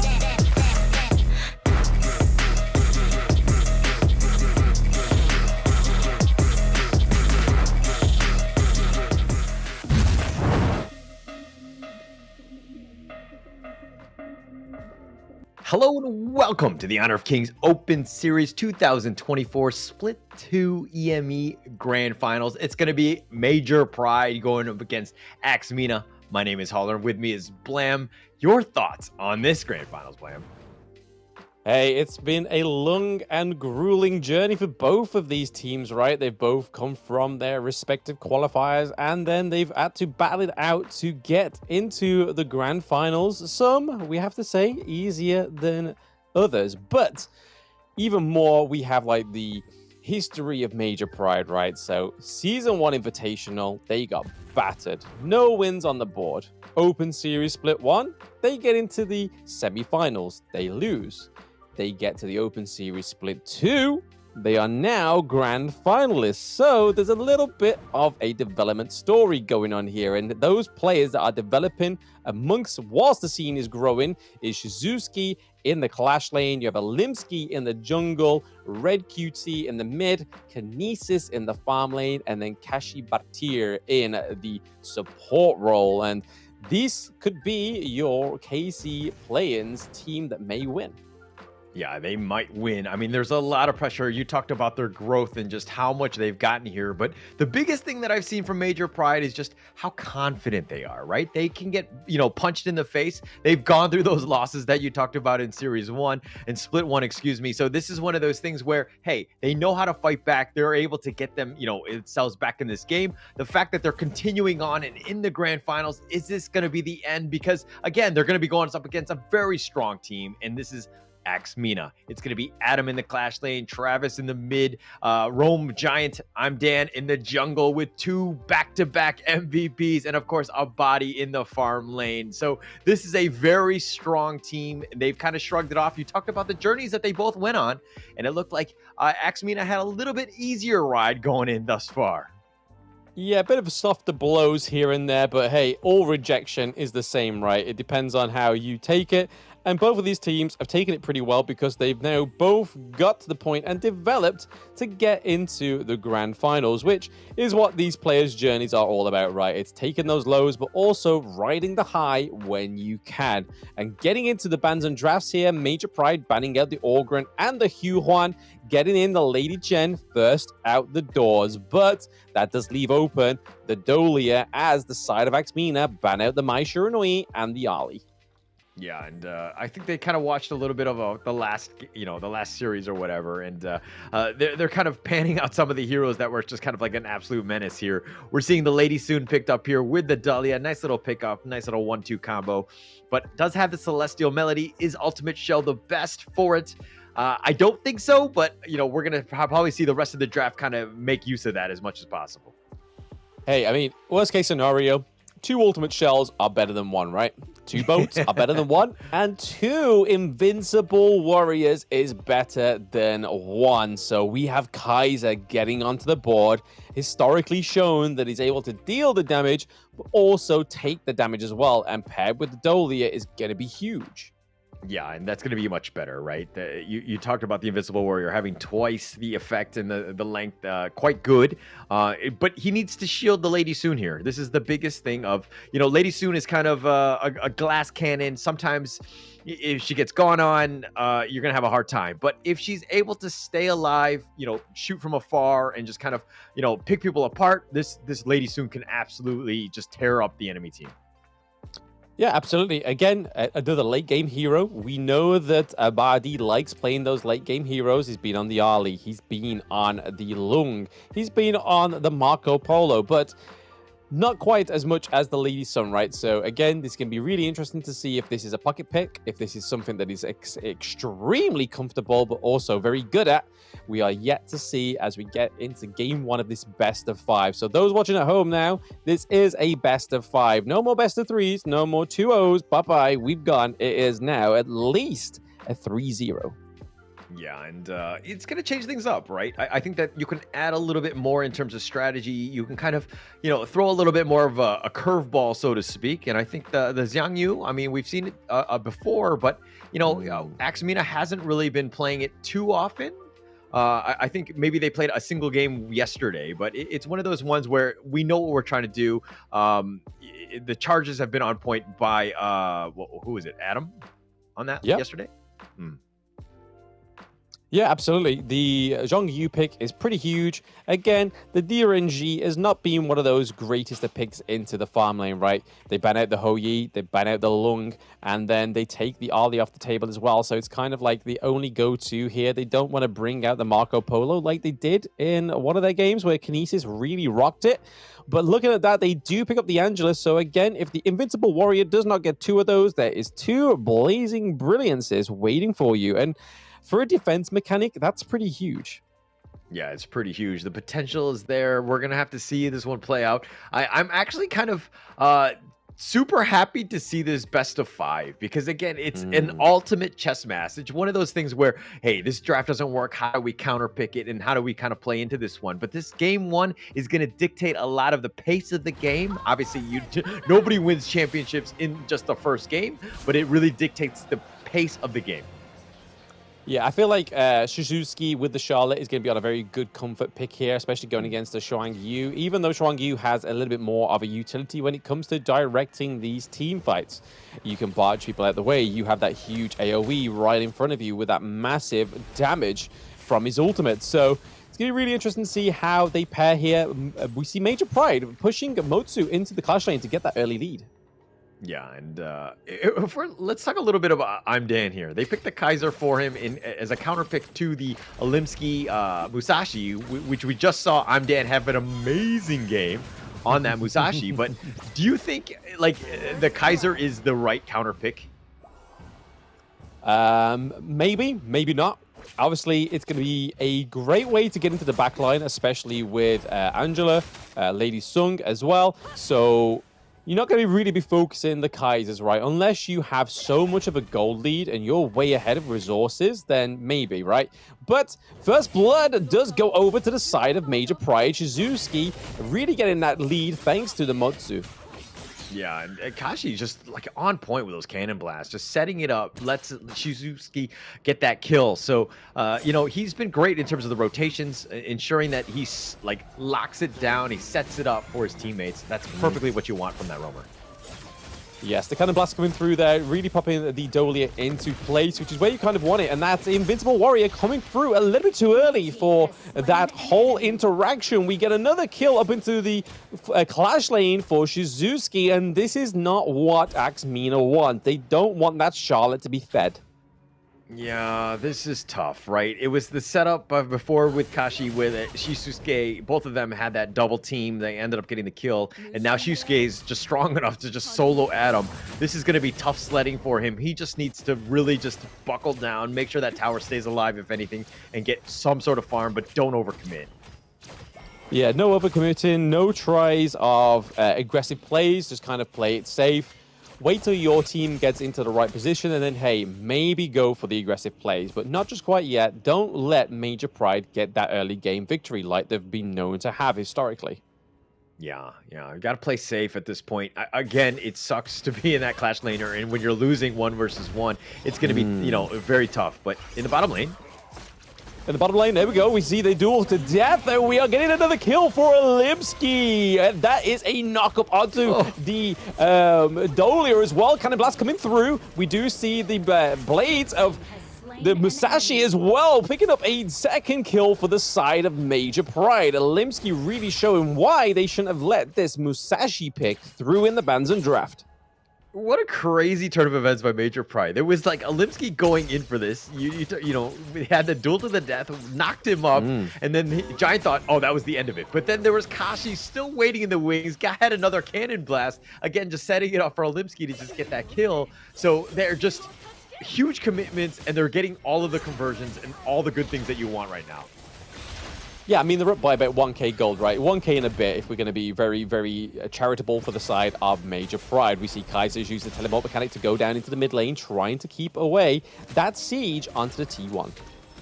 Yeah, and they're going to try that one. But again, like, this is Kashi just in every lane, throwing out those cannon blasts, and then he's just rotating to the next place. He's just, you don't know where this guy is. Cannon blasts could be coming out of, you know, left field. It's a very scary situation to be in. Yeah, it is very scary, right? We've seen many good players on the Motsu, and rightfully so. Why the shot call has come through. There is the cannon blast. Are they able to deny the Azure Golem? Not quite there on the side of Major Pride. But we are still with Zhang Yu into the back queue there. We see it into the back of the mini-map. But, oh, okay, Lady Cheng goes down, but that's not going to be it. Shuzuki looking for a bit of revenge. So 1-1 trade so far between these two teams. They have the neutral objective already going in their favor, the Tyrant, so extra damage coming through for the side of Major Pride. Yeah, Shusuke making it personal. He went the long way, all the way back, just to ensure that he did kill Adam. Adam did get that kill onto Red QT, but you know, it's one of those things where I'm gonna chase this guy. It doesn't matter if you leave my lane. I'm gonna just hunt you down, and I'm gonna kill you and make you have a terrible game, Adam. Yeah, it felt personal, right? It felt very personal for the side of Major Pride. He's like, man, I've got to get a kill on the board, man. Badolia and Lady Sun here trying to go for a 2v1 against the Charlotte. Shizuki maybe getting caught out here, but here's that lovely replay there. The Lady Chen getting taken down, but then also the trade onto the Zhang Yu also. So Major Pride getting punished, but not letting their side down. But here we go, Limsy into the thick of it, getting the kill onto the Lady Sun. It's not going to end there yet. Zhang Yu goes down as well, so plenty of kills going over to the side of Major Pride. This is not the footing that Axe MENA want to allow Major Pride to have. Yeah, Olimsky right here on that Musashi, just piloting it almost to perfection right now, just getting kills throughout the map. You have to respect it, and you have to understand where he is, because he's doing so much damage. He's getting those kills. He's 302, 4,700 already, topping on the team in this game right now. So really just starting to just kind of snowball at this point. Speaking of snowballing, here is another engage into the mid lane. We're already seeing that Dolia is down, which is a huge detriment to the side of Axe MENA. We have another kill onto the Zhang Yu. No more Hegemon Slash coming through for the side of Axe MENA. But what is getting taken down here is that T1 in the mid lane. That is a serious opening up here for Major Pride.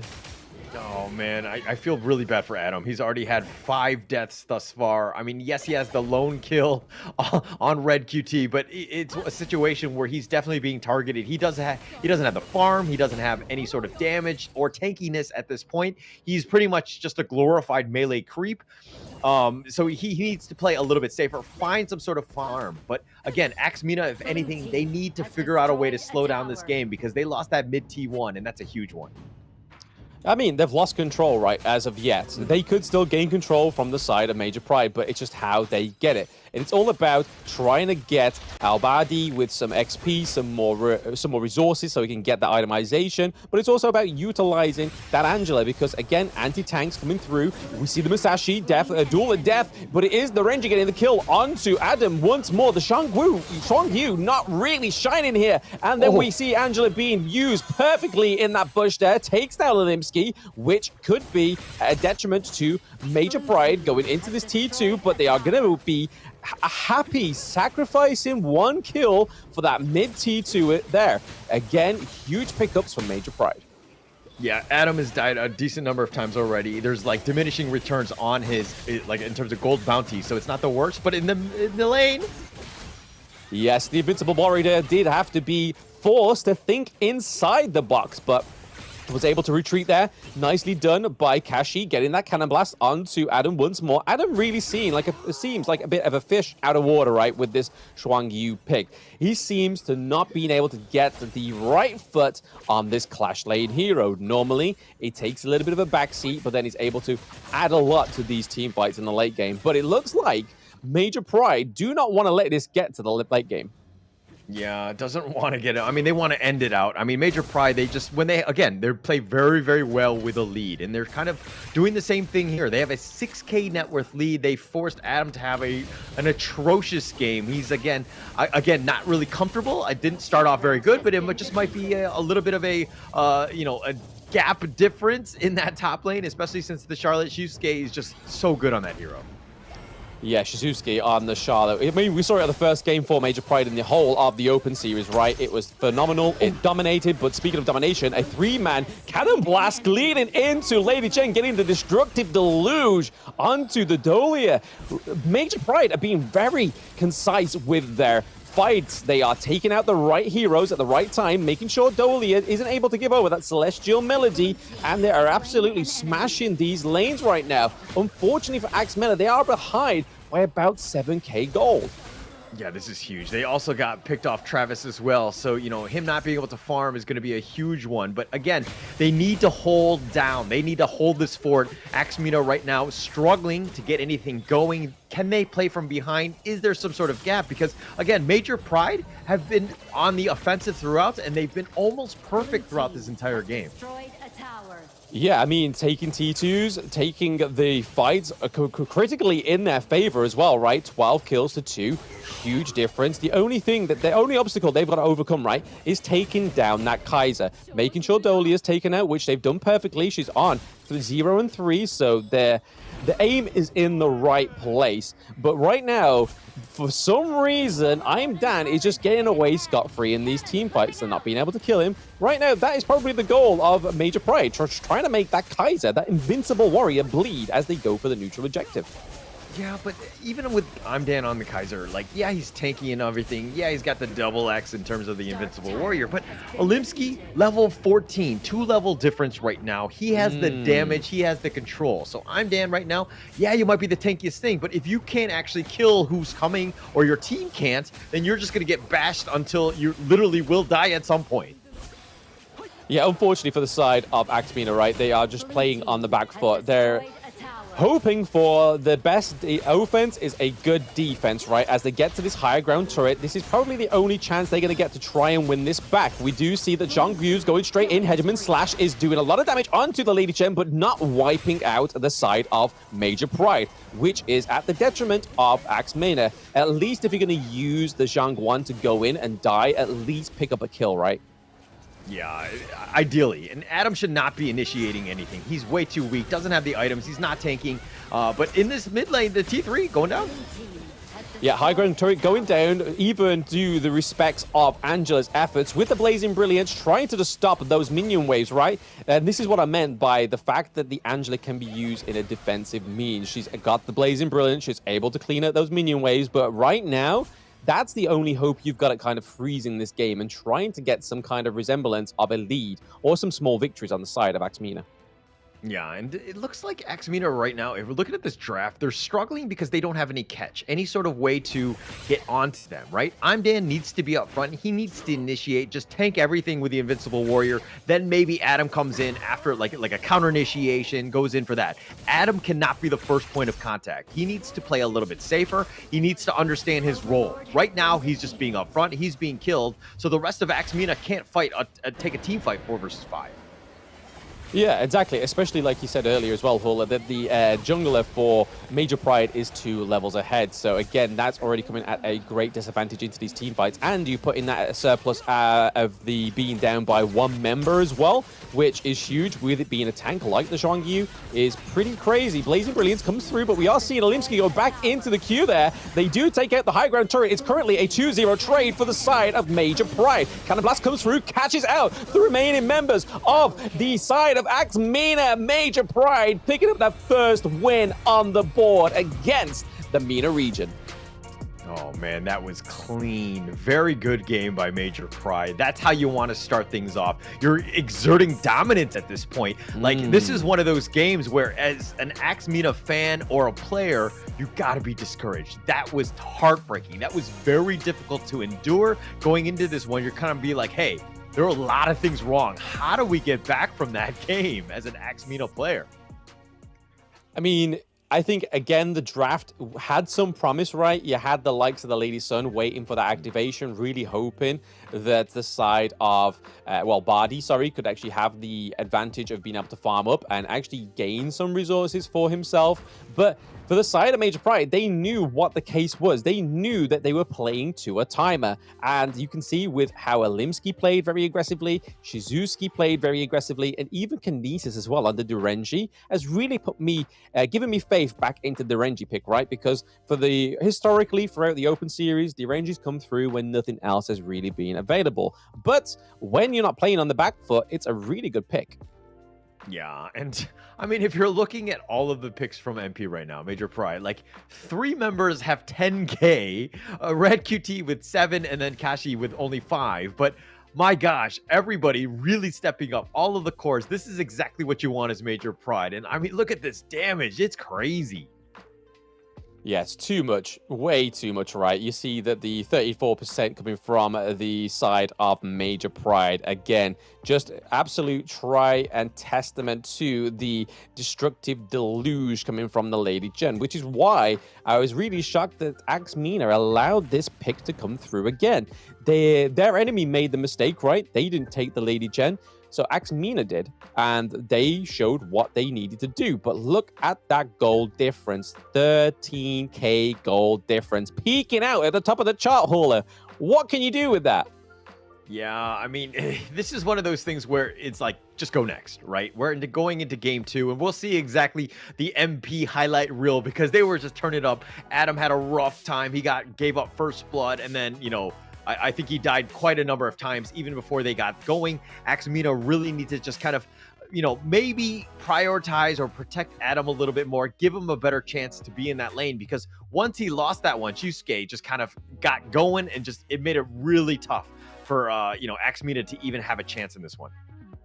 Yeah, you can kind of see that either Major Pride have done their homework right, or their coach was really onto something, because those first bloods were coming up into the clash lane. So Zhuang Yu already seeming like a little bit of a weak link, and Major Pride really revealing that and taking complete advantage of it in the early game really helped this game just completely stay in the natural flow. Tempo was insane from the likes of Masashi and the Charlotte, like you said, Hauler, and it just allowed them to just breeze through game 1. There was very rarely any upsets. Yeah, very little upsets. I mean, let's look at the MVP. It's going to be Red QT. To be honest, I think almost any, Alimsky could have gotten it. I think Shusuke could have gotten it, but they're going to go with Red QT. I think it's based on the damage and the fact that, they play the Lady Jean, and she's probably the best looking of all the heroes that they play. Yeah, in the mid lane, super duper scary, right? The amount of damage that can be done, especially when all these teams ban out the Mai Shiranui.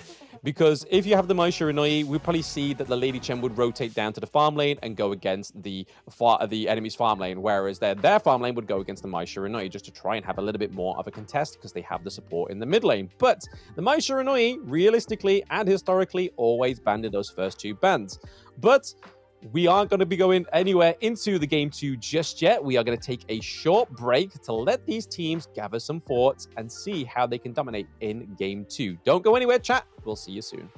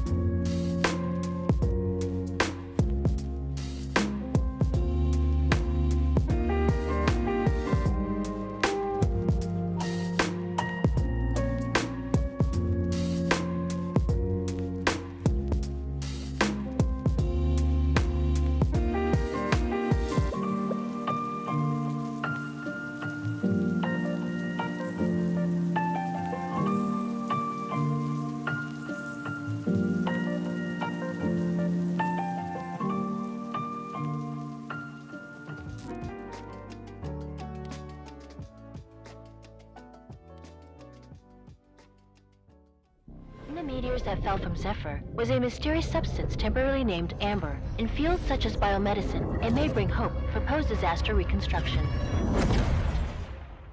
The possibility that they're still alive is practically zero. This is our only chance to save them.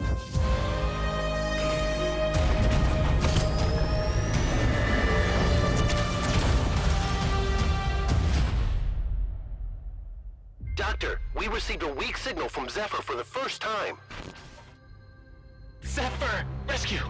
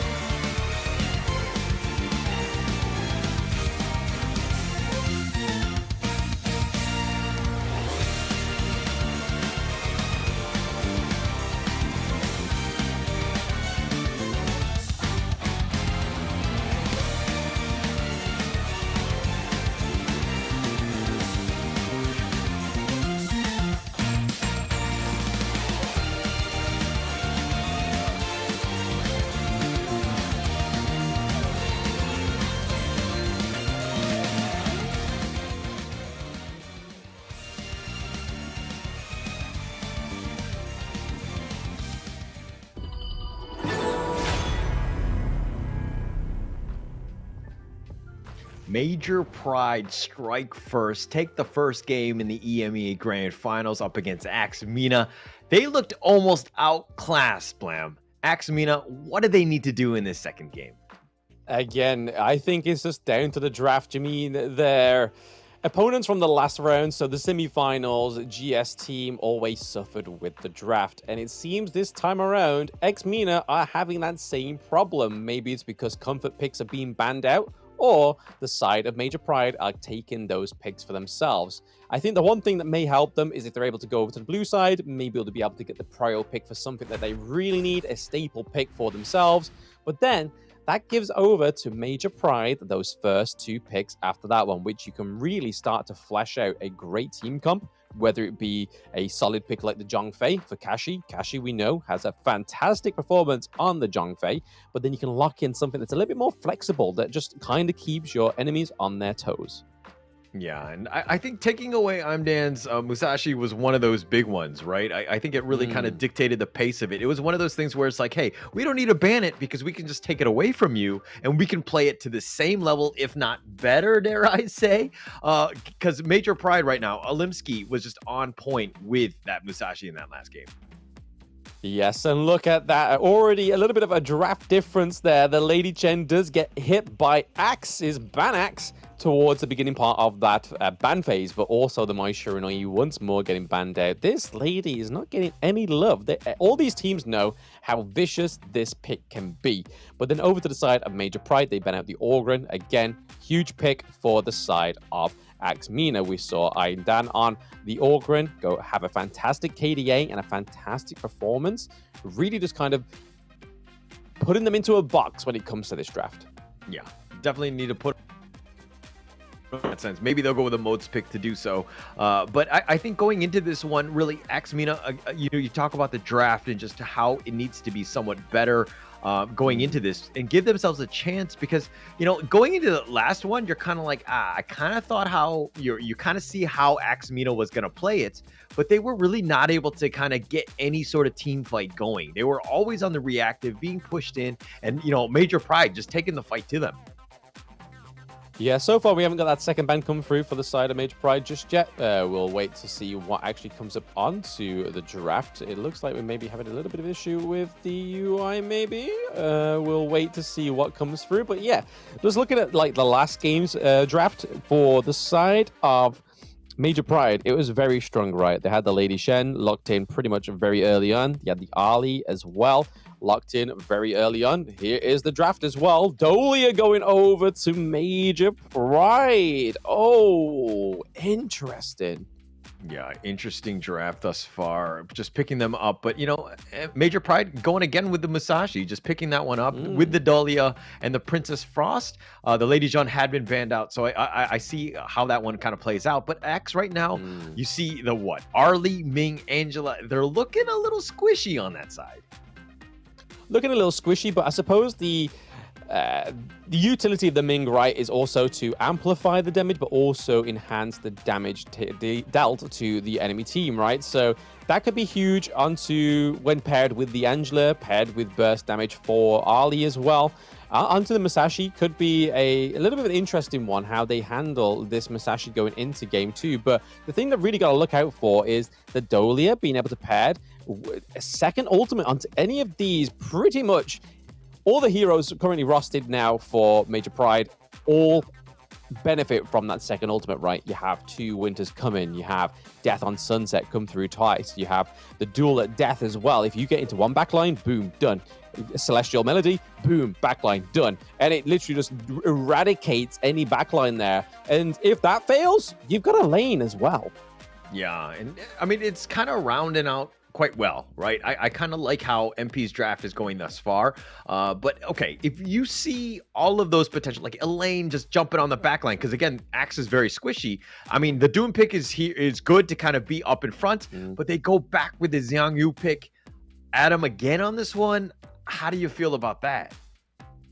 Interesting, right? I mean, they've got pretty much the not the same as the last game, right? They've got the Zhuang Yu, they've got the Angela, that's the same, but they trade out the Dahlia over to the side of Major Pride. Major Pride pick up the Musashi once more, but then they kind of flesh it out with the Dahlia, and they have the Princess Frost as well. Great zoning. A lot of ways to get in onto these team fights, right? So if you're able to kind of control these team fights with the likes of the Princess Frost as well, it's going to be really interesting to see how the Zhuang Yu comes into this and if it's going to be played better. They may be predicting the jungle to go up to the clash lane this time around, and maybe they'll probably try and get a counter to that, because that's really where it fell, right, in the early game. Yeah, for sure. They need to have a much better game, like starting like the first 3 minutes, 4 minutes. Let him farm so that he can actually stay in the lane. But in this mid lane, he's taking a lot of damage. Yes, a lot of damage already going on to the side of Major Pride. Kashi, Batir.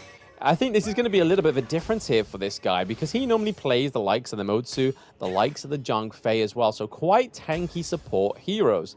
The Dahlia, however, is a little bit more nuanced, right? You can't dive in, you can't be as aggressive as he normally is. Yeah, can't be as aggressive, but Travis, bottom lane right now, just, Axe MENA right now, just trying to create a little bit of space, right? I think that was what they suffered last time, where, MP were kind of taking the fight to them, and just, they were being very reactive, not able to even farm in that lane. So Axe MENA need to have a much better, 3 minutes in. Yeah, you can already see the armor penetration coming through for the likes of the Elaine, right? So you can see the boots being built onto Angela, those magic pen boots. So already trying to preempt that shield, preempt that health coming through to the side of Major Pride. But I feel like the Dune here has a lot of capability to soak up a lot of damage as well. The Wind Slash comes through, but not connecting onto the Lady Sun. And yeah, we're already seeing a little bit of a weird rotation, right? It seems a little bit more frantic for both of these sides. Yeah, it's still kind of, feeling out process. Of course, this is just game 2.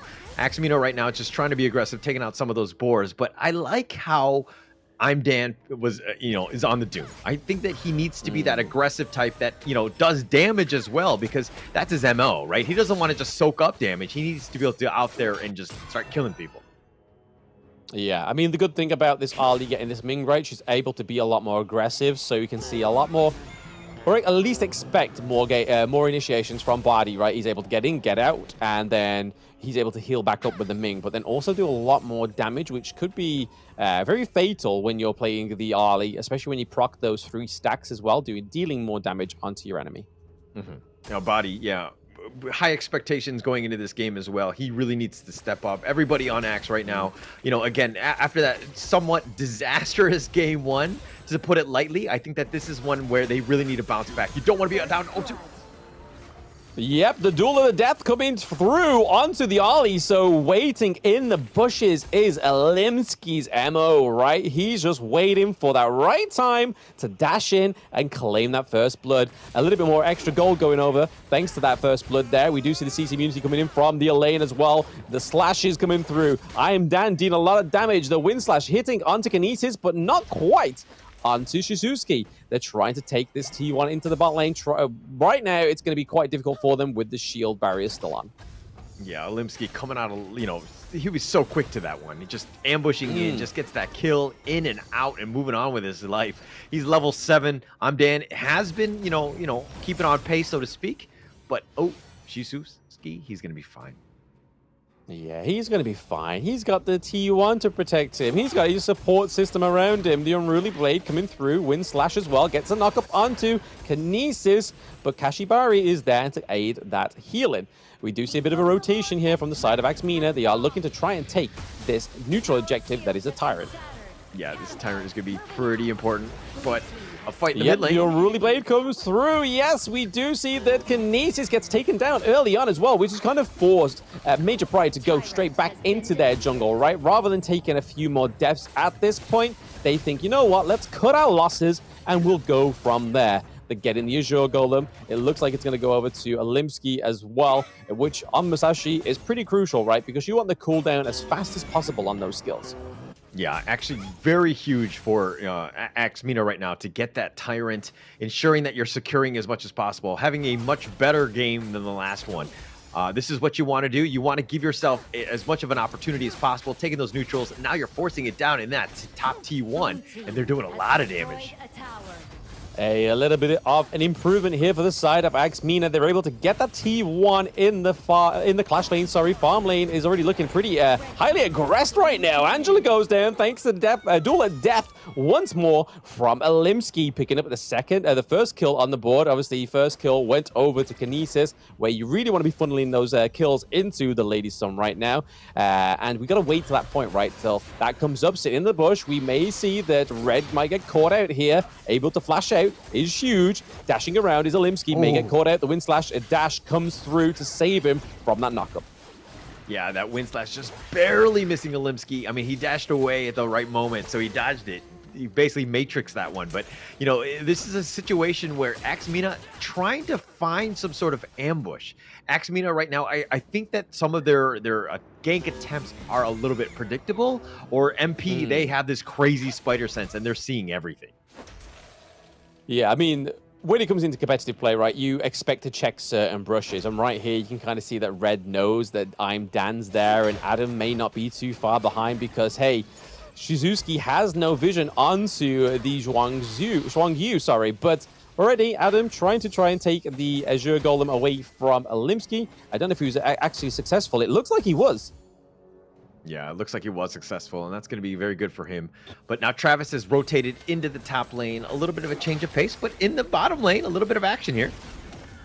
Yeah, the Unruly Blade saving Doon's life there, being able to claim over the wall, try and get into the safety of the T1, but it is no more. A duel at death coming through once more onto the Zhuangyu, but it is going to be at a detriment to the side of Major Pride. Alimski on the run with very little health. Yeah, he almost had it. And I think Adam right now, he's playing much, much better because he's got that skin. I think it's a skin buff where he's like playing way better than he did in the last one. Hey, you never know. You never know. Vanilla buff, skin buff, we'll wait and see. Yeah, exactly. It's a subconscious thing. Don't play. But go buy right some now skins, we're seeing that's it. Yeah. Go and buy some skins. You know you want to. Go and fill up that account. But Axmina currently ahead ever so slightly with that gold lead, but it seems to be being neutralized right now as well by the side of Major Pride. Very close. But again, missing out the kill onto the Arlie. It is Alimski taking the lead here. Once more, we do see that they lose the farm lane T1 thanks to them all focusing into this top lane. But there we go. Alimski getting in, but it is going to be Shizuki claiming the kill onto the Angela right now. So again, 2 kills for 1, but they're able to take the T1 down into the farm lane, which is good for Axmina, right? That means that they can put some pressure. They have a little bit more places to roam, and it looks like they're going to do the same into the T1 into the mid lane. Yeah, it looks like they're just going to see the replay on this one. And it was one of those things where a body had gone down, and Travis is like, oh, I'm getting pressure in the top lane as well. And Travis is calling for help. He's calling the cops, and he's just like, guys, I need help. And he's like, where are the intruders? And they're like, oh, they're inside the house. And MP just came out of, again, left field, just taking everybody out. MP right now just, dictating full map control, and they're just dominating this game thus far. Yeah, unfortunately, I don't think they were inside the house. They was everywhere. They was on the premise. They were pretty much all up in your face while he was on the phone call to the police, right? They're like, hey, where's the intruder? He's like, hey, he's on the phone call. Do you want to FaceTime him? But here we go. Major Pride looking to try and take the Tyrant, the second Tyrant of the game from the side of MENA, which, again, going into these team fights is going to be huge for them, especially for the Lady Sun, especially for the likes of the Elaine. Plenty more damage coming through, trying to contest. The enemies are sure golem. They're able to get it. So a steal for the steal. We saw that Zhang Yu was able to get in. We see that the charge goes in. The Hodgeman slash doesn't quite actually connect and take down Red QT on the side of Major Pride. Oh, man. Adam right there going ham or trying to go in 1 versus 5. I mean, he was really trying to get Red QT, but this is it's a high risk, low reward play. I mean, it's Red QT. Yeah, you're killing him. But I mean, if we're looking at net worth, he's not even the highest. He's the second lowest on the team. So the value really isn't there. This is one of those things where, Adam, you need to hold the fort. You need to just let I'm Dan kind of dictate the pace of this thing. Ooh, baited the Blazing Brilliance. Thanks to the Death on Sunset, though. Keeps Shizuki alive. That's currently a 1-0 trade right now. We are seeing that doing it into the back of the line there. Gets the win slash knock up onto 3 of Major Pride. That's a small target hitbox to actually claim 3 people, right? They have to be close together, but there is still plenty more to be had there. The Frigid Prison not quite connecting onto MENA. Yeah, and Travis was the first to fall in. It was one of those things where MENA, if they go into this fight, it's a bad one. You don't want to be going into a team fight down a player, and it's a situation where, hey, MP probably should have welcomed it. They probably could have baited it out, if anything else, because, again, if you don't have the Angela, you're mitigating a lot of that damage. So, again, MP right now just being very strong, understanding how to play with this lead. They have a huge lead in the sense of, the kills at least, net worth, not as much. Yeah, they're struggling to gain that lead, but I think it's just down to the actual pressure for MENA doing a lot here. But again, contesting the second neutral objective, they get the Tyrant. Adam goes down once more, but they're able to reset that Overlord. So no Overlord for the side of MENA, which could be huge for the side of Major Pride. Still beat into this match. Blazing Brilliance eliminates Limsky, but we are getting kills across the board. Our body goes down, double kill over to Kinesis. That is a 3-2 trade right now for the side of Major Pride. Are they going to take another kill onto Travis? Travis looking pretty low. Travis goes down. It is a triple kill for Kinesis. Can they take this T2? All they have to wait for is that minion wave, but by the time that comes, Dune and Adam are going to be here. Oh, Kinesis starting to come online. He has the damage, and they want more. Adam going in. Yep, Fearless Charge coming in with the hedge money. It's a slash, but again, just not connecting. He is gone before he can even activate the last hit of his ultimate. Once again, Major Pride overturning what could have been a fruitful start for MENA. Okay, Adam on the Zhang Yu going for a Fearless Charge. I have all the fear for him. Every time he goes in, I'm scared for his life because, that situation where you're kind of like throwing yourself, you're feeding yourself to the enemy team. Not great right now. Adam right now, 0-3-0, really struggling in that bottom lane and as a Clash laner here with only 5.8k net worth. Yeah, considering that Alimsky and I'm Down were very close neck and neck in terms of the gold resources right now, and you can kind of see that that's already slipping away. That 1.5k difference alone in the jungle is going to be huge for the side of Major Pride. We have the Shadow Overlord, potentially the Vanguard in the hands of Major Pride, waiting to drop it. They're probably going to wait for that right moment when they get the pressure off, drop it down, and just try and just eliminate the lead that MENA have. Yeah, and try to figure out how to get back in. I mean, they're down 5k. If anything, you need to deal with these Vanguards. It's going to be pushing throughout. It's going to be tough. All 5 members right now are just fighting for the same farm almost. It's difficult to find any sort of farm right now. MP have done a great job of controlling the map, pushing them into the base, and MENA are scared. They're hiding under the T3, singing Kumbaya, holding hands under that tower. Not really much they can do. Hey, maybe the kumbaya buff may be the thing that they need. Again, it's a defense, and sometimes the greatest defense is the best offense. But right now, they have one less fence, which is the high ground turret in that mid lane being taken down here. We're seeing some traded blows going on to the Vanguards, trying to just shut down Death on Sunset into the backline, thanks to Olimsky. But there we go. Duel at Death coming through once more. Axe Giant down. Body is down. Adam is down. Is this game 2 already over for the side of Major Pride? They have the Vanguard. Down goes Giant as well, and it looks like it's gonna be the ace and game 2 victory. Clean, clean, clean. That was a clean game by them. Just understanding how to take that team fight, turning it out, and just being aggressive, understanding when you need to go in.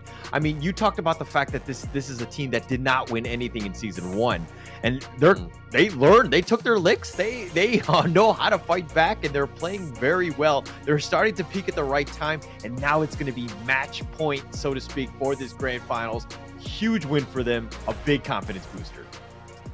Yeah, I mean, definitely a improvement from what we've seen with Major Pride over the past events, especially within Global as well. So it's nice to see that they're finally actually getting a little bit of an identity for themselves, a little bit of representation for at least the European region on some level. It is Eastern European. And yeah, look at these stats once more. 10.2k goal difference compared to I'm Dan's more of a commendable 8.2, right? Last game, he wasn't really surviving in that jungle resource fight, but this time around, he comes in swinging. Yeah, I think that you need to really prioritize this Musashi. Either you first pick it or you look to ban it at this point. I think that, you know, both teams have shown that they can be very strong with that hero, but giving it up at this point, I think Olimsky did a lot in terms of the rotations and just kind of putting the pressure to him. As that jungler, Olimsky, that's what you want to do. Make him play maybe something that, you know, that's not as strong as this Musashi, because he's been on point. Yeah, I mean, they can kind of try and focus the Musashi in the banning phase, but how many of these heroes that need to be prio banned for that to work against Major Pride? We saw that the Lady Chen had a little bit of a suffering here because obviously, even though they went for the Princess Frost, they still got the 30% damage dealt. Very close to Kinesis's 35.8. And Olimsky actually not landing that much damage, but just being able to take that 23.9% damage, as well as the lane was really just a solid front line for them. But it was always more about accessing that back line, right? Especially the likes of Angela, Ali. If you leave those guys unchecked, that's it. It's game over. Yeah, and I think that Axamina needed to do a better job of finding Kinesis, right? He was just kind of free firing from the back, just kiting everybody. And we'll see it more in this highlight here. Just, you know, again, Axamina, look at this. They're down members already in terms of the gank attempts that are happening. You know, MP just kind of dictating their will. This is Travis hiding under this tower with that Blazing Brilliance, not scared. They're going to dive those towers. They're going to take the fight to you. They know that the limits of their heroes, right? And just coming in from all over the place, just ganking them. Look at Adam trying to go in, trying to go for that very greedy play, but it's in the heart of the enemy team. Once you're dead, again, now you're down numbers. Yeah, it's all about timing as well, right? When you put under pressure like we saw there in that T1 where Angela uses that Blazing Brilliance, but then we saw Shizuki's able to just use the Death on Sunset to completely dodge all that damage that he should have been soaking, and then just comes down straight onto the back line and is able to take out the Angela. So again, when you're under pressure, timing is not your biggest commodity, right? You have to kind of just maybe try and use what you have best when you can. And unfortunately for the side of Axamina, they got pushed too far, backs against the ropes to the point where it was too stressful. Timing was a little bit off. Maybe they just need to have a great breather going into the next break. But MVP this time around, not going over to Red QT, who's picked up quite a few MVPs. It is Kinesis with the aggressive roll-ins. The ultimate shells land in 716 in the KDA, 98k damage dealt, and a 10k gold. Overall, Kinesis had a fantastic performance in this game. A really good game. I mean, that damage, highest on the team. That's what you want from your farm laner. The fact that, you know, he was just able to just kind of ride in, get those triple kills when they needed to. But again, it really comes down to target prioritization. Axamina needs to kind of figure out where he is. I understand that Olimsky is super scary on the Musashi, and that's kind of why it's dictating it on throughout. But again, it was a tough game to see this going in. Major Pride really struck it to them. They won 2-0. We're going to have to see that third game, but first, we're going to take a quick little break. We'll be right back.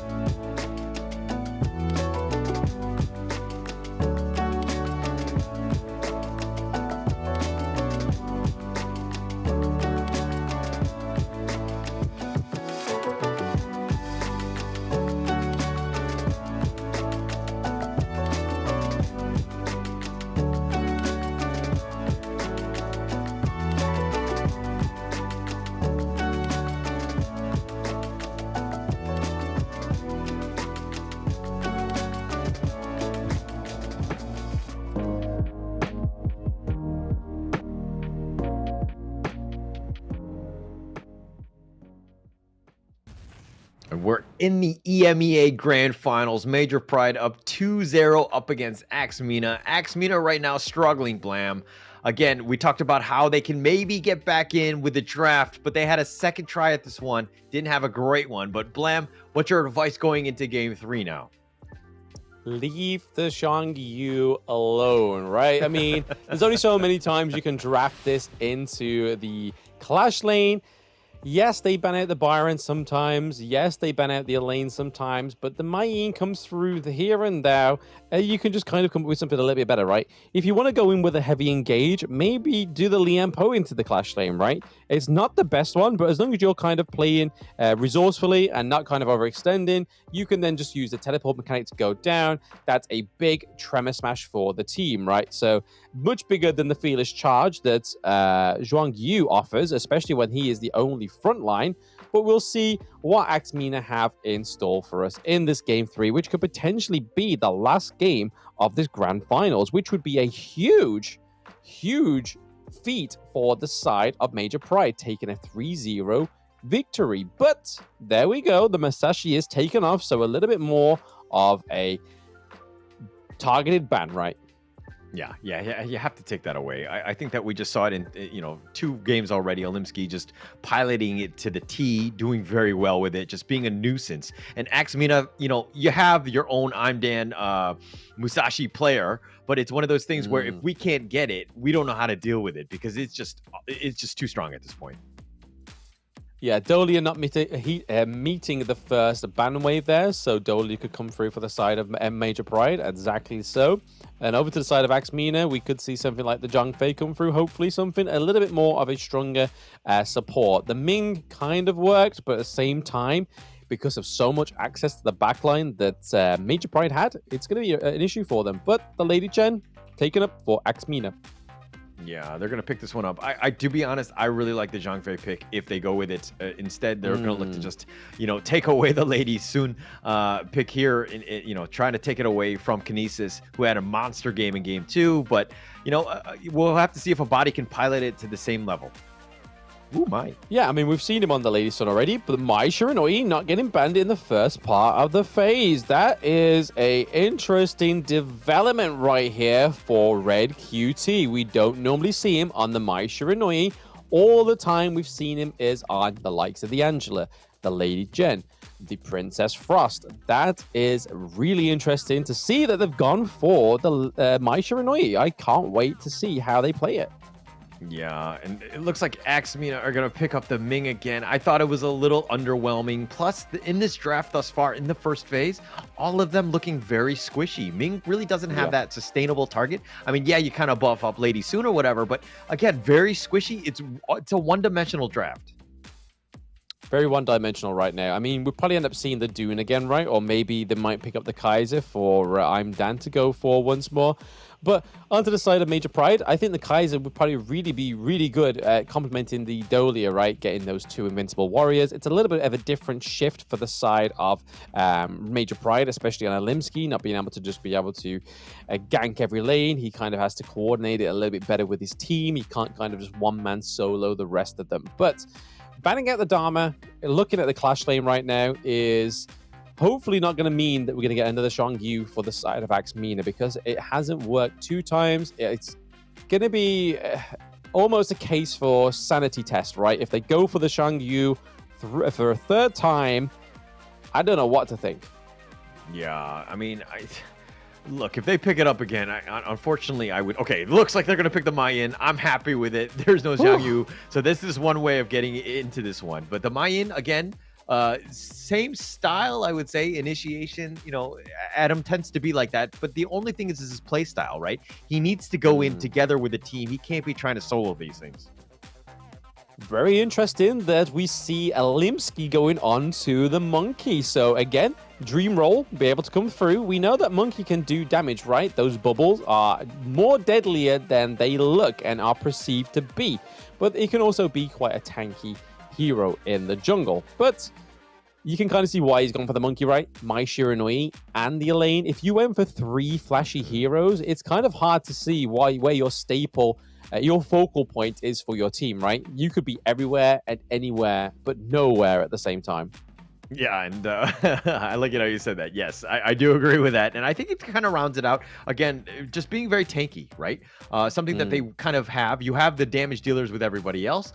Shizusuke as well as, a Red QT in that mid lane. So you have the potential to just do a lot of damage. You need somebody to kind of just soak it up. And what better way with cuteness overload with the Menki here. Yeah, well, let's see how it plays into this third game. This could be Major Pride taking the 10k prize pool, but also taking that seat into the KC play-ins. If they play this third game, like they have over the past two. Last game was a little bit shaky for them. It was a nice comeback back MENA, but let's see how they do in this game 3 going forward. Yeah, and I think that there's going to be, I'm Dan needs to, he had a decent game with the Dune, but I think he really needs to step up in this one. Olimsky on the Menki, not the damage dealer, but more of like the tank and kind of initiator type. I think that with a different jungler style hero, I think I'm Dan will have probably a better time because of the fact that, again, he's probably going to be doing more damage. Yeah, I think it all really relies on here for I'm Danny's just maintaining that either a lead or kind of equalizing the difference between the levels and the gold, right? Because the past 2 games we've seen, Olimsky's always been ahead at some point in these games. Here comes the 2 whirlwinds coming through from the Lung, getting a lot of damage onto the Lady Sun, but is able to heal up thanks to the Ming. So it's not too much of a pressure, no need to really recall or play a little bit differently. Thanks to the Ming, able to get a lot of healing back there. Okay, and it's funny because they tend to put Travis in that, in the farm lane, so to speak, letting a body take that mid lane, just kind of maybe make some rotations with Giants. You have that movement speed buff as well, so maybe that's the whole logic behind this pick, to kind of just keep them moving and to just kind of maybe exude a little bit of pressure in almost all the lanes. I mean, they've got to try it runs right. Just give all the resources over to Abadi. And that's pretty much the only resource-heavy hero you have on the side of Act MENA right now. So, again, it plays well into it. We just see how they actually perform and if they can actually implement it properly. But Shizusuke may be getting dived in on here. The Unruly Blade comes through. Yeah, coming through, but Yusuke sensed it, got out in time. I mean, there was going to be a gank attempt, again by Abadi and Giant just kind of rotating to that top lane. But if we're going to go back into the mid one, Abadi here had to commit the flash just to stay alive. The gank attempt was real. He could have potentially died, stayed alive, but now he has to play even a little bit more scared because he doesn't have that flash. Yeah, absolutely. But Ming keeping him alive is a good thing, but Mayin may not be alive for very long. Red QT is able to get out of there. A lot of heals comes through for the Mayin, which is great. We have the Shizusuke getting the first blood. Death on Sunset claims 2 kills for the side of Major Pride. Taking a double kill onto the lane is going to be a worthy trade. Yeah, nice rotation there. I mean, Olimsky just setting it up with that nice Dream Roam, connecting onto 2, setting it up just so that Death at Sunset locks him down. Shusuke, again, the team is playing so well together. They're gelling, they're understanding the right time to be using skills and just like stacking stun on top of stun, just making it tough for MENA to really get anything going. Yeah, I mean, they've got quite a lot of slippery heroes on the side of Major Pride, right? They've got the Mao Shiranui, they've got the Elaine, they've also got the Dream Roll from the Monkey, but even more, Dolia getting a kill over to the side of Major Pride once more. This is looking like a brutal early game for the side of Major Pride. MENA really need to kind of just halt this aggressive tempo right now. Yeah, Red QT, he's been forced to play a lot of Lady Jun and the Princess Frost, more of like the stand back and cast all these spells. But once he gets on the Mai, he's just like a Ferrari. He's running at you, trying to do as much damage as possible.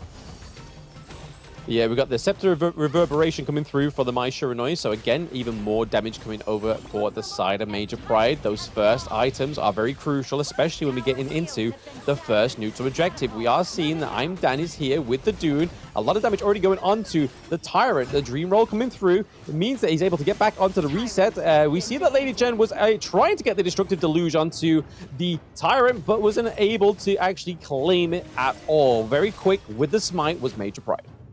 Yeah, Kashi there with that secondary smite, ensuring that they get it. So, you know, a good use of that one. Now that Olimsky still has his, he can continue to just kind of potentially take something else. But now they're going to, you know, put a little bit of pressure on that bottom lane, send Travis out of that lane, and now they're just focusing this T1 bottom down. Yep, T1 in the farm lane does say sayonara for the side of Axe MENA. But Main, here in the bush. I'm not too sure what Adam's thinking here, but Olimsky not actually quite catching out. Adam now catches him out because he's now discovered himself. The Dream Roll does go into Adam, but we see the backflip comes through, but is it going to be enough damage from the Dimaisha forcing the dash from Adam enables him to get out alive. But for now, there's no blood traded for both of these teams. Axe MENA really struggling to claim their first kill.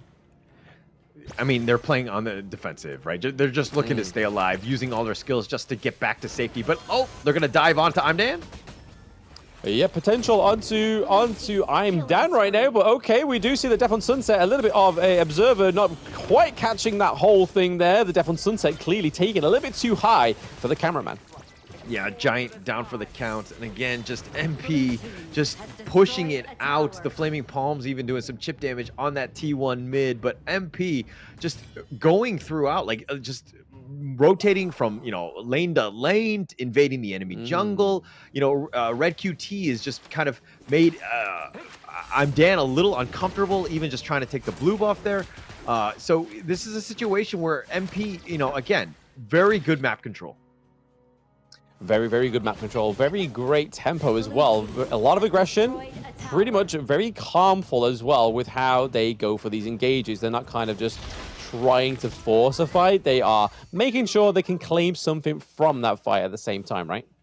Yeah, for sure. And MP, this is one of those things where, you know, they're so comfortable right now. Look at them playing right now. They're just like, hey, we're up 2-0. We have this. We just need to play our game, which is to kind of just take over the map and just kind of, you know, just make the enemy team super uncomfortable, just farming throughout. I mean, this net worth lead is about 3K, which is pretty sizable at this point. But Axe MENA, they're sticking together because they're kind of scared. They can't really find any sort of farm, and they don't want to get caught isolated.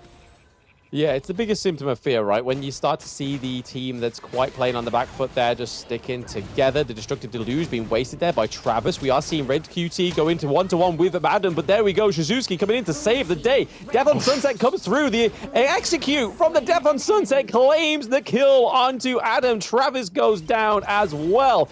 The T2 in the mid lane is wide open here for the side of Major Pride. There they go. They take it down. They're ahead by 4K gold. Can they do something here, Axe MENA, to keep that high ground turret alive? Yeah, it's going to be tough. Shusuke just saving it. Red QT. Death on Sunset.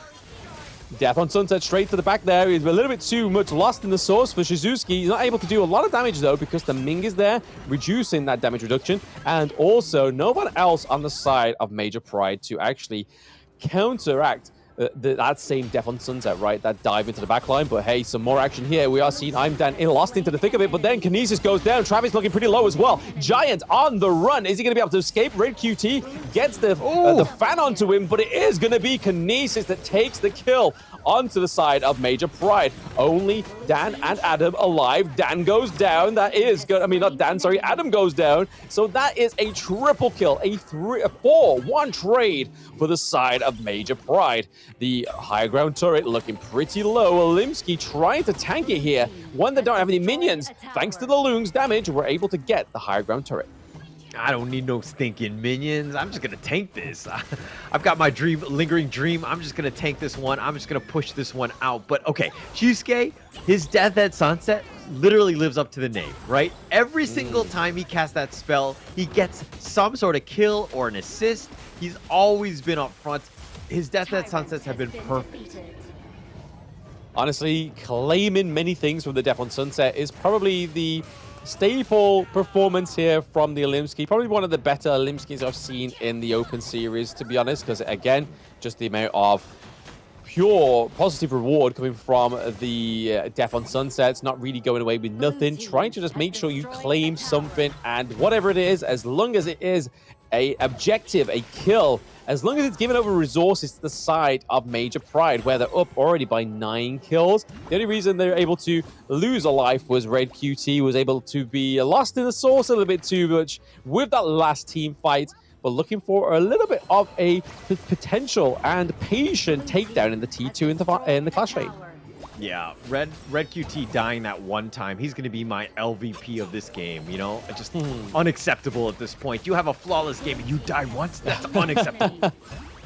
Very unacceptable. Needs to be punished. Coach Haller will be there in Abu Dhabi to give you your deserving punishment, whatever that may be. But Kinesis taking a lot of damage there as well as Giant. They're waiting for the minions to rock around for the higher ground turret into that clash lane. Now that it's wide open, and Axe MENA are down by 1 member on the team. Bowdy trying to keep that turret alive, but there we go. Giant goes down. It is probably going to be the ending call here for the side of Axe MENA. Major Pride are very heavy, very lost in the source right now. Double kill coming in for Kinesis as well. The dream roll comes through straight back onto Adam as well. We see that Dan is left alive with Travis. Is it going to be enough to claim the end of this game? Not quite just yet. Waiting for the minions is Major Pride. Yeah, we're just waiting it out. I mean, they're probably being a little bit more aggressive than they need to be in terms of closing this game out. But, you know, Kinesis was, you know, he does go down here, but he was finessing on them, going in, getting those kills, infinite vastness out of the tower, make sure that the base is not hitting him. Did stay alive for a bit, but he does fall in the end. But he's 6-1-3, man.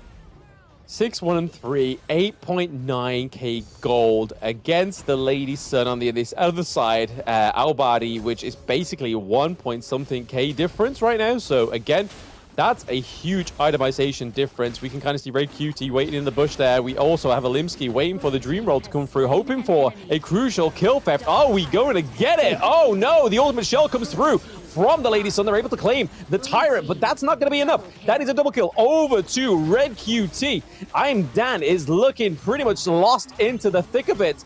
Can they don't have the Destruction Deluge to actually claim any more kills or try and counter this engage onto their tank, but Major Pride are into the crystal. The minions are running around as well. They are down 3 members on the side of Axe MENA. Is this going to be it? The dream roll comes through. That is going to be Dan standing alive. He is the last thing between Major Pride. There is a little bit of a pause, but wait a minute. That is only going to prolong the inevitable right now. Major Pride are your grand finalists within the EMEA finals. Wow. Major Pride taking it to the enemy team of Axe MENA 3-0. A little, you know, bad sportsmanship, I would say, by Axe MENA with that pause in the end.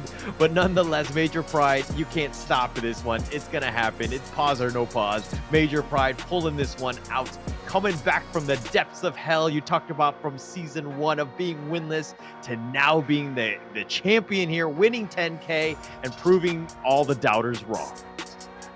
Absolutely. I mean, it's a great story, right? The fact that they were struggling to begin with in Season 1. They were a team from a different mobile game, but that didn't stop them proving themselves in Honor of Kings. And here you are, the champions of the 2024 Honor of Kings Open Series Split 2 is Major Pride, hailing from Eastern Europe. So at least getting a little bit of a representation for Europe as a continent, and we are getting into the KC play-ins. That is where Major Pride are going to be meeting up against Team Vitality and Virtus Pro. That is the next step for Major Pride.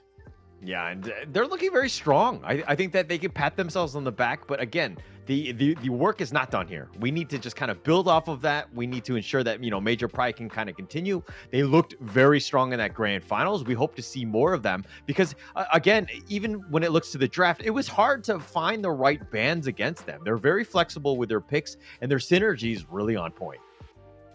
Yeah, it paints a little bit of a different picture, well, at least a proposed picture that I had in my mind about Major Pride going into this tournament. I really hope that they just didn't have just 1 or 2 staple picks, right? But really showing, going into this Open Series Split 2 Grand Final, that they have way much more within their roster. The amount that this team must be scrimming, must be playing to get to this point and actually improve so much over a short span of time, right? Is actually absolutely like commendable. But looking at those stats here, we see that the damage dealt for Kinesis, 27.9k. We see that the 26.6% as well for Red QT. And then Shizuki as well, claiming so many victims with that Death on Sunset hauler. Was phenomenal. Yeah, phenomenal. And the damage was spread throughout. This is a team. There's no Iron team on this one, and you're seeing why. I mean, they were just able to play this one out. I mean, look at the gold graph, just completely just in their favor. Major Pride playing it out, looking to close the game out, and they do. They're a very strong team at this point. Very, very strong team, and these highlights are just going to basically emphasize their team play. They're able to be composed, the tempo that they set in the early to mid game as well, and just able to control that, right? Like I was saying with them against next Ruya, is that yes, the aggression is the great thing, but the thing is about aggression, it burns fast and it burns bright. So being able to keep that going takes a lot of charisma, a lot of stamina from these players as well, right? Just constantly keeping focused, keeping on it. But it's really paid off here for Major Pride because they've taken a solid, without obviously, over the next Ruya, taking that one round from them, an almost blemish-free record going into the Open Series Split 2, and taking the Grand Finals with a 3-0 as well. Yeah, very clean, very calculated. Almost all of their movements were, nothing was really wasted. Everything was kind of had a purpose. They got conversions out of it, and they just kind of played very well as a team. I talked about some of the stuns that were being stacked. I mean, look, the meteor kill, the dream roam, everything is just on top of each other. But the MVP on that one, Hyusuke, I think the Elaine was just really on point with his Death at Sunsets. Yeah, Shizuki finally getting that MVP for himself. I think the only person we get to see on the MVP is Alimsky, I believe so. But hey, if you're able to prop up your team like this and still do a great performance, not quite get the MVP, it just really shows what you need to do to deserve that MVP reward at the end of the matches. But again, like you said there, Hauler, Death on Sunset, the accuracy, the takedown, the outcomes they got from that one hero was huge. Yeah, absolutely huge. He was always there. He was saving his teammates with it as well. So, you know, there were so many different moments where, you know, the team is just on the same level, right? The same playing field, understanding what they need to do, how to save each other. Like, you know, it was fun to watch because just how well coordinated this team was. Yeah, absolutely fluid with it. They were sick with the flow, as some of the youngsters would stay in the chat. But hey, there we go. There are your scores for today, rounding out the overall Open Series Split 2. It is a 2-1 by MP against NR.